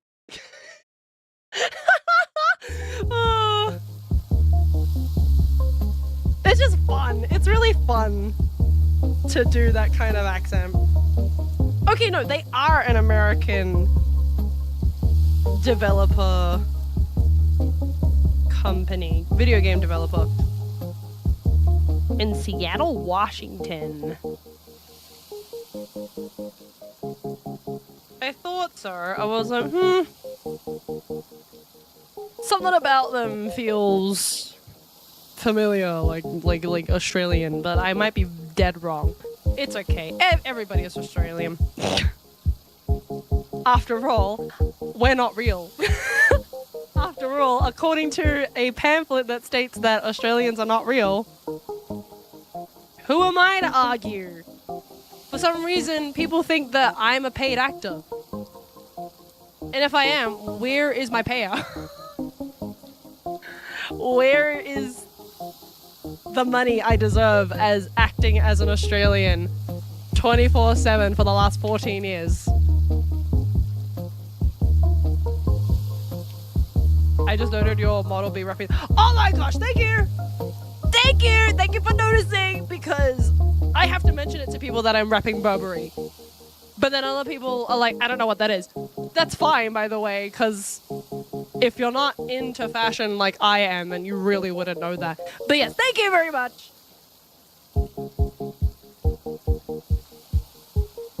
Now I know why you said you're broke in the room. Yeah. Yeah, exactly. Because I've been waiting for my paycheck as a paid actor for 14 years now. At this point, what's the rate? I don't know, 50 cents per hour? I can't math, but I'm pretty sure I'm being ripped off, or I'm not getting what I'm worth, you know? And most people would say, if you're not getting what you're worth, then you should just quit your job. I can't quit my job, okay? I'm stuck here. I can't go anywhere. The point of the money is to be able to get out of this made-up country, as people would say. But I can't, because the government isn't paying me enough. Fuck! My life is so hard. It's being sent through the Australian Post, yeah. It's gonna take forever though, knowing Australian Post. They always lose something on the segue. It's just so bad. I love fashion. I'm about to buy my first pair of... Ooh! Okay! Get it, I guess. So, okay, here's the thing, is that I really enjoy haute couture. I'm not big on just like, for example, Tommy Hilfiger just splattered all over a shirt that typically Costco is selling for half its actual price. Not really into that about wearing the brands everywhere. When I was younger, I thought it was cooler, but also I was young and naive and didn't actually have an idea about that stuff until later on in my teens. So I'm not big on wearing the brands just because people are like, yeah, because that's the thing. Like, you would not see me with a Louis Vuitton bag. You would not catch me with a Chanel item. But you will be catching me walking around the streets in like the nicest clothing ever and getting compliments galore. I have so many fits and so many times of when I've gone out in public that some of the stuff I'm wearing is just like cheap stuff from Kmart. And I put it all together and everyone's like, oh my gosh, that is so nice. That is such a good fit. And I'm like, thank you. I'm not fishing for compliments, but but you're stroking my ego. I do think Australia isn't a real country. The older I get, the more I'm into color palette and the silhouette over the brand. No, that's true. But I don't think people figure that out fast enough. But then again, we come back to the fact of it's a difference in interest.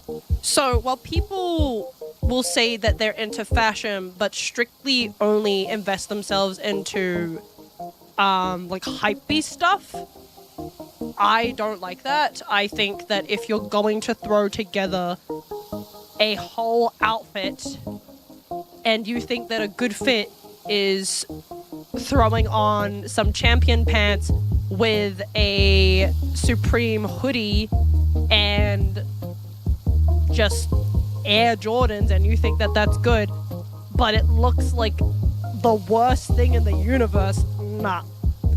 Sorry, you're kidding yourself. It's just people who buy it for the brand, and then they throw it together, and it looks so bad. Like, it just really looks ugly. 'Cause as well as the color coordination, they're not realizing that you can't just throw something on just because it has the branding on the side of it. That's not what makes it good. What makes it good is that you put in the effort to, make it look good. But whatever. I guess I'm nobody. I guess I don't know what I'm talking about.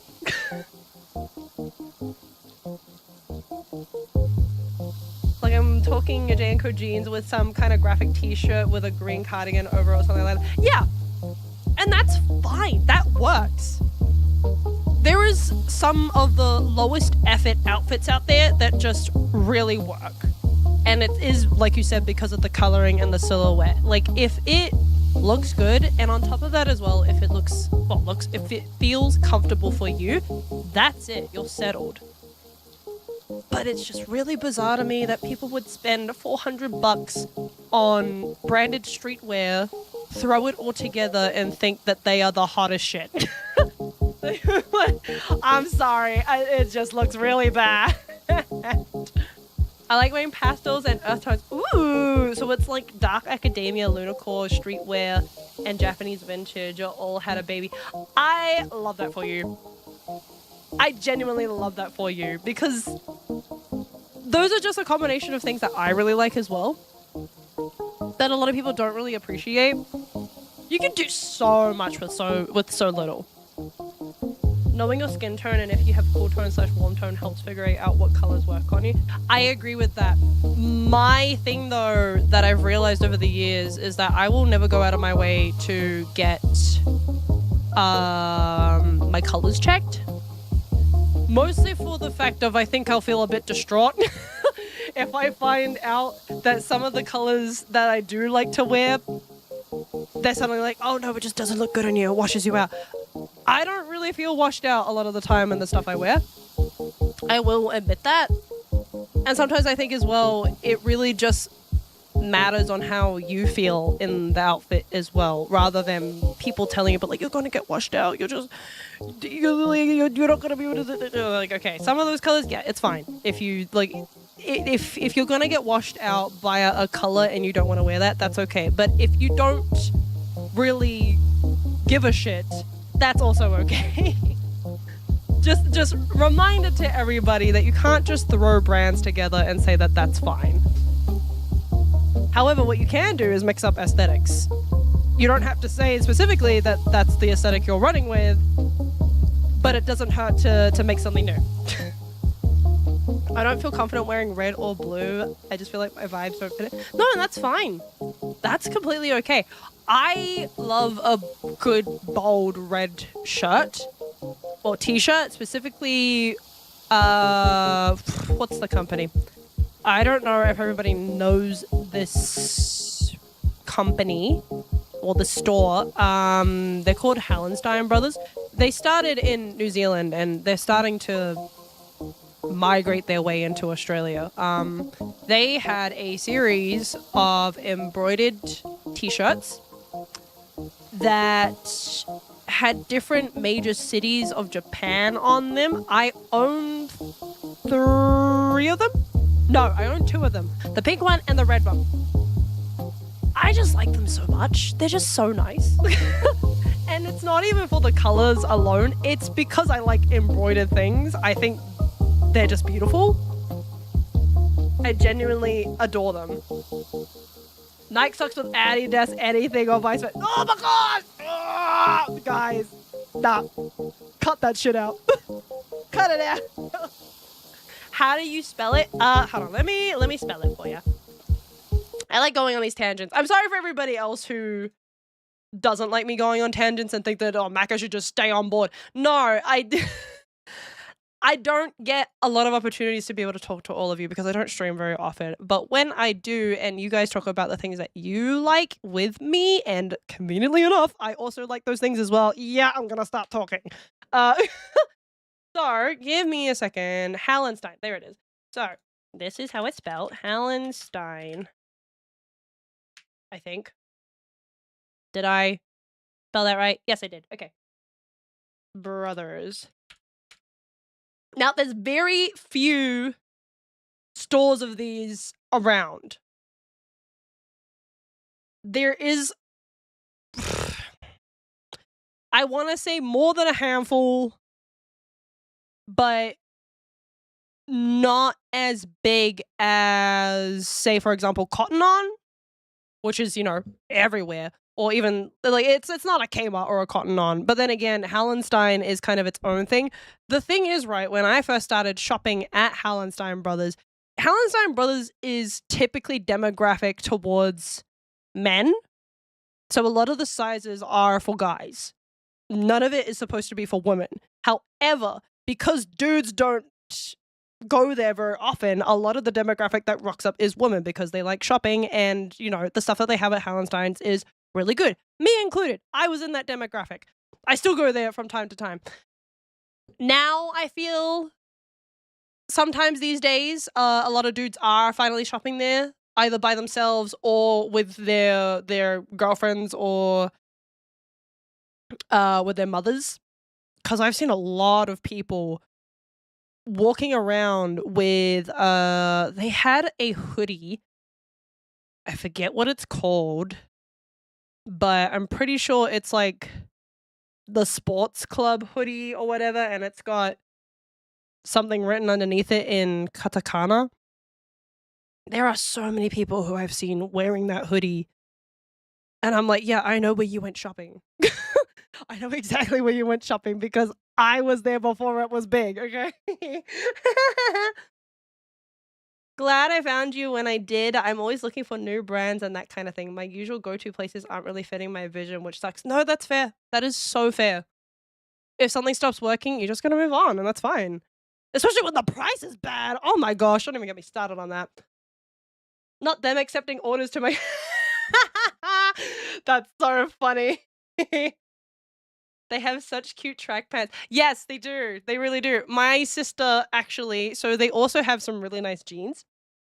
My sister brought a pair of their kind of acid denim jeans, and they have these smiley faces on them. They're really cute. I like pants, even jeans specifically, that go out of their way to try to make themselves a bit more unique. And my sister really eats when she wears them, so I'm just saying, you can find some really good stuff. About to become an Aussie when they tear down the local bottle. I mean, what's stopping you now? Granted, I've lived here for 14 years. I'm not originally from here. I'm originally from New Zealand, but I've been living here since I was, how old was I? Since I was 11 years old. So I guess I could say that I'm a local for 2 different countries, but you know. I don't know, maybe a couple of... But no, there's good brands over here. Another one a lot of people have been getting into that I'm slightly iffy about, that I have second thoughts about every so often, depending on what I'm getting from them, is a brand called Dangerfield. They have a mixture of other sort of brands under them, like Highway Princess, which I do adore. A door? What was that? They kind of cover cottagecore-esque, sort of, depending on what you get from them. A lot of the stuff from Princess Highway that Dangerfield sells has, like, mushroom and flower patterns on them, and the kind of skirts that they sell as well, majority of them, especially the long ones, very country vibe. Not like yeehaw country, I mean, like, I'm gonna go frolicking in a forest kind of country. But they're pretty good. Sometimes some of the stuff they sell though, in particular some of their shirts can be a bit cheap, material-wise. So if you don't want something that feels like it's going to basically fall apart in the next year and a bit or so, I wouldn't highly recommend it. But you can go to the physical stores and you can figure it out very quickly what works and what doesn't work. It's a hit and miss. But a lot of people have been shopping there because a lot of the stuff they sell is more interesting and alternative in comparison to places like Kmart and Target. So yeah. Loki, you want to try wear those wide ass skirts for the Japanese kind of aesthetic. I think they're good. Some of them can be good for breathability as well. I did see a few of them when me and my sister went to Japan a few years ago. The issue is when you're shopping in Japan though, especially as a foreigner, is that their sizes don't obviously cater to, you know, bigger sizes. So while you're probably like a small in your home country, heck, even like a medium, but like still on the brink of small, you'll go to Japan and you're like an extra large for them. The sizing is really weird. Because we bought a few clothes there because we went to shop at, where did we go? At GU? Really weird. Really bizarre. Majority of the men's section I could fit, but a lot of the women's section I really couldn't. I have a fluffy hoodie actually that I bought from them. I love it to bits, and it is a crop hoodie, but man, sometimes doesn't feel like it's big enough. Really doesn't feel like it's big enough sometimes. What? There we go. My issue is though my legs are shorter than my toes. Oh man, that's so. I get what you mean because okay, this is the thing that I really don't like about the fast fashion industry in general. I do not like that with this convenience of purchasing clothing, people assume that all body types fit into their categories and that the sizes that have been standardized, sorry, are going to work just fine for anybody. The reason why I get annoyed by that is that I have a small waist, so sometimes I'm like an 8 if it's really bad and I have been eating a lot in the last couple of months. It's about a 12. But even so, that's pretty general. That's not that big. But the other problem is that despite going to the bigger sizes to adjust to my stomach and my torso, it doesn't adjust the length of a pant.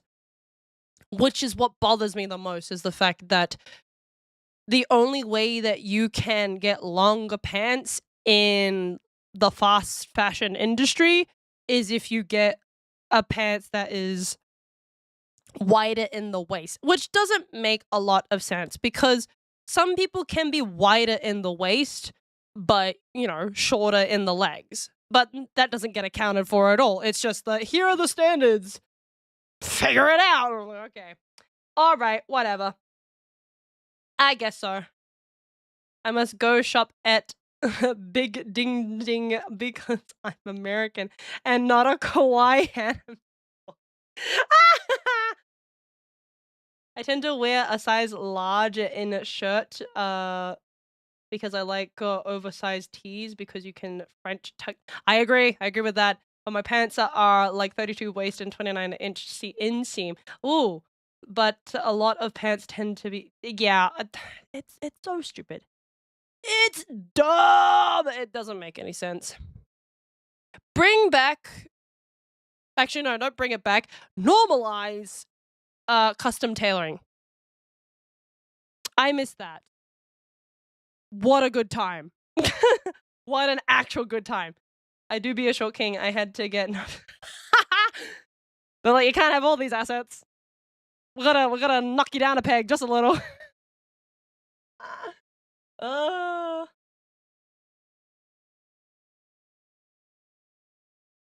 No! Okay, thank you, Auto Mod.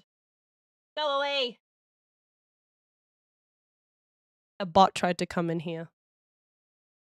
Loki have a family friend who knows how to sew, so I might ask them to sew on patches to my... Ooh, yes you should. Yes, you should. You know what's funny is that, so I sew as well, and I also do floristry because I have done wedding flowers for a lot of my friends for their weddings. The funniest thing, a couple years ago, that my best friend forgot. So she was organizing stuff last minute for my my cousin, not my cousin, for her cousin's wedding. Drama galore. Long story short, they were the ones who got dumped on for all of the tasks that, you know, they didn't even know they had to do until like the week of. So while they're in the middle of their crisis trying to sort everything out for a wedding that is taking place in the afternoon. Sorry, jeez. I'm taking a drink real quick. Hold on.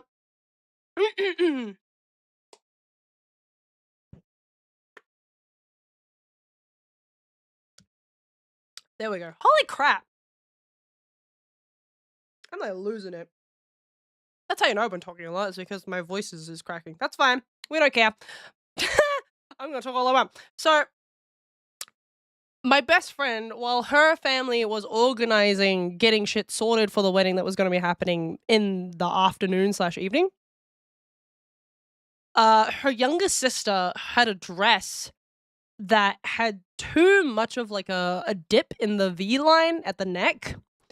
So it would ultimately be super duper inappropriate for her to wear. And her mum was going to fix it the night before, but then everything obviously piled up and we ended up here in set morning crisis. So the funny thing, right, is that the night before, my best friend, she stayed over at my house and she left her shampoo and her conditioner because she had showered before we had gone out. So she left them in my bathroom and she was like, can you bring them over? I need to have a shower before like all the stuff, but I need like my shampoo and conditioner. I was like, yeah, that's fine. And her mom, before I got there, was running around having a crisis. She's like, I can't do all this stuff. I need to fix, I need to sew all this stuff and I can't do it. And my best friend, she was like, oh man, that sucks. And then she remembered all of a sudden that, oh wait, Maca can sew. So when I got there, she was like, hey, quick favor, can you also sew up my sister's dress? And I was like, wow. It's so funny that you briefly forgot that your best friend can both sew and do floristry. That's so funny. The hilarious part too is that I eventually, the year after, I did her wedding bouquet for her wedding. Weddings sound too stressful. I'm at 0 to 4. Oh, yikes. Okay. The second puberty. No, I'm just sick. I'm a little bit sick. We love a girl's girl. Yeah. I don't think people really understand that concept anymore. Like, okay. Some things trend in the, you know, in the sphere of socials, and they're good for a while, and then people decide to twist them on their heads and point out that, no, this is a bad thing because there are these people who do this kind of stuff. And it's just kind of sad because it starts out as a positive thing, because you really do need a woman to be supporting women in any type of sphere, really, because we just really need each other. We genuinely, a lot of friends, the ones who stick around the most will be your female friends. I have a group of girlfriends and we get together on a monthly basis just to hang out and just to have like big catch-ups with each other. Literally the last big event that we did was us going to see The Devil Wears Prada together in cinemas. And that was a really fun night. So, but yeah, I don't understand people who come out of the woods talking about the term girl's girl, and like, it's okay to point out the fact that there are people who use that term and don't understand what an actual girl's girl is. I think it's bad when people decide to knock down that terminology and say that, oh, but it's so annoying when people say that because like it doesn't mean anything anymore. And it's like, well, it still means something to a couple of people. It's still important to a particular group of people who, you know, genuinely do know what that means and do hold themselves to that high standard of, yeah, I need to be here for my girls. But, you know, it is what it is. Got a question for you. Can guys be friends with girls and vice versa? Because it irks me when people are like, ooh, no, my man only needs guy friends, or ooh, no, my girl only has female friends. I, as someone who is in a relationship, and has been for almost 2 years now. We're about to have our second anniversary in October. It really depends. It's a talk about trust and whether or not that trust has been established between the two of you. Because I can understand the perspective of some girls not wanting their boyfriends to associate with like their female friends, because in some cases it is genuinely just a friendship, more closer to her perceiving him as a brother. But in a lot of other cases too, that female friend definitely wants to be more than what he thinks is actually going on. Like, you know what I mean? It's just situational. Because a girl can genuinely be supportive of the girlfriend, like, no problem. And quite literally, she is more of the advocate to be like, look, she may not be my friend, but if you break another girl's heart, you're done kind of situation, right? But there are genuinely girls out there who think it's okay to go after a dude who is in a relationship already. It's a really weird phenomenon. There was a study on it, I think. I don't remember what the study is, but there's a weird phenomenon when it comes to particular women where a dude is not attractive when he's single, but then by the time he ends up in a relationship, suddenly he looks like the biggest catch. It's a really weird thing. I would have to dive into more deep talk about it, but that's the generalization of it anyways. It just depends.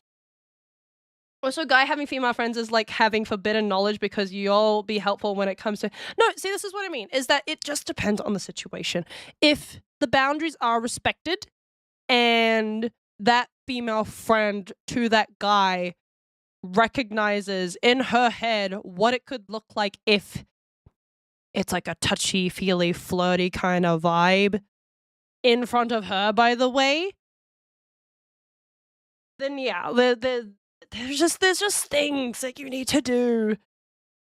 Because sometimes there are just genuine things that you really would not do with your male friends. Like, you absolutely would not. Especially for guys who I know who get the wrong idea very quickly. And it's having me trying to stop them and get them to, like, you know, dude, you need to lock back in because holy crap, it's not what you think it is. You know? I get what you mean, and it's a very general question. It totally depends on the individual. Yeah, exactly. Is that really true? About the woman finding men attractive once he's with someone? Yeah, absolutely. I'm pretty sure there's a study on it. But if there isn't, it's a genuine phenomenon that happens way too often to think of it as a coincidence. And trust me, take that from someone like me who has been in female spheres, me being a woman, being around a bunch of women and getting to know the types of different personalities that can come out of the best and the worst of us. Because I've had to deal with girls who, you know, have really weird mindsets when it comes to dudes. And that's fair. I've had that too when I was a teenager. But, you know, it just, like I said, it really depends. It also depends on the type of maturity in a woman as well. But I've met a lot of adult women who don't think with their brains when it comes to particular people. I mean, I've known women who have gone back to obsessive, possessive, and not in a sexy kind of way, boyfriends who basically they were pretty much abusive towards them mentally. And, you know, it's a really weird situation, and you have to think about the cognitive dissonance when it comes to those situations. I'm learning so much about women. Yeah. It's like,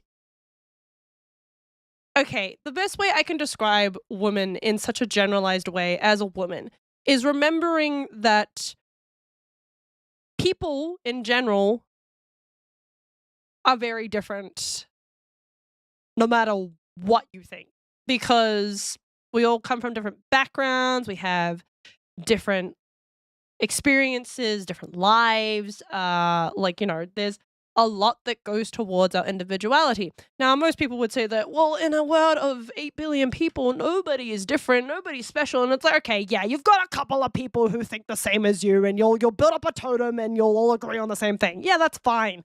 But when it comes to the relationship sphere, and when it comes to how you treat a woman, she is her own individual package. She might agree with the same things that other women in the world have been talking about for years about how to treat girls and all that jazz. Because that is a general thing that dudes should know.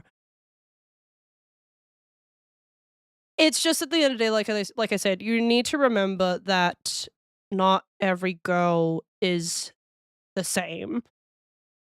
I can tell you a lot of experiences that I've had that thousands of other women have also experienced and, you know, can empathize with because of that similar situation.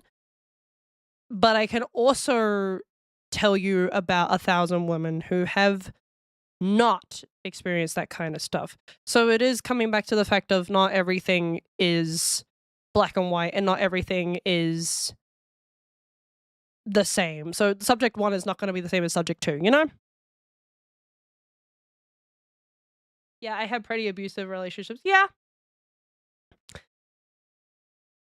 It happens. I'm not going to normalize this because it should not ever be normalized, because I too have also been in an abusive relationship before.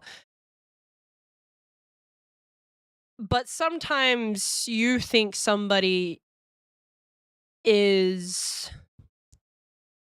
a particular individual and you think that you know them like the back of your hand. Over time, you do start to realize that that is absolutely not the case. And you will sometimes make up excuses for them because you think you love them. You think that what this is love. And you also will not be the first person to have thought that before. It happens more often than you think. I know for me, it was because I didn't really have standards until now, and I was very much easy to take advantage of. I feel like I'm slowly going somewhere. Yeah. On the spectrum. Yeah. Sometimes you just have to I don't want to use this, but I'm going to anyways. You sometimes have to shop around. Let me clarify this, because a lot of people have this mixed up idea about romance and love and relationships. There is no such thing as the one. Let me throw that thought out of your brain, because there is no way in hell where there is a soulmate, there is a fated one. That does not exist. It's not real. That idea of, but there's somebody out for me that's meant specifically for me. No. When it comes to love, you choose. It is a choice that you make every day. You choose to be with somebody because you are willing to take that risk of being with them despite this big old giant fog that stands right in front of you, which is that's the point. Life is a fog. You're not gonna know every answer, and you shouldn't know every answer. It should be this wild ride that you take with each other, which, by the way, I will mention this, it's not always going to be a wild ride. Let me just make that statement now. Sometimes when you're in a relationship, it is going to have boring days. It's going to have mundane days. But it's because you choose to be with each other all the time, and you both chose to commit to one another. That's what makes it special. That's what makes it important. I have an idea of love is like a rose, but there's thorns on a rose. Love isn't for the weak or for the emotionally immature and unavailable, or for the people who lack accountability. No, you're exactly right. It genuinely is not. It can't work if the both of you are not in it. I've often said this to Gumi, especially at the start of our relationship. I'm not gonna go into the nitty gritties about like our peaks and our troughs, because that is a personal thing. But I will say that before we started dating, and we had this conversation before there was any thought about the both of us being together, I had said to Gumi that you're either in or you're out. Now, that is just simple terms. And most people would think, oh, but that's a bit much. But that's genuinely how it feels when it comes to a relationship. You have a choice to make. You're either here or you're not. You either choose to put everything you've got into this to an equal amount of what I'm giving, or you walk out that door. There is no way in hell that I am going to sit through hell and have to wonder whether or not we're on the same page, because it just doesn't work if you're not on the same page. Last relationship, I had an ex break up with me for 4 days after my mom died, but sadly I had undiagnosed BPD, so I went back to her. Thankfully, the second time we broke up, but I actually stood up for myself after noticing the abuse. As you should! As you should! Proud of you. I'm writing that shit down. Yeah, you're either in or you're out. Like, that seems too simple for some people, and that seems to some people like, oh, but like, where's the ultimatum? No. Like I said, you have one choice, and whatever you decide to do really sets the tone of what happens next. It makes up every decision afterwards. Choosing to love somebody and constantly choosing to do that, people think that's easy. It's not. Because humans are flawed and people have issues, and sometimes life gets in the way. But choosing to continue to love despite all of that is well and truly the harder choice. And sometimes it's well worth it, sometimes it's not. But that's the reality of things. So yeah. Sorry to burst anybody's bubble who thought that, oh, but like, what if he's the one? There is no such thing as the one. Please. This isn't some fantasy. There is no magic when it comes to this kind of stuff. It's just a choice you made because you can make that decision. Ultimatums are so stupid. Yeah. That was really validating. I appreciate that, Macaron. All good. I should do... You know what I should do? I should do a... What's it? I should do a relationships advice stream. Just one of these times. The thing is, right, is that I'm not sure I would get enough people to come in to be able to ask enough questions. And it might get a bit repetitive, I will say that. But sometimes some people need to hear it 3-4 times before they can get it through their thick skulls that, yeah, maybe make a different choice. Maybe think of something else. I know my type of woman now, at least. Okay, that's another thing as well. There is no type. Don't worry, you're not. That's not a dip on you. One of my friends mentioned a very long time ago that he knew what his type was. And I remember sitting down and having that discussion, and I said to him, "You are kidding yourself." That was what I said. And he was like, "Well, what do you mean?" I said that because there is no such thing as a type when it comes down to loving somebody. You can say to me all you want that you want a girl with blonde hair, brown eyes, 6 foot tall, tan, looks good in a skirt or whatever. No, that's shallow. You can also tell me that you think you know what you want in a personality, but let's face it, at the end of the day, sometimes it just hits you like thunder. And you don't know what you're gonna get. It just topples onto you. Like, okay, to be fair,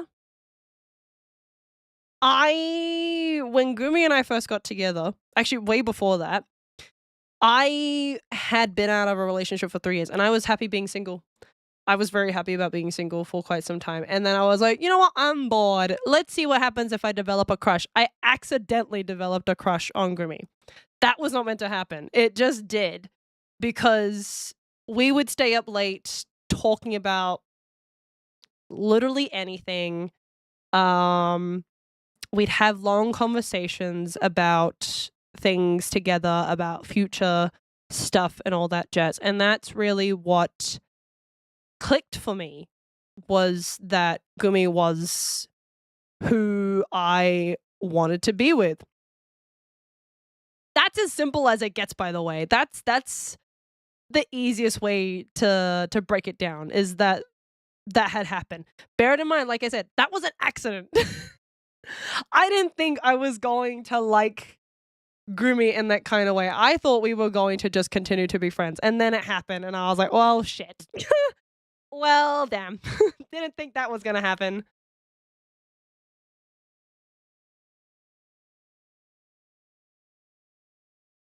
I know for me, I know mentally a relationship is going to end, but bringing myself emotionally to that realization I struggle with. Yeah. That in general, from a platonic point of view, is what's difficult for people. Some people have a hard time creating relationships with people because they are too scared of it ending badly. The reality is that some things are not meant to last. If it works, it works. If it doesn't, it doesn't. And it is hard to wrap your brain around that and be able to force yourself to get used to that idea.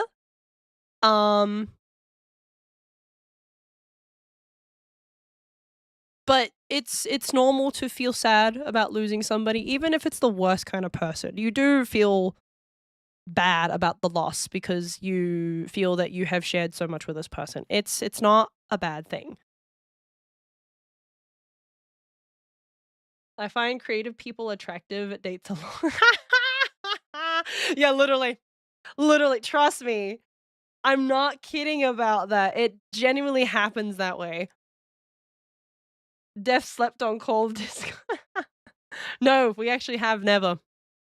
We did after we started dating, but when it was that like initiation phase and I was the one who was developing a crush on Gumi, yeah, no. That was off the table. I like to be positive on my experiences and know what they were definitely meant as a learning experience. Oh yeah, no. And you're right. They were learning experiences. Every experience, good or bad, is a learning experience. If you come out on top and survive it, yeah, it was a learning experience. Even if it was bad, like even if the situation was horrific, you did learn something out of it. Learning something doesn't always have to be positive. Sometimes it can be pretty bad, and it you just have to face the music sometimes. You don't want to, but yeah. But yeah. You know what? I should do a relationship advice stream. I'll think about it in future. It's a thought I can have. It's not a bad idea. It's just a matter of I could tell everybody like send in your relationship advice to me. And there might not even be enough to be able to do a whole video on it, so but we'll see. You never know. I got some traumatic stories, but be right back. Don't go begging on the outside. Okay, don't share them here because I'm not a therapist. But do like, you know, go feed your dog or whatever.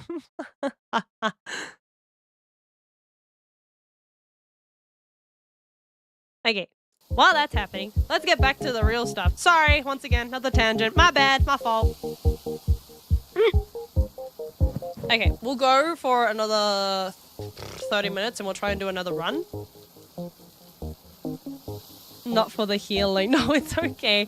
I would not like to have you spread that here because that is your own personal experience and this is a public space, so I would rather you not share it because then it means that everybody has public access to you and your story. But that's your story to tell, no one else's. And you should pick certain people to share that with. I totally respect that. Yeah, no, that's okay. I don't want to come out here and like have to hammer down on everybody when it comes to those kinds of things of when they come into my channel to vent. There are other ways to handle situations. And when it comes to those kinds of situations, it's important to me that you guys know who you're sharing your stuff with. Because my number one rule when it comes to people and their experiences, you, as the individual who has experienced it, you should get to decide who gets to see that and who actually gets access to you as a person. Because it is not fair if other people get to see it and then they get to be like, I knew this person one time who said this thing. Like, no, that's very rude. That's actually so mean. But I will say that whatever you have gone through, I am proud of you. And I'm happy that you came out better on the other side. It's a good thing. It's a very good thing. But yeah, sorry everybody. We are going to get through this conversation. And what did she say? I know you're here, but I don't suppose. I'm going to stop with my VA voices because I'm losing it. And if I do decide to do choice of voice tomorrow, I gotta be okay vocally.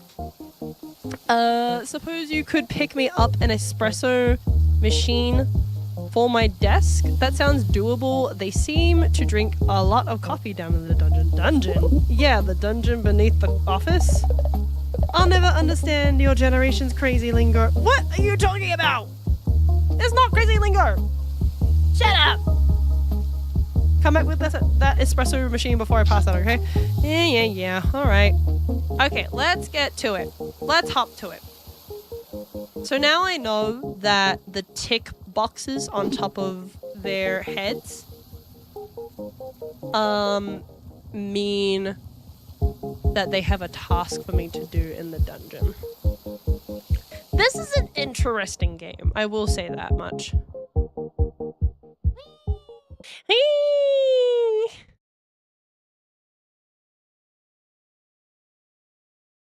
Here we go!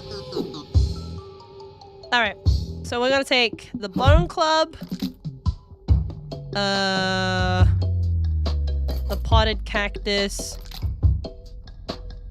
and the Ping Pong Paddle. I kind of wish it would swap automatically instead of you having to do it, but I guess like that's the game mechanic. There we go. Yippee! This is better. We're gonna take this. Who's throwing stuff? I guess nobody. Never mind. Hoo-yah! Hoo-yah! Hoo-yah! Bada bing, bada boom.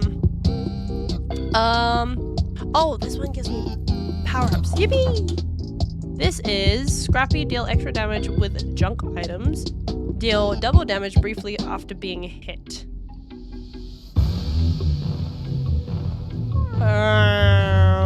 Yeah.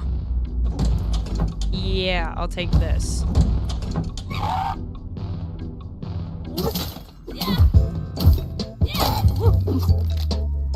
Oh, shite! There we go. Yippee! I get so scared when they're like about to hit me because I'm so fragile. How much money do I have on me? 24 buckaroos. This is entry-level caffeination. Yep. Glub, glub, glub, glub. I thought I was gonna gain another heart. I guess that was pointless. Oops. Didn't know that one. Oh, wow, wow, wow, wow, wow, wow! I'm so fast! Jeez!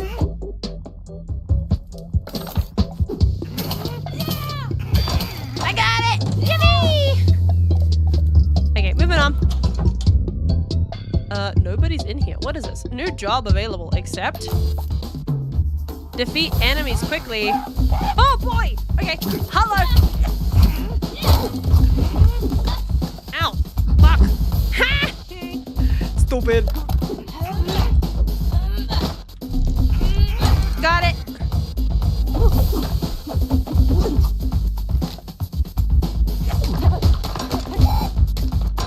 Okay, cool. I did it! Oh, what is this? Cubicle. Thank you for your business. Thanks. I don't know what this is.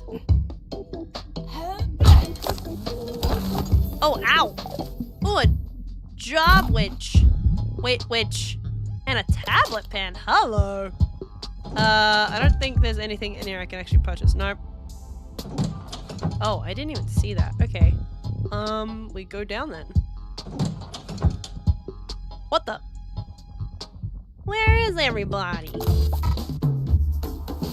Oh, that's why. Hello! Jeez!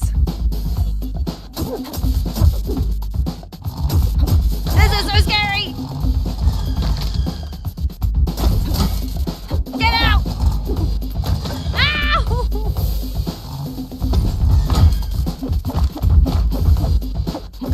I got it! Yippee! Ooh, I got more stuff. Hello. Open up! What did I get? I got a... what? Come back from defeat stronger than before. Okay, cool. That's cool. And we'll take a pipe cap. I need to learn how to launch things better. But it does feel like I'm slowly getting better. My puppy is just built different. She got spayed yesterday and is wanting to like the day.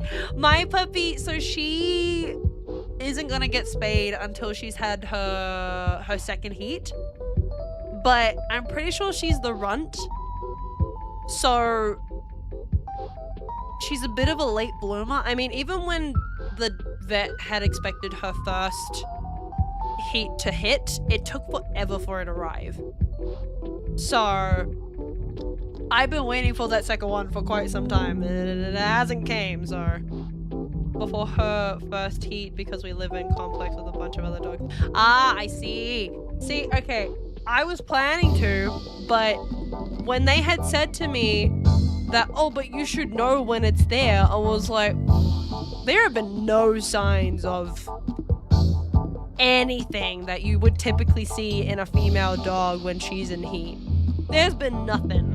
So she got her first heat. Oops. And yeah, that was the end of that. Ow! Oh, okay. Shite. Ah!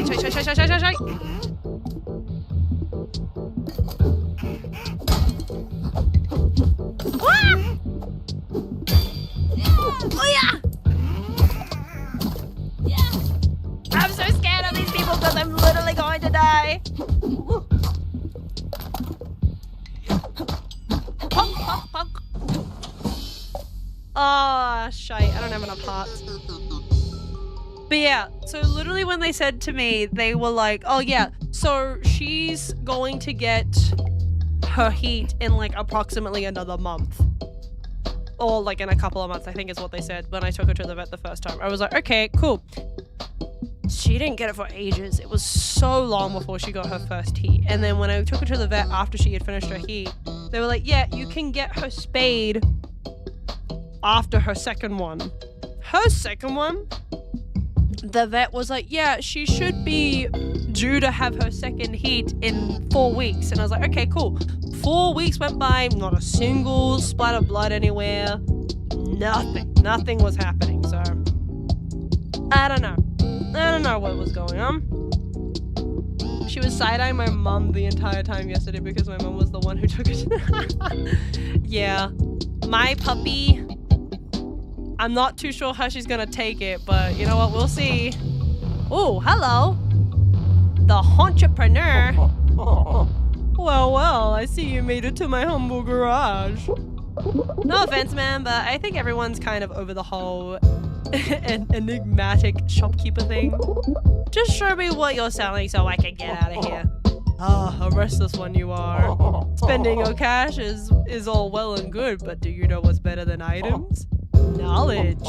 In fact, I'm far more proud of my vast collection of literature than I could ever be of my wares. What are you selling?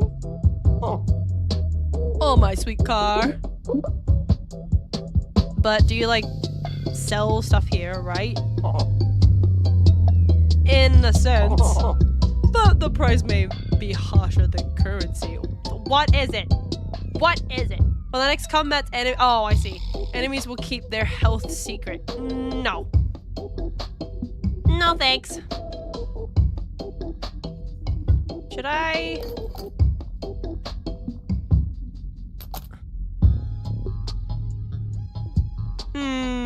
Yeah, you know what? Let's see how this goes.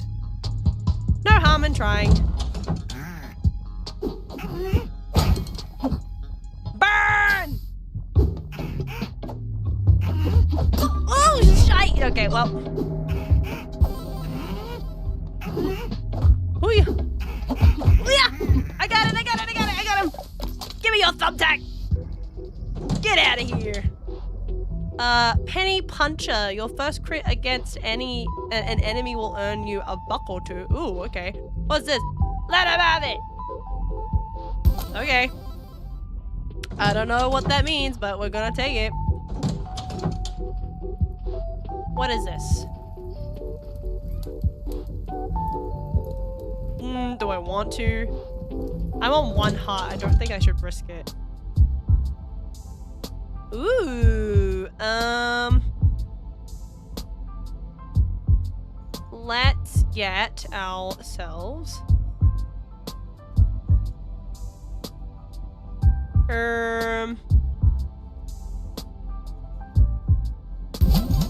sure.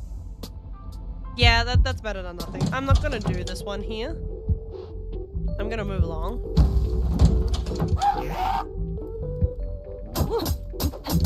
Booyah, booyah, booyah, booyah! Ah! Wait, is this gonna hurt me? Maybe it did. I don't know. Does it happen when I... Oh, it happens every time I roll. Okay. I didn't know that. Oops. What's this? Ooh. Let's swap out to this, get the thumbtack, and get the tablet pen. There we go. That was scary. Ooh.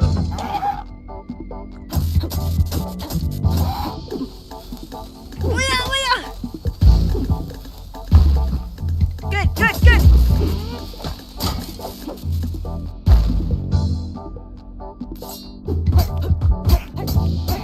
Wee-ah! I got him! Okay, now we're going down. It's going down. I'm yelling timber. Come on.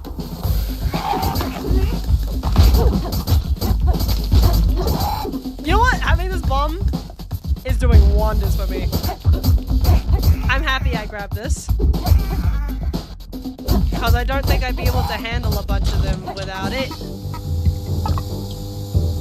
Yippee! Cubicle has your back. Cubicle has your back. Thanks, guys. Slice. Slice. What did I get? What is this? Move and attack faster. Heck yeah! Heck yeah! Okay. Yeah, I'm trying to get as far as I possibly can in this run, and then we'll probably wrap up for today. I am so sorry for all the tangents I've been on today. I'm just a big yapper who sometimes loses track of what she's talking about. But I do like talking to all of you because I don't do this very often.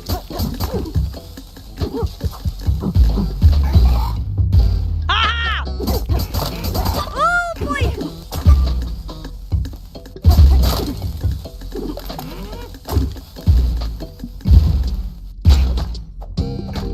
Die! Die! There we go. I'm just gonna get you. Get you. I am dying. I am actually dying. What's in here? What is this? I don't know what this is. Oh, this is like this is where I came in. Oops. I'm going to die in this next room. I can feel it. Ah! Ah! Ah! Ah! No! Darn it. I did so well too. I was on a roll. I like that bomb dropper. That's a genuinely good perk.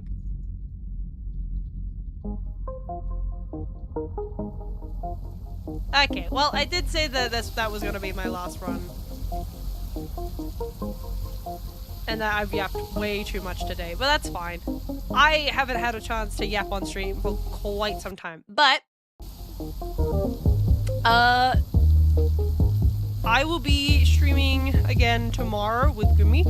We have not decided on what that was going to be yet. We did suggest Overwatch.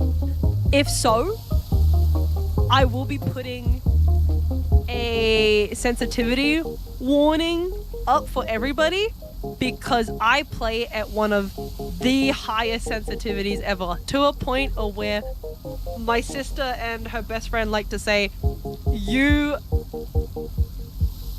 playing and like watching you play makes me want to vomit.